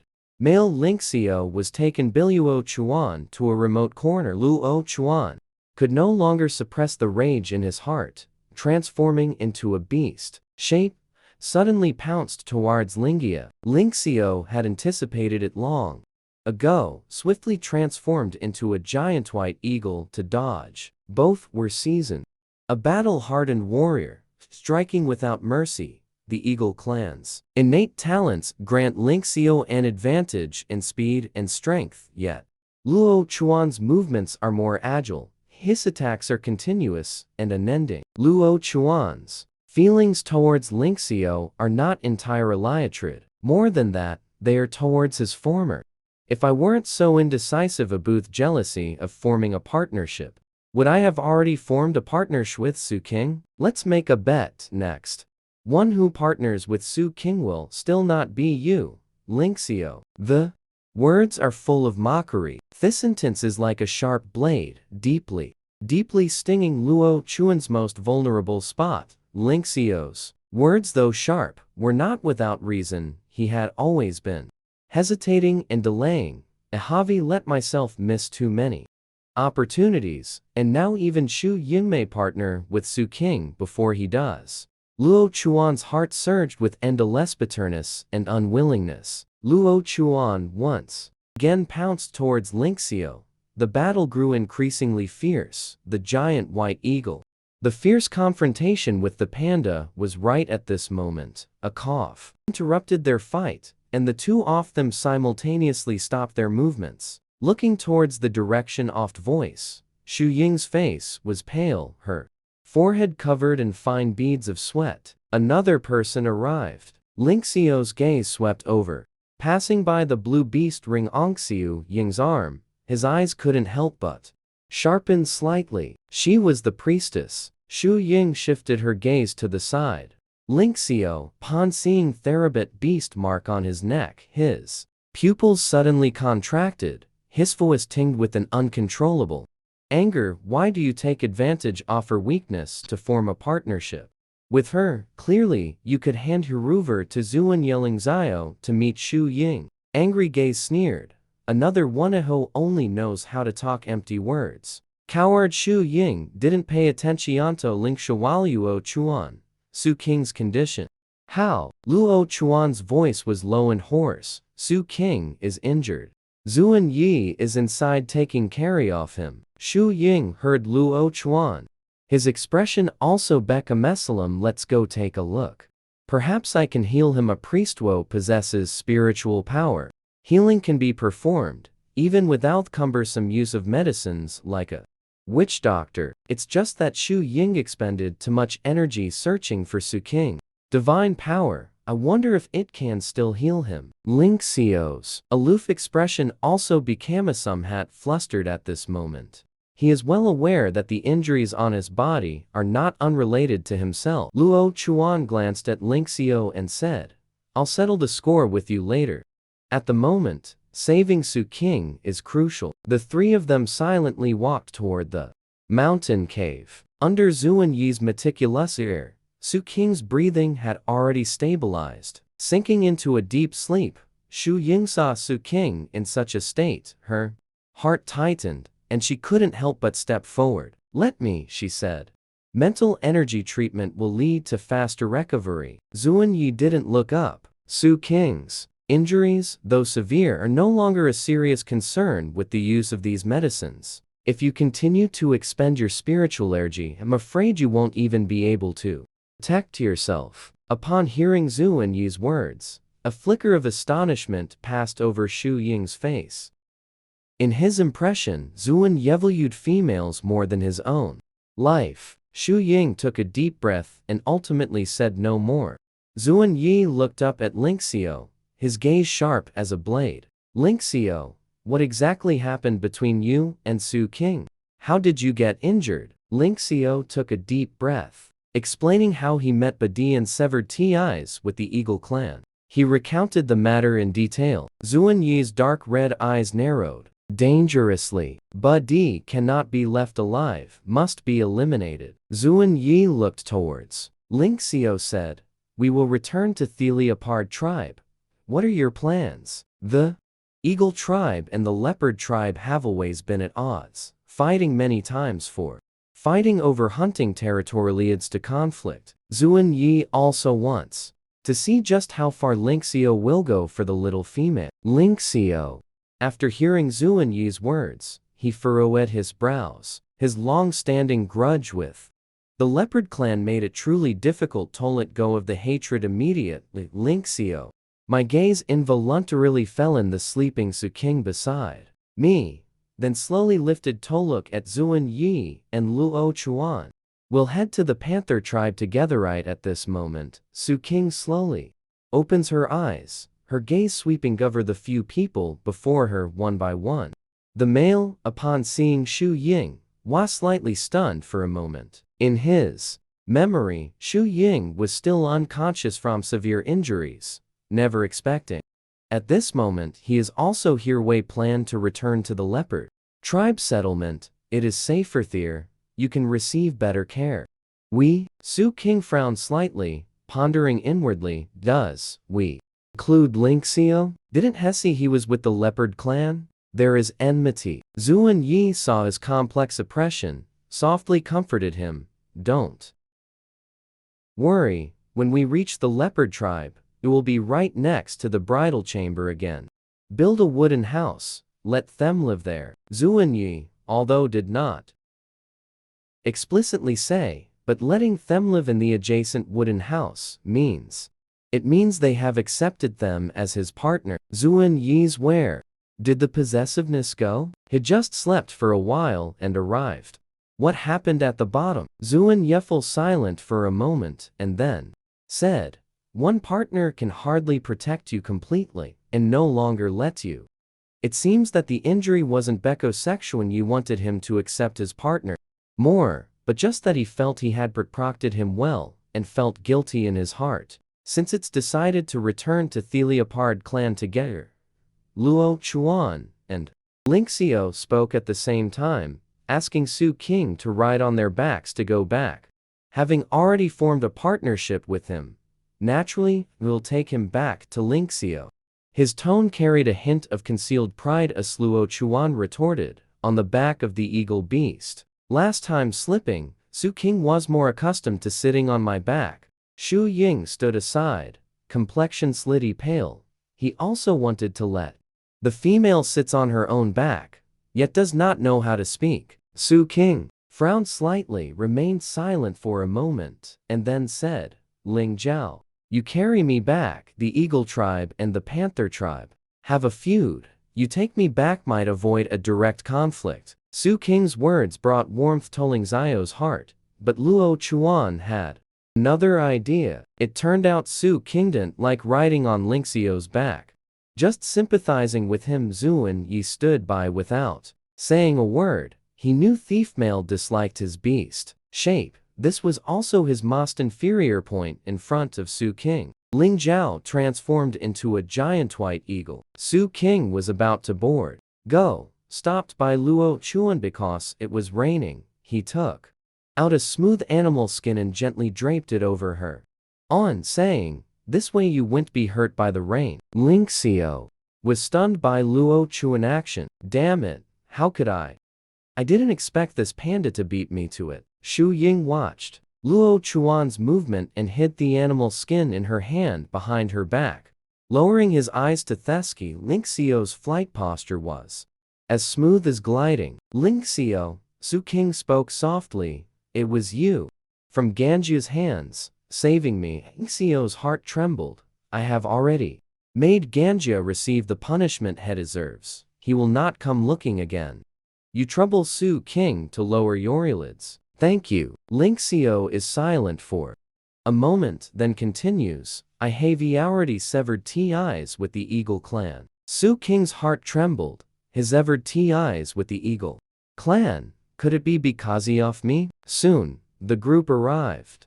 As soon as Ling Xiao landed at the entrance of the Dapao tribe, he saw gatekeeping ORC, his face full of vigilance, run inside to call the chieftain, Sanuo. Sanuo quickly arrived, his gaze immediately locking onto Ling Xiao, clearly filled with hostility towards him. "Ling Xiao, you dare to come again?" The leopard tribe's Sanuo Washelfui through speaking when his gaze fell on the mating beast mark on Ling Xiao's neck, recalling a few days ago. Zuan Yi said Su King disappeared, and when she reappeared, she formed a partnership with Ling Xiao. Could it be that Ling Xiao abducted Su King back then? Sanwo's tightly clenched fist trembled slightly. "Ling Xiao, how dare you abduct a female on leopard tribe territory? Today, you will definitely pay the price." Sanuo was about to step forward to grab Ling Xiao when Su King spoke up to stop Sanuo clan leader. "I was the one abducted by Budi. It was Ling Xiao who saved me, and he even severed ties with the Eagle clan. For me, having nowhere to go for now, he poses no threat to the Panther clan. Can you let him into the tribe?" Su King's tone carried a plea. Su King's request, Sanuo found it hard to refuse. Ling Xiao and Sanuo has fought many times and is well aware of his strength. If he can integrate into the leopard tribe, it will be a good thing for the tribe. In the end, Sanuo agreed with a grim face to let him enter the tribe.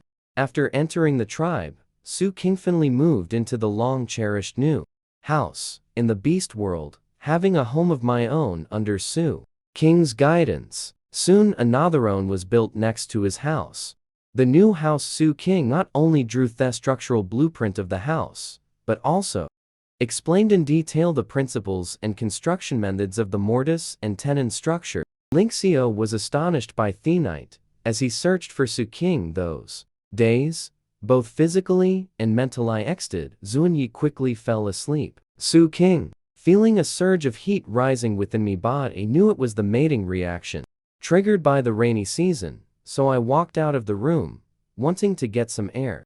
He sat down under a tree, trying to calm himself down. "How did you come out?" Suddenly, a cold voice came from behind. Su King turned her head and saw it was Shu King. She hurriedly averted her gaze, afraid he might notice something unusual. "Hot, come out to get some air." Su King casually finds an excuse. Are you feeling unwell somewhere?" Shu Ying's tone is concerned.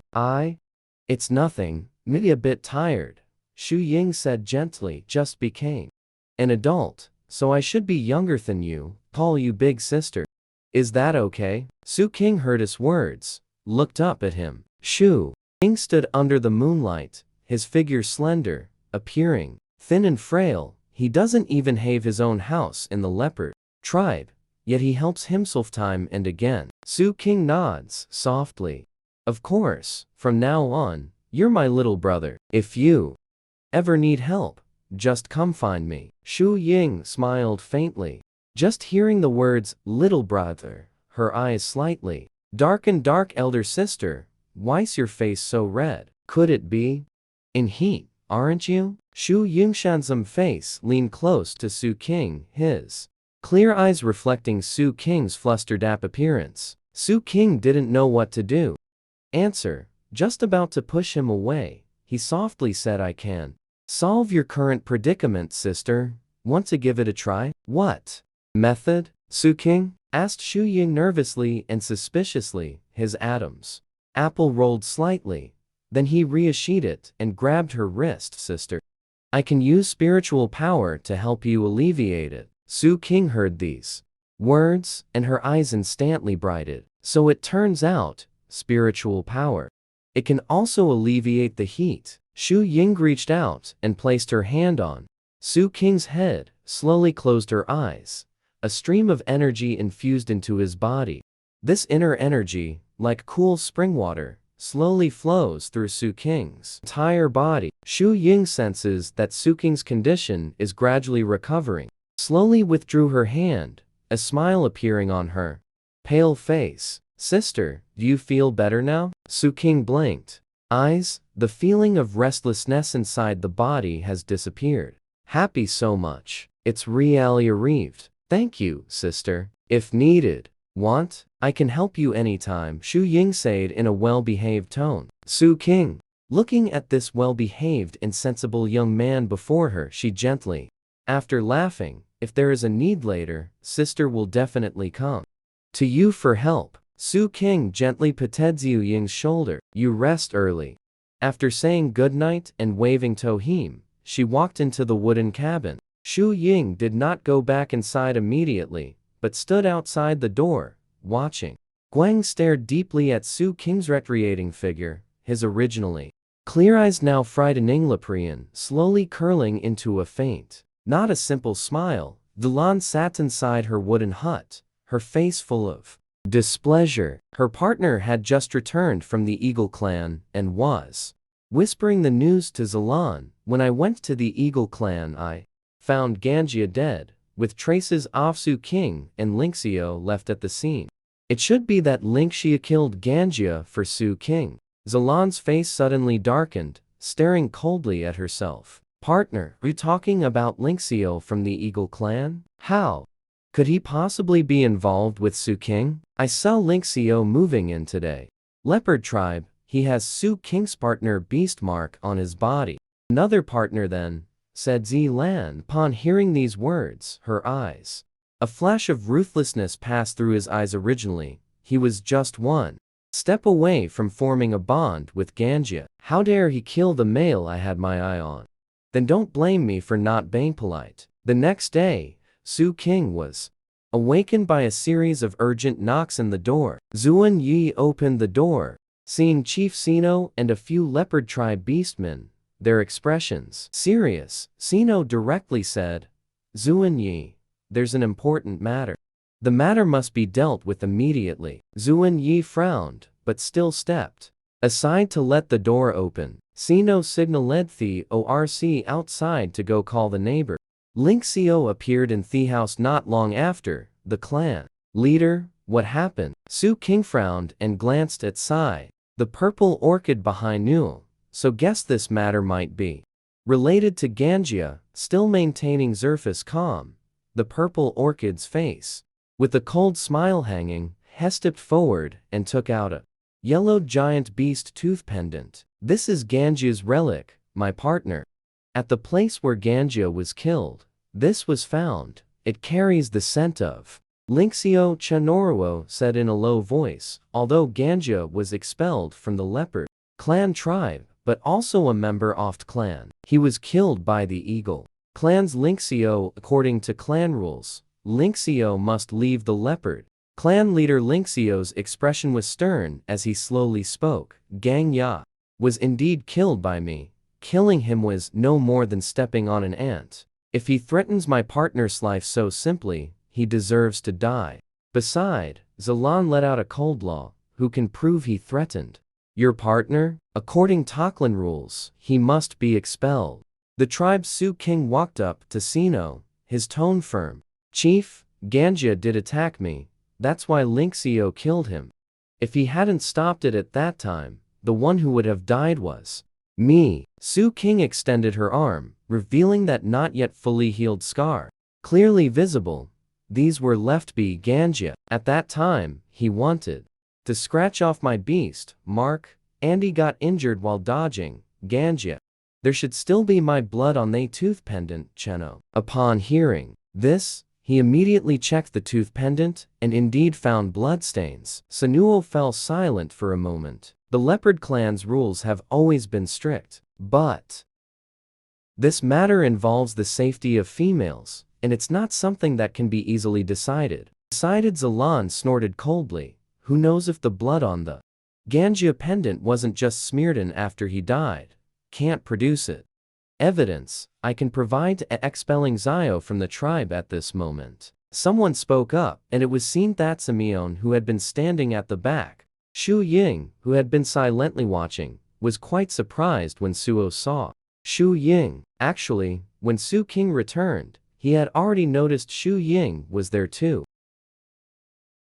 Returning together, at the time, it didn't pay much attention, thinking Shu Ying only went out and happened to return to the tribe together. Looking at it now, Shu Ying had unknowingly awakened her psychic abilities. The leopard tribe still had no priest. Shu Ying's existence would make the tribe stronger. Upon seeing Shu Ying's beast ring, Da Sino's expression instantly changed, and his tone became respectful. Priestess Shu Ying, you? How do you plan to prove it? Shu Ying showed no reaction to Sino's sudden change in attitude, gently holding Ganjia. The pendant. Close your eyes. Whisper, everyone, please be quiet. I will use mental power to recreate the scene at that time. Yet, a faint light and shadow projected from the pendant. Within the light and shadow appeared what had happened that day in the Eagle Clan's cave. The matter of Su King being trapped in the cave, struggling fiercely against Ganjia's attack. Ganjia's eyes flickered with the cold, ruthless light, showing no mercy. The ground strikes Su King. Nixio transforms into a white eagle. Its sharp talons directly pierce through his chest. Every detail is clearly displayed before everyone's eyes. Shu Ying slowly opened her eyes. Her face was somewhat pale. The scene just now had been witnessed by all. Linxio acted to protect Su King, not without reason.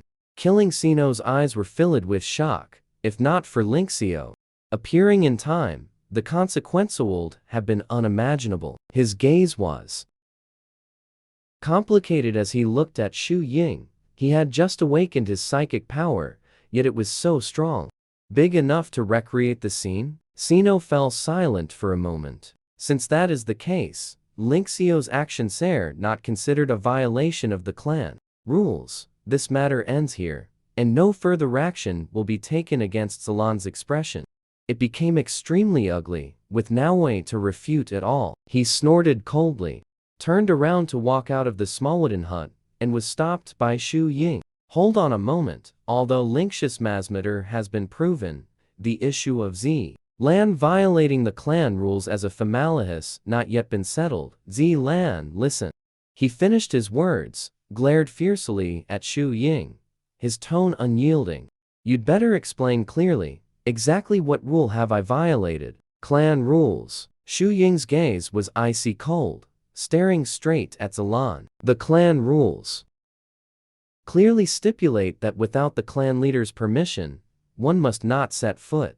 Did Chief Sino of Theodor Beastman tribe permit Zalan's partner to go to Thegal tribe? Upon hearing this, Zalan's face instantly turned deathly pale, staring gloomily at Shu Ying. If he hadn't suddenly stepped forward and provided evidence again, it's about invoking clan rules. Linxio was already driven out of the tribe by her. Seno originally intended to turn a blind eye. But if Priestess Shu Ying says so, then there's no other way. According to the clan rules, Zalan, you and your partner must banished from the tribe. Zylan's face turned as pale as paper, her eyes filled with rage and unwillingness. In the end, without a word, she led. Filled with resentment, they turned and left the wooden house. After these people left, Su King turned to look at Shu Ying. Thank you so much. You've been using your psychic abilities from last night until Now, with such heavy consumption, won't you feel unwell? Shu Ying, looking tired and weak, gently shaking head and smiling. Don't worry, just a bit tired, rest a bit and it'll be fine. And when Zuan Yi heard Su King mention the words, last night, his dark red eyes instantly turned cold. Ling Xiao remained silent for a long time before speaking. Thanking Shu Ying as a proud Eagle tribesman, Ling Xiao rarely thanks others, but today's matter if not. It was Shu Ying who helped, otherwise would have been expelled from the leopard tribe. You're welcome, I just wanted to do something for Su King. Shu Ying responded to Ling Xiao in a flatoni on the other end. Meanwhile, Zilan returned to the wooden cabin, her face frighteningly gloomy, muttering incessantly, ceaselessly cursing Su King.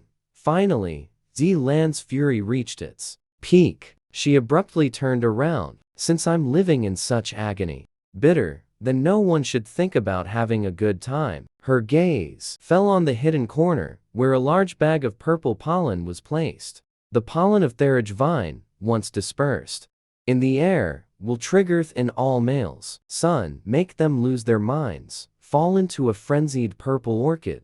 With a sinister and terrifying gaze, they forced me into this. I want to fix. The tribe kept me busy all morning. I haven't eaten yet. Su King's stomach rolled. I'll go get you. Doing some food. The first to speak up was Ling Shualuo Chuan. Upon hearing this, he hurriedly spoke up and said, let me do it. Well, the male of the Eagle tribe is not adept with fire. Zuan Yi glanced at the two of them and spoke, I will go with you. After he turned around, he said Toxiu Ying, you stay and take care of after. The three of them, Su King left Thududen house. Zuan Yi approached Luo Chuan. Whispered, last night Shu Ying seemed to look for Su King or you. Aware of this, after hearing it, Luo Chuan fell silent for a moment and knew. Shu Ying left the house. Butte unexpectedly ran into Su King. Outside. Why did you let Su King come out in the middle of the night? Slightly furrowing his brows, it's currently the rainy season. Su King should still be in heat. Zuan Yi's expression darkened. Some self-blame is my lack of consideration. Seeing Luo Chuan silent, Zuan Yi said softly and opposed Shu Ying joining. But don't let her get a step ahead, you need to put in more effort. Luo Chuan finally nodded. It seems I really have to work hard, can't be. Zuan Yi looked down on the other side. Su King gazed at Shu Ying's pale and weary face, unable to resist, asking with concern, spirit exerting too much energy. Are you very tired? Shu Ying reveals a weary smile. Big sister, sit down and rest for a bit. Just as Shu Ying slowly sat down leaning against the bedside, her body was clearly somewhat weak and powerless. At this moment, there was movement outside the door. Several males returned to wait for Su King to finish using the food. Zuan Yi suddenly said, tonight, let Luo Chuan accompany you, Su King. After hearing it, I was extra shocked, and it took a while before I could speak. Confirm Luo Chuan accompanies him. Then what about you? I'll go next door. Room. Zuan Yi's expression wasn't too good, but his tone left no room for doubt. I don't agree. Why should it be Luo Chuan? It is her partner Ling Xiao, whose face looks very unpleasant. How this partner came to be, you know very well in your heart. Zuan Yi's gaze is sharp as a knife, as sharp as a blade. He looked towards Lingia and said, Shu Ying's expression also turned unpleasant. Just as she was about to speak, Zuan Yi spoke again, let's go out first. I'll talk to Su King about this matter. Although the few of them had different expressions, they still walked out. They understood. This matter is not entirely up to Zuan Yi to decide. It also depends on whether Su King is willing to keep going out with 3 people. Su King guessed Zuan Yi's thoughts. Are you sure you want to push me to Luo Chuan? Su King's voice wasn't loud, but her tone was sharp. Luo Chuan can outstanding in strength, accepting him, beneficial to us without harm. Xuan Yi's voice low and hoarse. Xuan Yelso doesn't want to share Su King to other males, but he knew Heckledant let personal feelings put Su King in danger. The matter of forming a bond can no longer be delayed for you. After partnering with Luo Chuan, if you don't like him, you can just not see him later, but the matter of partnering can no longer be delayed. Su King understands Xuan Yi's thoughts. She took a deep breath and said, "Okay. Listen to you." Su King didn't say more. This is the beast world, not the once peaceful era, with only one male to protect. It's too hard for the female. Since even Xuan Yi can accept it, there's nothing unacceptable. Besides, she never disliked Luo Chuan. The sky gradually darkened and night fell. The entire tribe was enveloped in the damp air of the rainy season.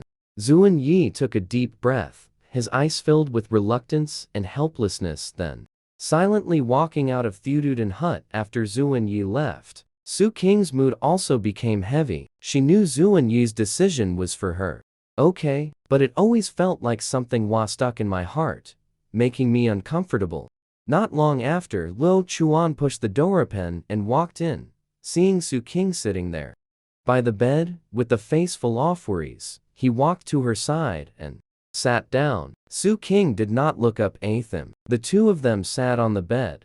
No one spoke first. The atmosphere was somewhat awkward. Following Su King's breathing rhythm, Luo Chuan's Adam Sapple moved. "You don't have to force yourself. Strengthen yourself. I will respect your wishes." Luo Chuan's voice was low and gentle. Su King heard this, looked up at Luo Chuan. At this moment, Luo Chuan appears gentle and fragile, as if a single word from Su King could shatter his heart. Looking at Luo Chuan like this, that look, Su King felt as if something had fiercely struck her heart. Su King suddenly wrapped her arms around his neck. Without hesitation, kissed air. Luo Chuan's mind instantly went blank, his phoenix eyes filled with shock and astonishment. He never thought Su King would be so direct. Luo Chuan clenched his fist, finally pushed Su King away with difficulty. "Su King, you don't need to." "Well, no need to force yourself." Su King's face was still flushed. "I'm not forcing myself." Just as Su King was about to explain, Luo Chuan said, then made a shushing gesture, his gaze fixed out the window, that someone was spreading mad vine pollen. After saying this, Luo Chuan suddenly stood up and opened the door next door. Three males also opened the door and came out. Lingxiao transformed into beast form, chasing after the orc, scattering pollen in the darkness. Su King's expression tense. She stood up. "How are you all?" He clearly remembered what Xuan Yi looked like after being hit by the pollen. Su King nervously looked at the three males, noticing signs of mania already appearing in their eyes. He quickly turned and went inside, took out the pheromone pills he had saved these days, gave one to each person, and said nervously, "After eating, give the leftovers to the males in the tribe who have no females to comfort them." Shu Ying saw so much information for the first time. Su Wan, widening her eyes in surprise at such precious information pills. How could Su King have so many of them? "Luo Chuan, you stay here and guard Su King. Shu Ying and I will go distribute the pheromone pills." Lingxiao went out too quickly. Su King didn't have time to give him the pheromone pill, and was just worrying when she saw Lingxiao fly back, not even turning back into a human by the time he reached the door. "Lingxiao, how are you?" Before Zhu King could finish speaking, she was grabbed by Lingxiao's claws and carried away. "Lingxiao, how are? What's going on? Where are you taking me?" Su King asked loudly as she was being taken away, but Lingxiao did not respond, flying without steady. You can tell he's not in a good state, probably affected by the rage vine pollen. "Lingxiao, where are you going?" Lingxiao still did not answer, and after flying for a while longer, took him into a cave. Lingxia's farid was covered in beads of sweat, barely suppressing the violent factors within their bodies. The leopard Tribe was scattered with rage. Vine, Pollenby, Zalan's partner, and all males will. Succumbing to a frenzy, it's too dangerous for you to stay there. After hearing this, Su Qing's heart sank. Unexpectedly, it was Zi Lan. She was about to.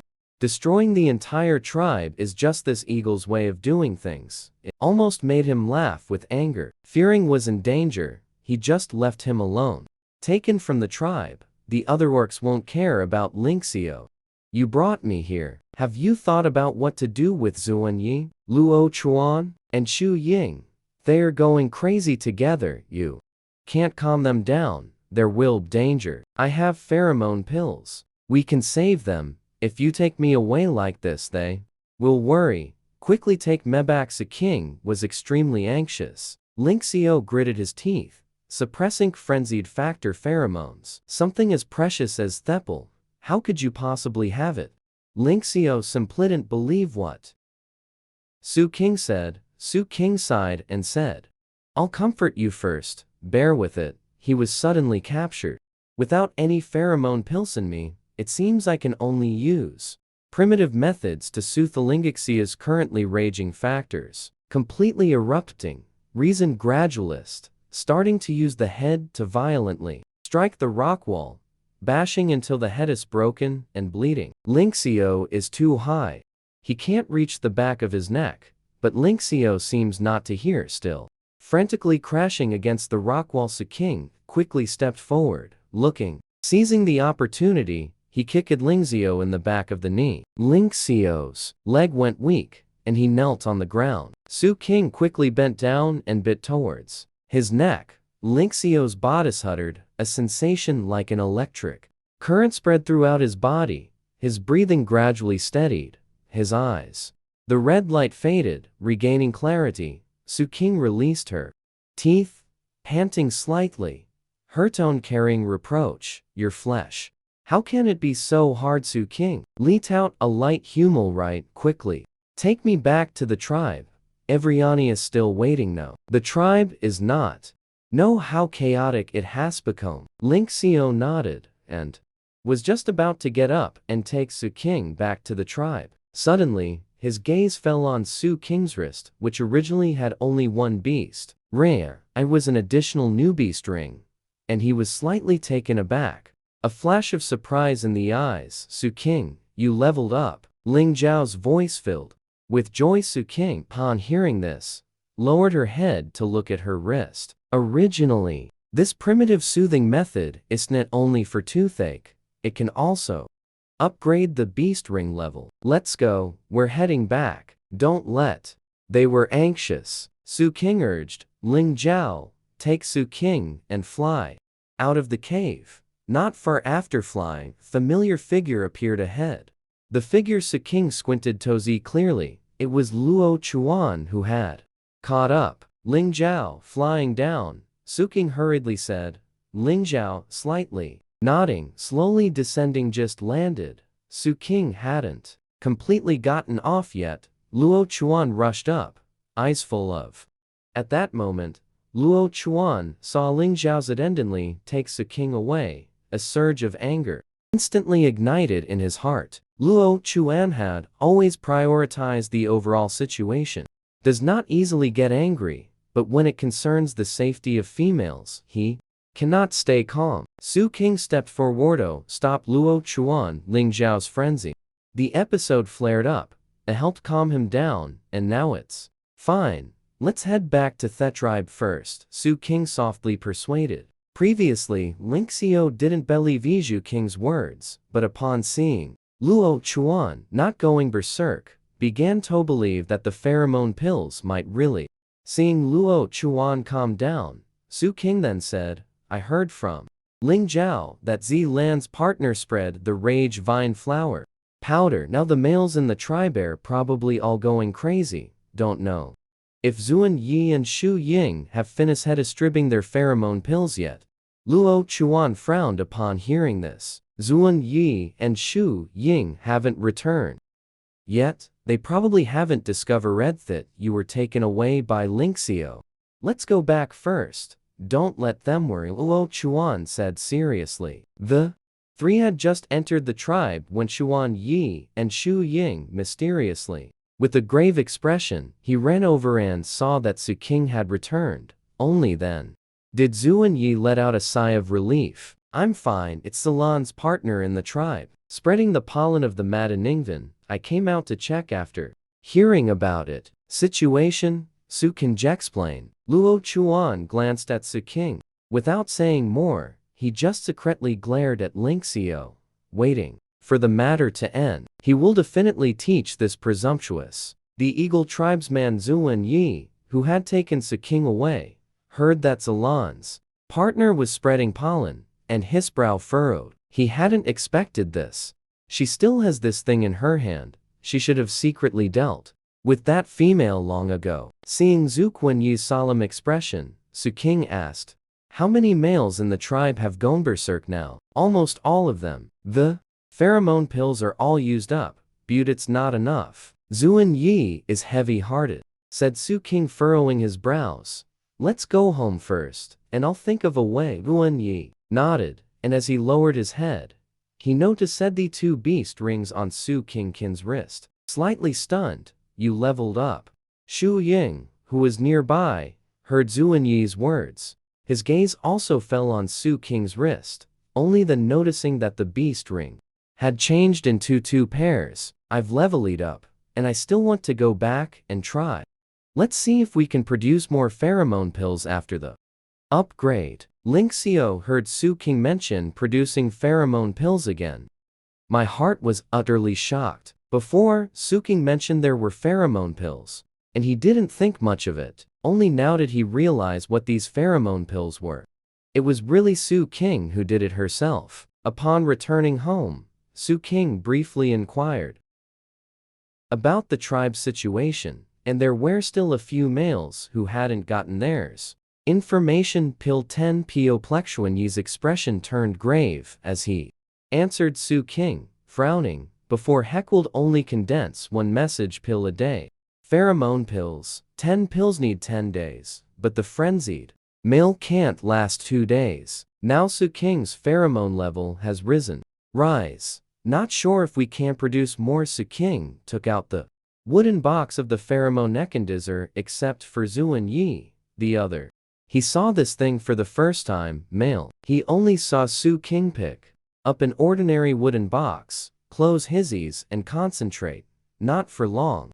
In a moment, sweat beads cover at his face. After a while, he opened the box, and inside were actually 2 pheromone pills. Zuan Yi was also taken aback when saw it. Never expected to come out at once after the upgrade. Others might not have noticed anything. Xu Ying, however, discerned some clues. He picked up one to examine carefully.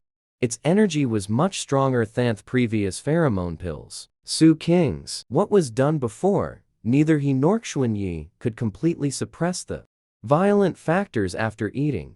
There are still residues on the body, but if eating this one, he belly-fed it, could completely soothe.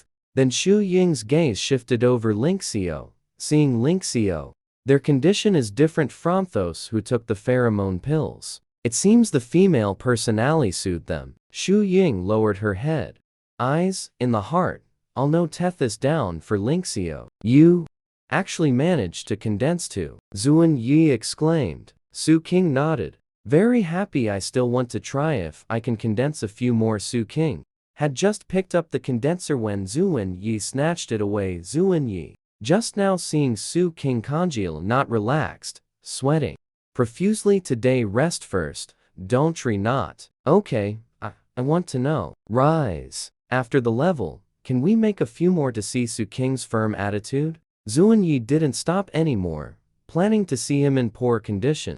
Time to stop Su King from picking up the condenser again to focus her mind. Before the upgrade, she called Natficus a second time. Didn't think this time went even smoother than first. Not long after, Su King opened her eyes, opened the small wooden box, and inside there was yet another. Su King was very happy to produce 3 pheromone pills, intending to Push forward and try once more. But was stopped by Zuan Yi with 5 pills. Enough. One piece split in Totwo halves. 10 people can make do. Let me try again. Su King stared eagerly at Zuan Yi. Zuan Yi's Adam's apple moved, his voice low for the last time. Su King picked up the condenser again and injected energy. This time was clearly more difficult than the previous 2 times. To open the box, inside were 2 pheromone pills. Su King herself was surprised that there could still be a 3rd time. Condense 2. Want to try if can still continue. Zuan Yi seemed to see through his thoughts, snatched the small from his hand. Wooden box. Su King a cordless smiled. There are only 7 here.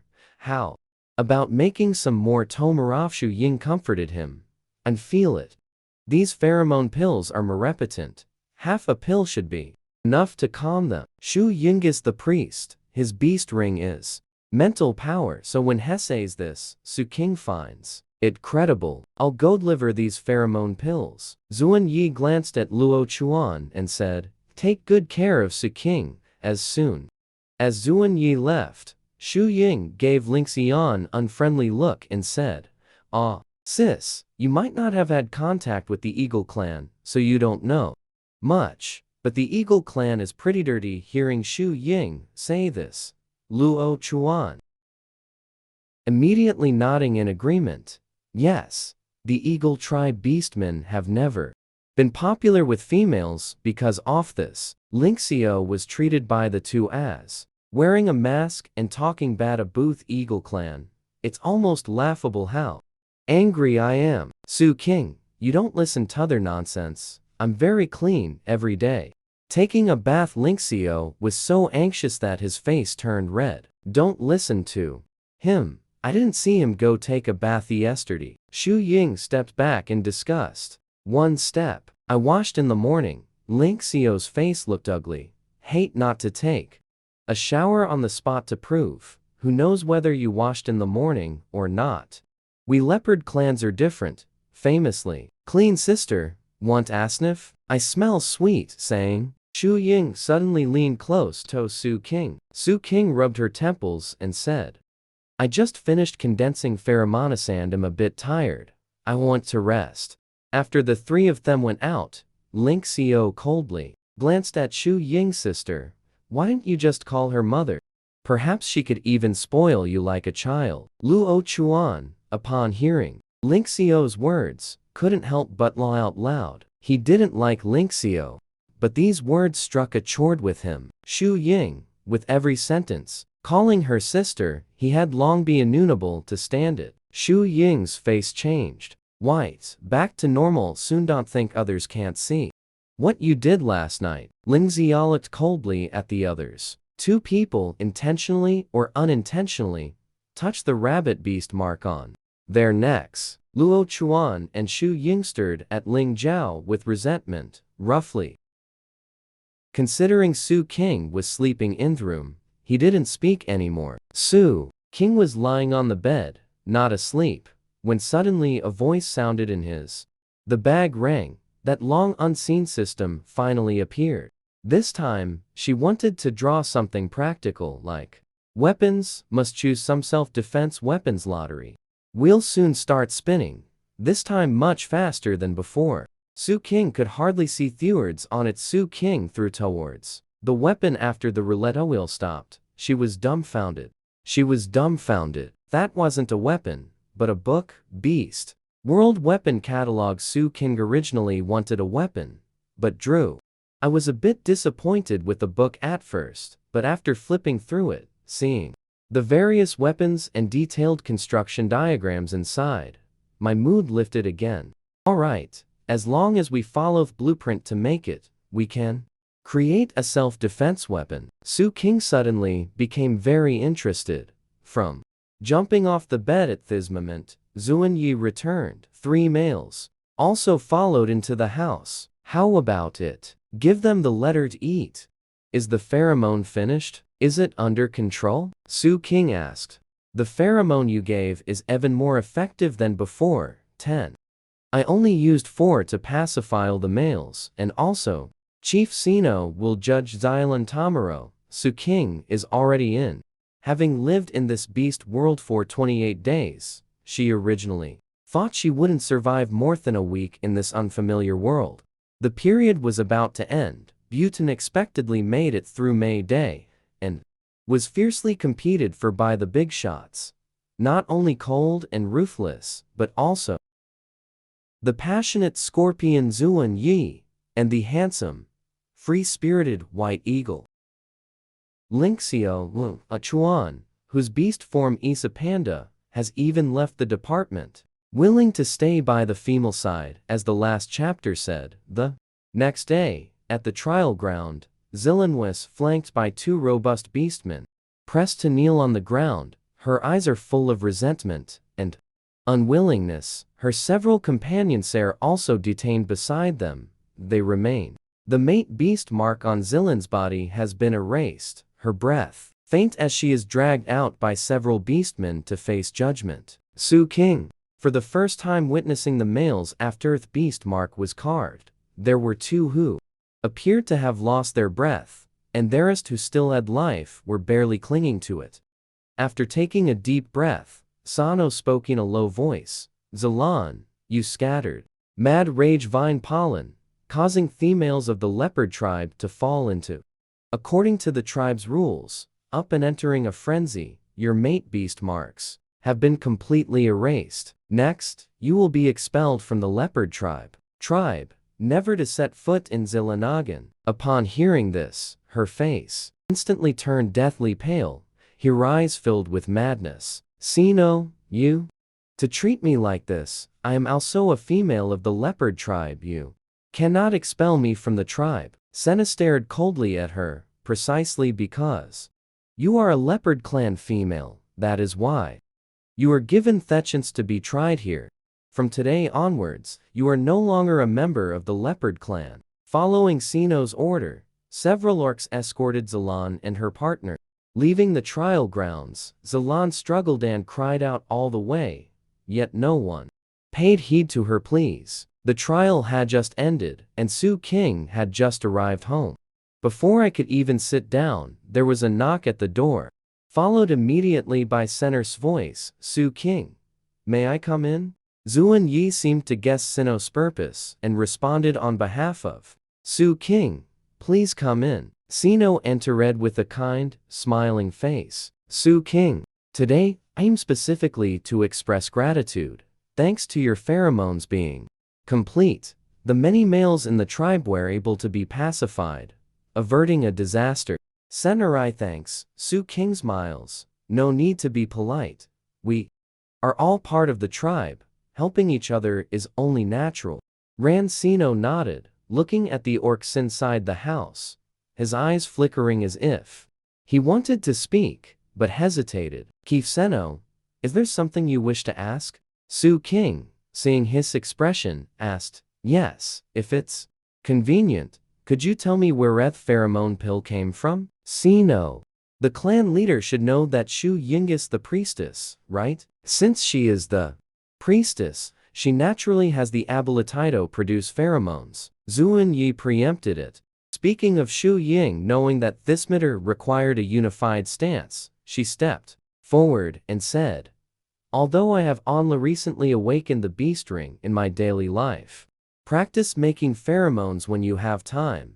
Those from yesterday are what I've accumulated during this period. Despite Shu Ying Gukshuan Yi's, the words seemed reasonable, yet Sana still faintly felt they were not the truth. He could only nod, temporarily accepting this explanation as if it were true. Sino said he would leave. But unexpectedly he did not depart, looking toward Su King and saying, Su King, you see today, Zilan begs. I am in a relationship. I refused, because my heart belongs to someone else. Can I be with you? Su King heard the confession, stunned. Standing there, I actually forgot to refuse. This reaction made several males instantly feel a sense of crisis, and they all stepped in front of Su King. Su King does not need more partners, already has enough. Zuan Yi, rate first, coldly said Ling Jiao So with him displeased open mouth. Su King already has us. Keef Seno should find someone else. Luo Chuan stood to the side, his tone gentle yet harboring a hidden chill. Shu Ying's gaze turned cold. Though she didn't speak, she unconsciously stroked the beast ring on her arm. Sinyu understood. This was Shu Ying threatening him. If you continue to pester, it will no longer provide pheromones. Wan Sanuo unwillingly looks at Su King, not wanting to let you. Embarrassing, but I sincerely hope to become your partner. Su King came back to her senses and said tactfully, "Thank you, Chief Sano. Good intentions. As the clan leader, you have many important matters to attend to. No need to trouble yourself over me." Cheno heard the polite refusal. Disappointment flashed in his eyes, and he left Su King's wooden house dejectedly. After Sino left, Su King spoke. "Sino, the clan leader, do you believe that the pheromones were made by Shu Ying?" As soon as these words were spoken, Zuan Yi's expression turned grave. "Sino is not stupid, he will definitely doubtful of our account. They might even try to verify the truth of Shu Ying's words." Su Ying also nodded with a grave expression. "These few they must diligently practice making pheromones complete." Luo Chuan set out worries. "Apart from us, must never let the beastmen know you can produce pheromonopills." Su King deeply understands that a man's only crime is owning a treasure. Pheromone pills are a treasure in the beast world. Crucially, this matter must not be leaked. On the other hand, Zilan, who was expelled from the tribe, is in a miserable situation. The rainy season weather is gloomy. Sinking, her body soaked through with muddy water, shivering all over. From the cold, the muddy road made every step a struggle for her once proud. The three-ringed female nor resembles a wandering beggar.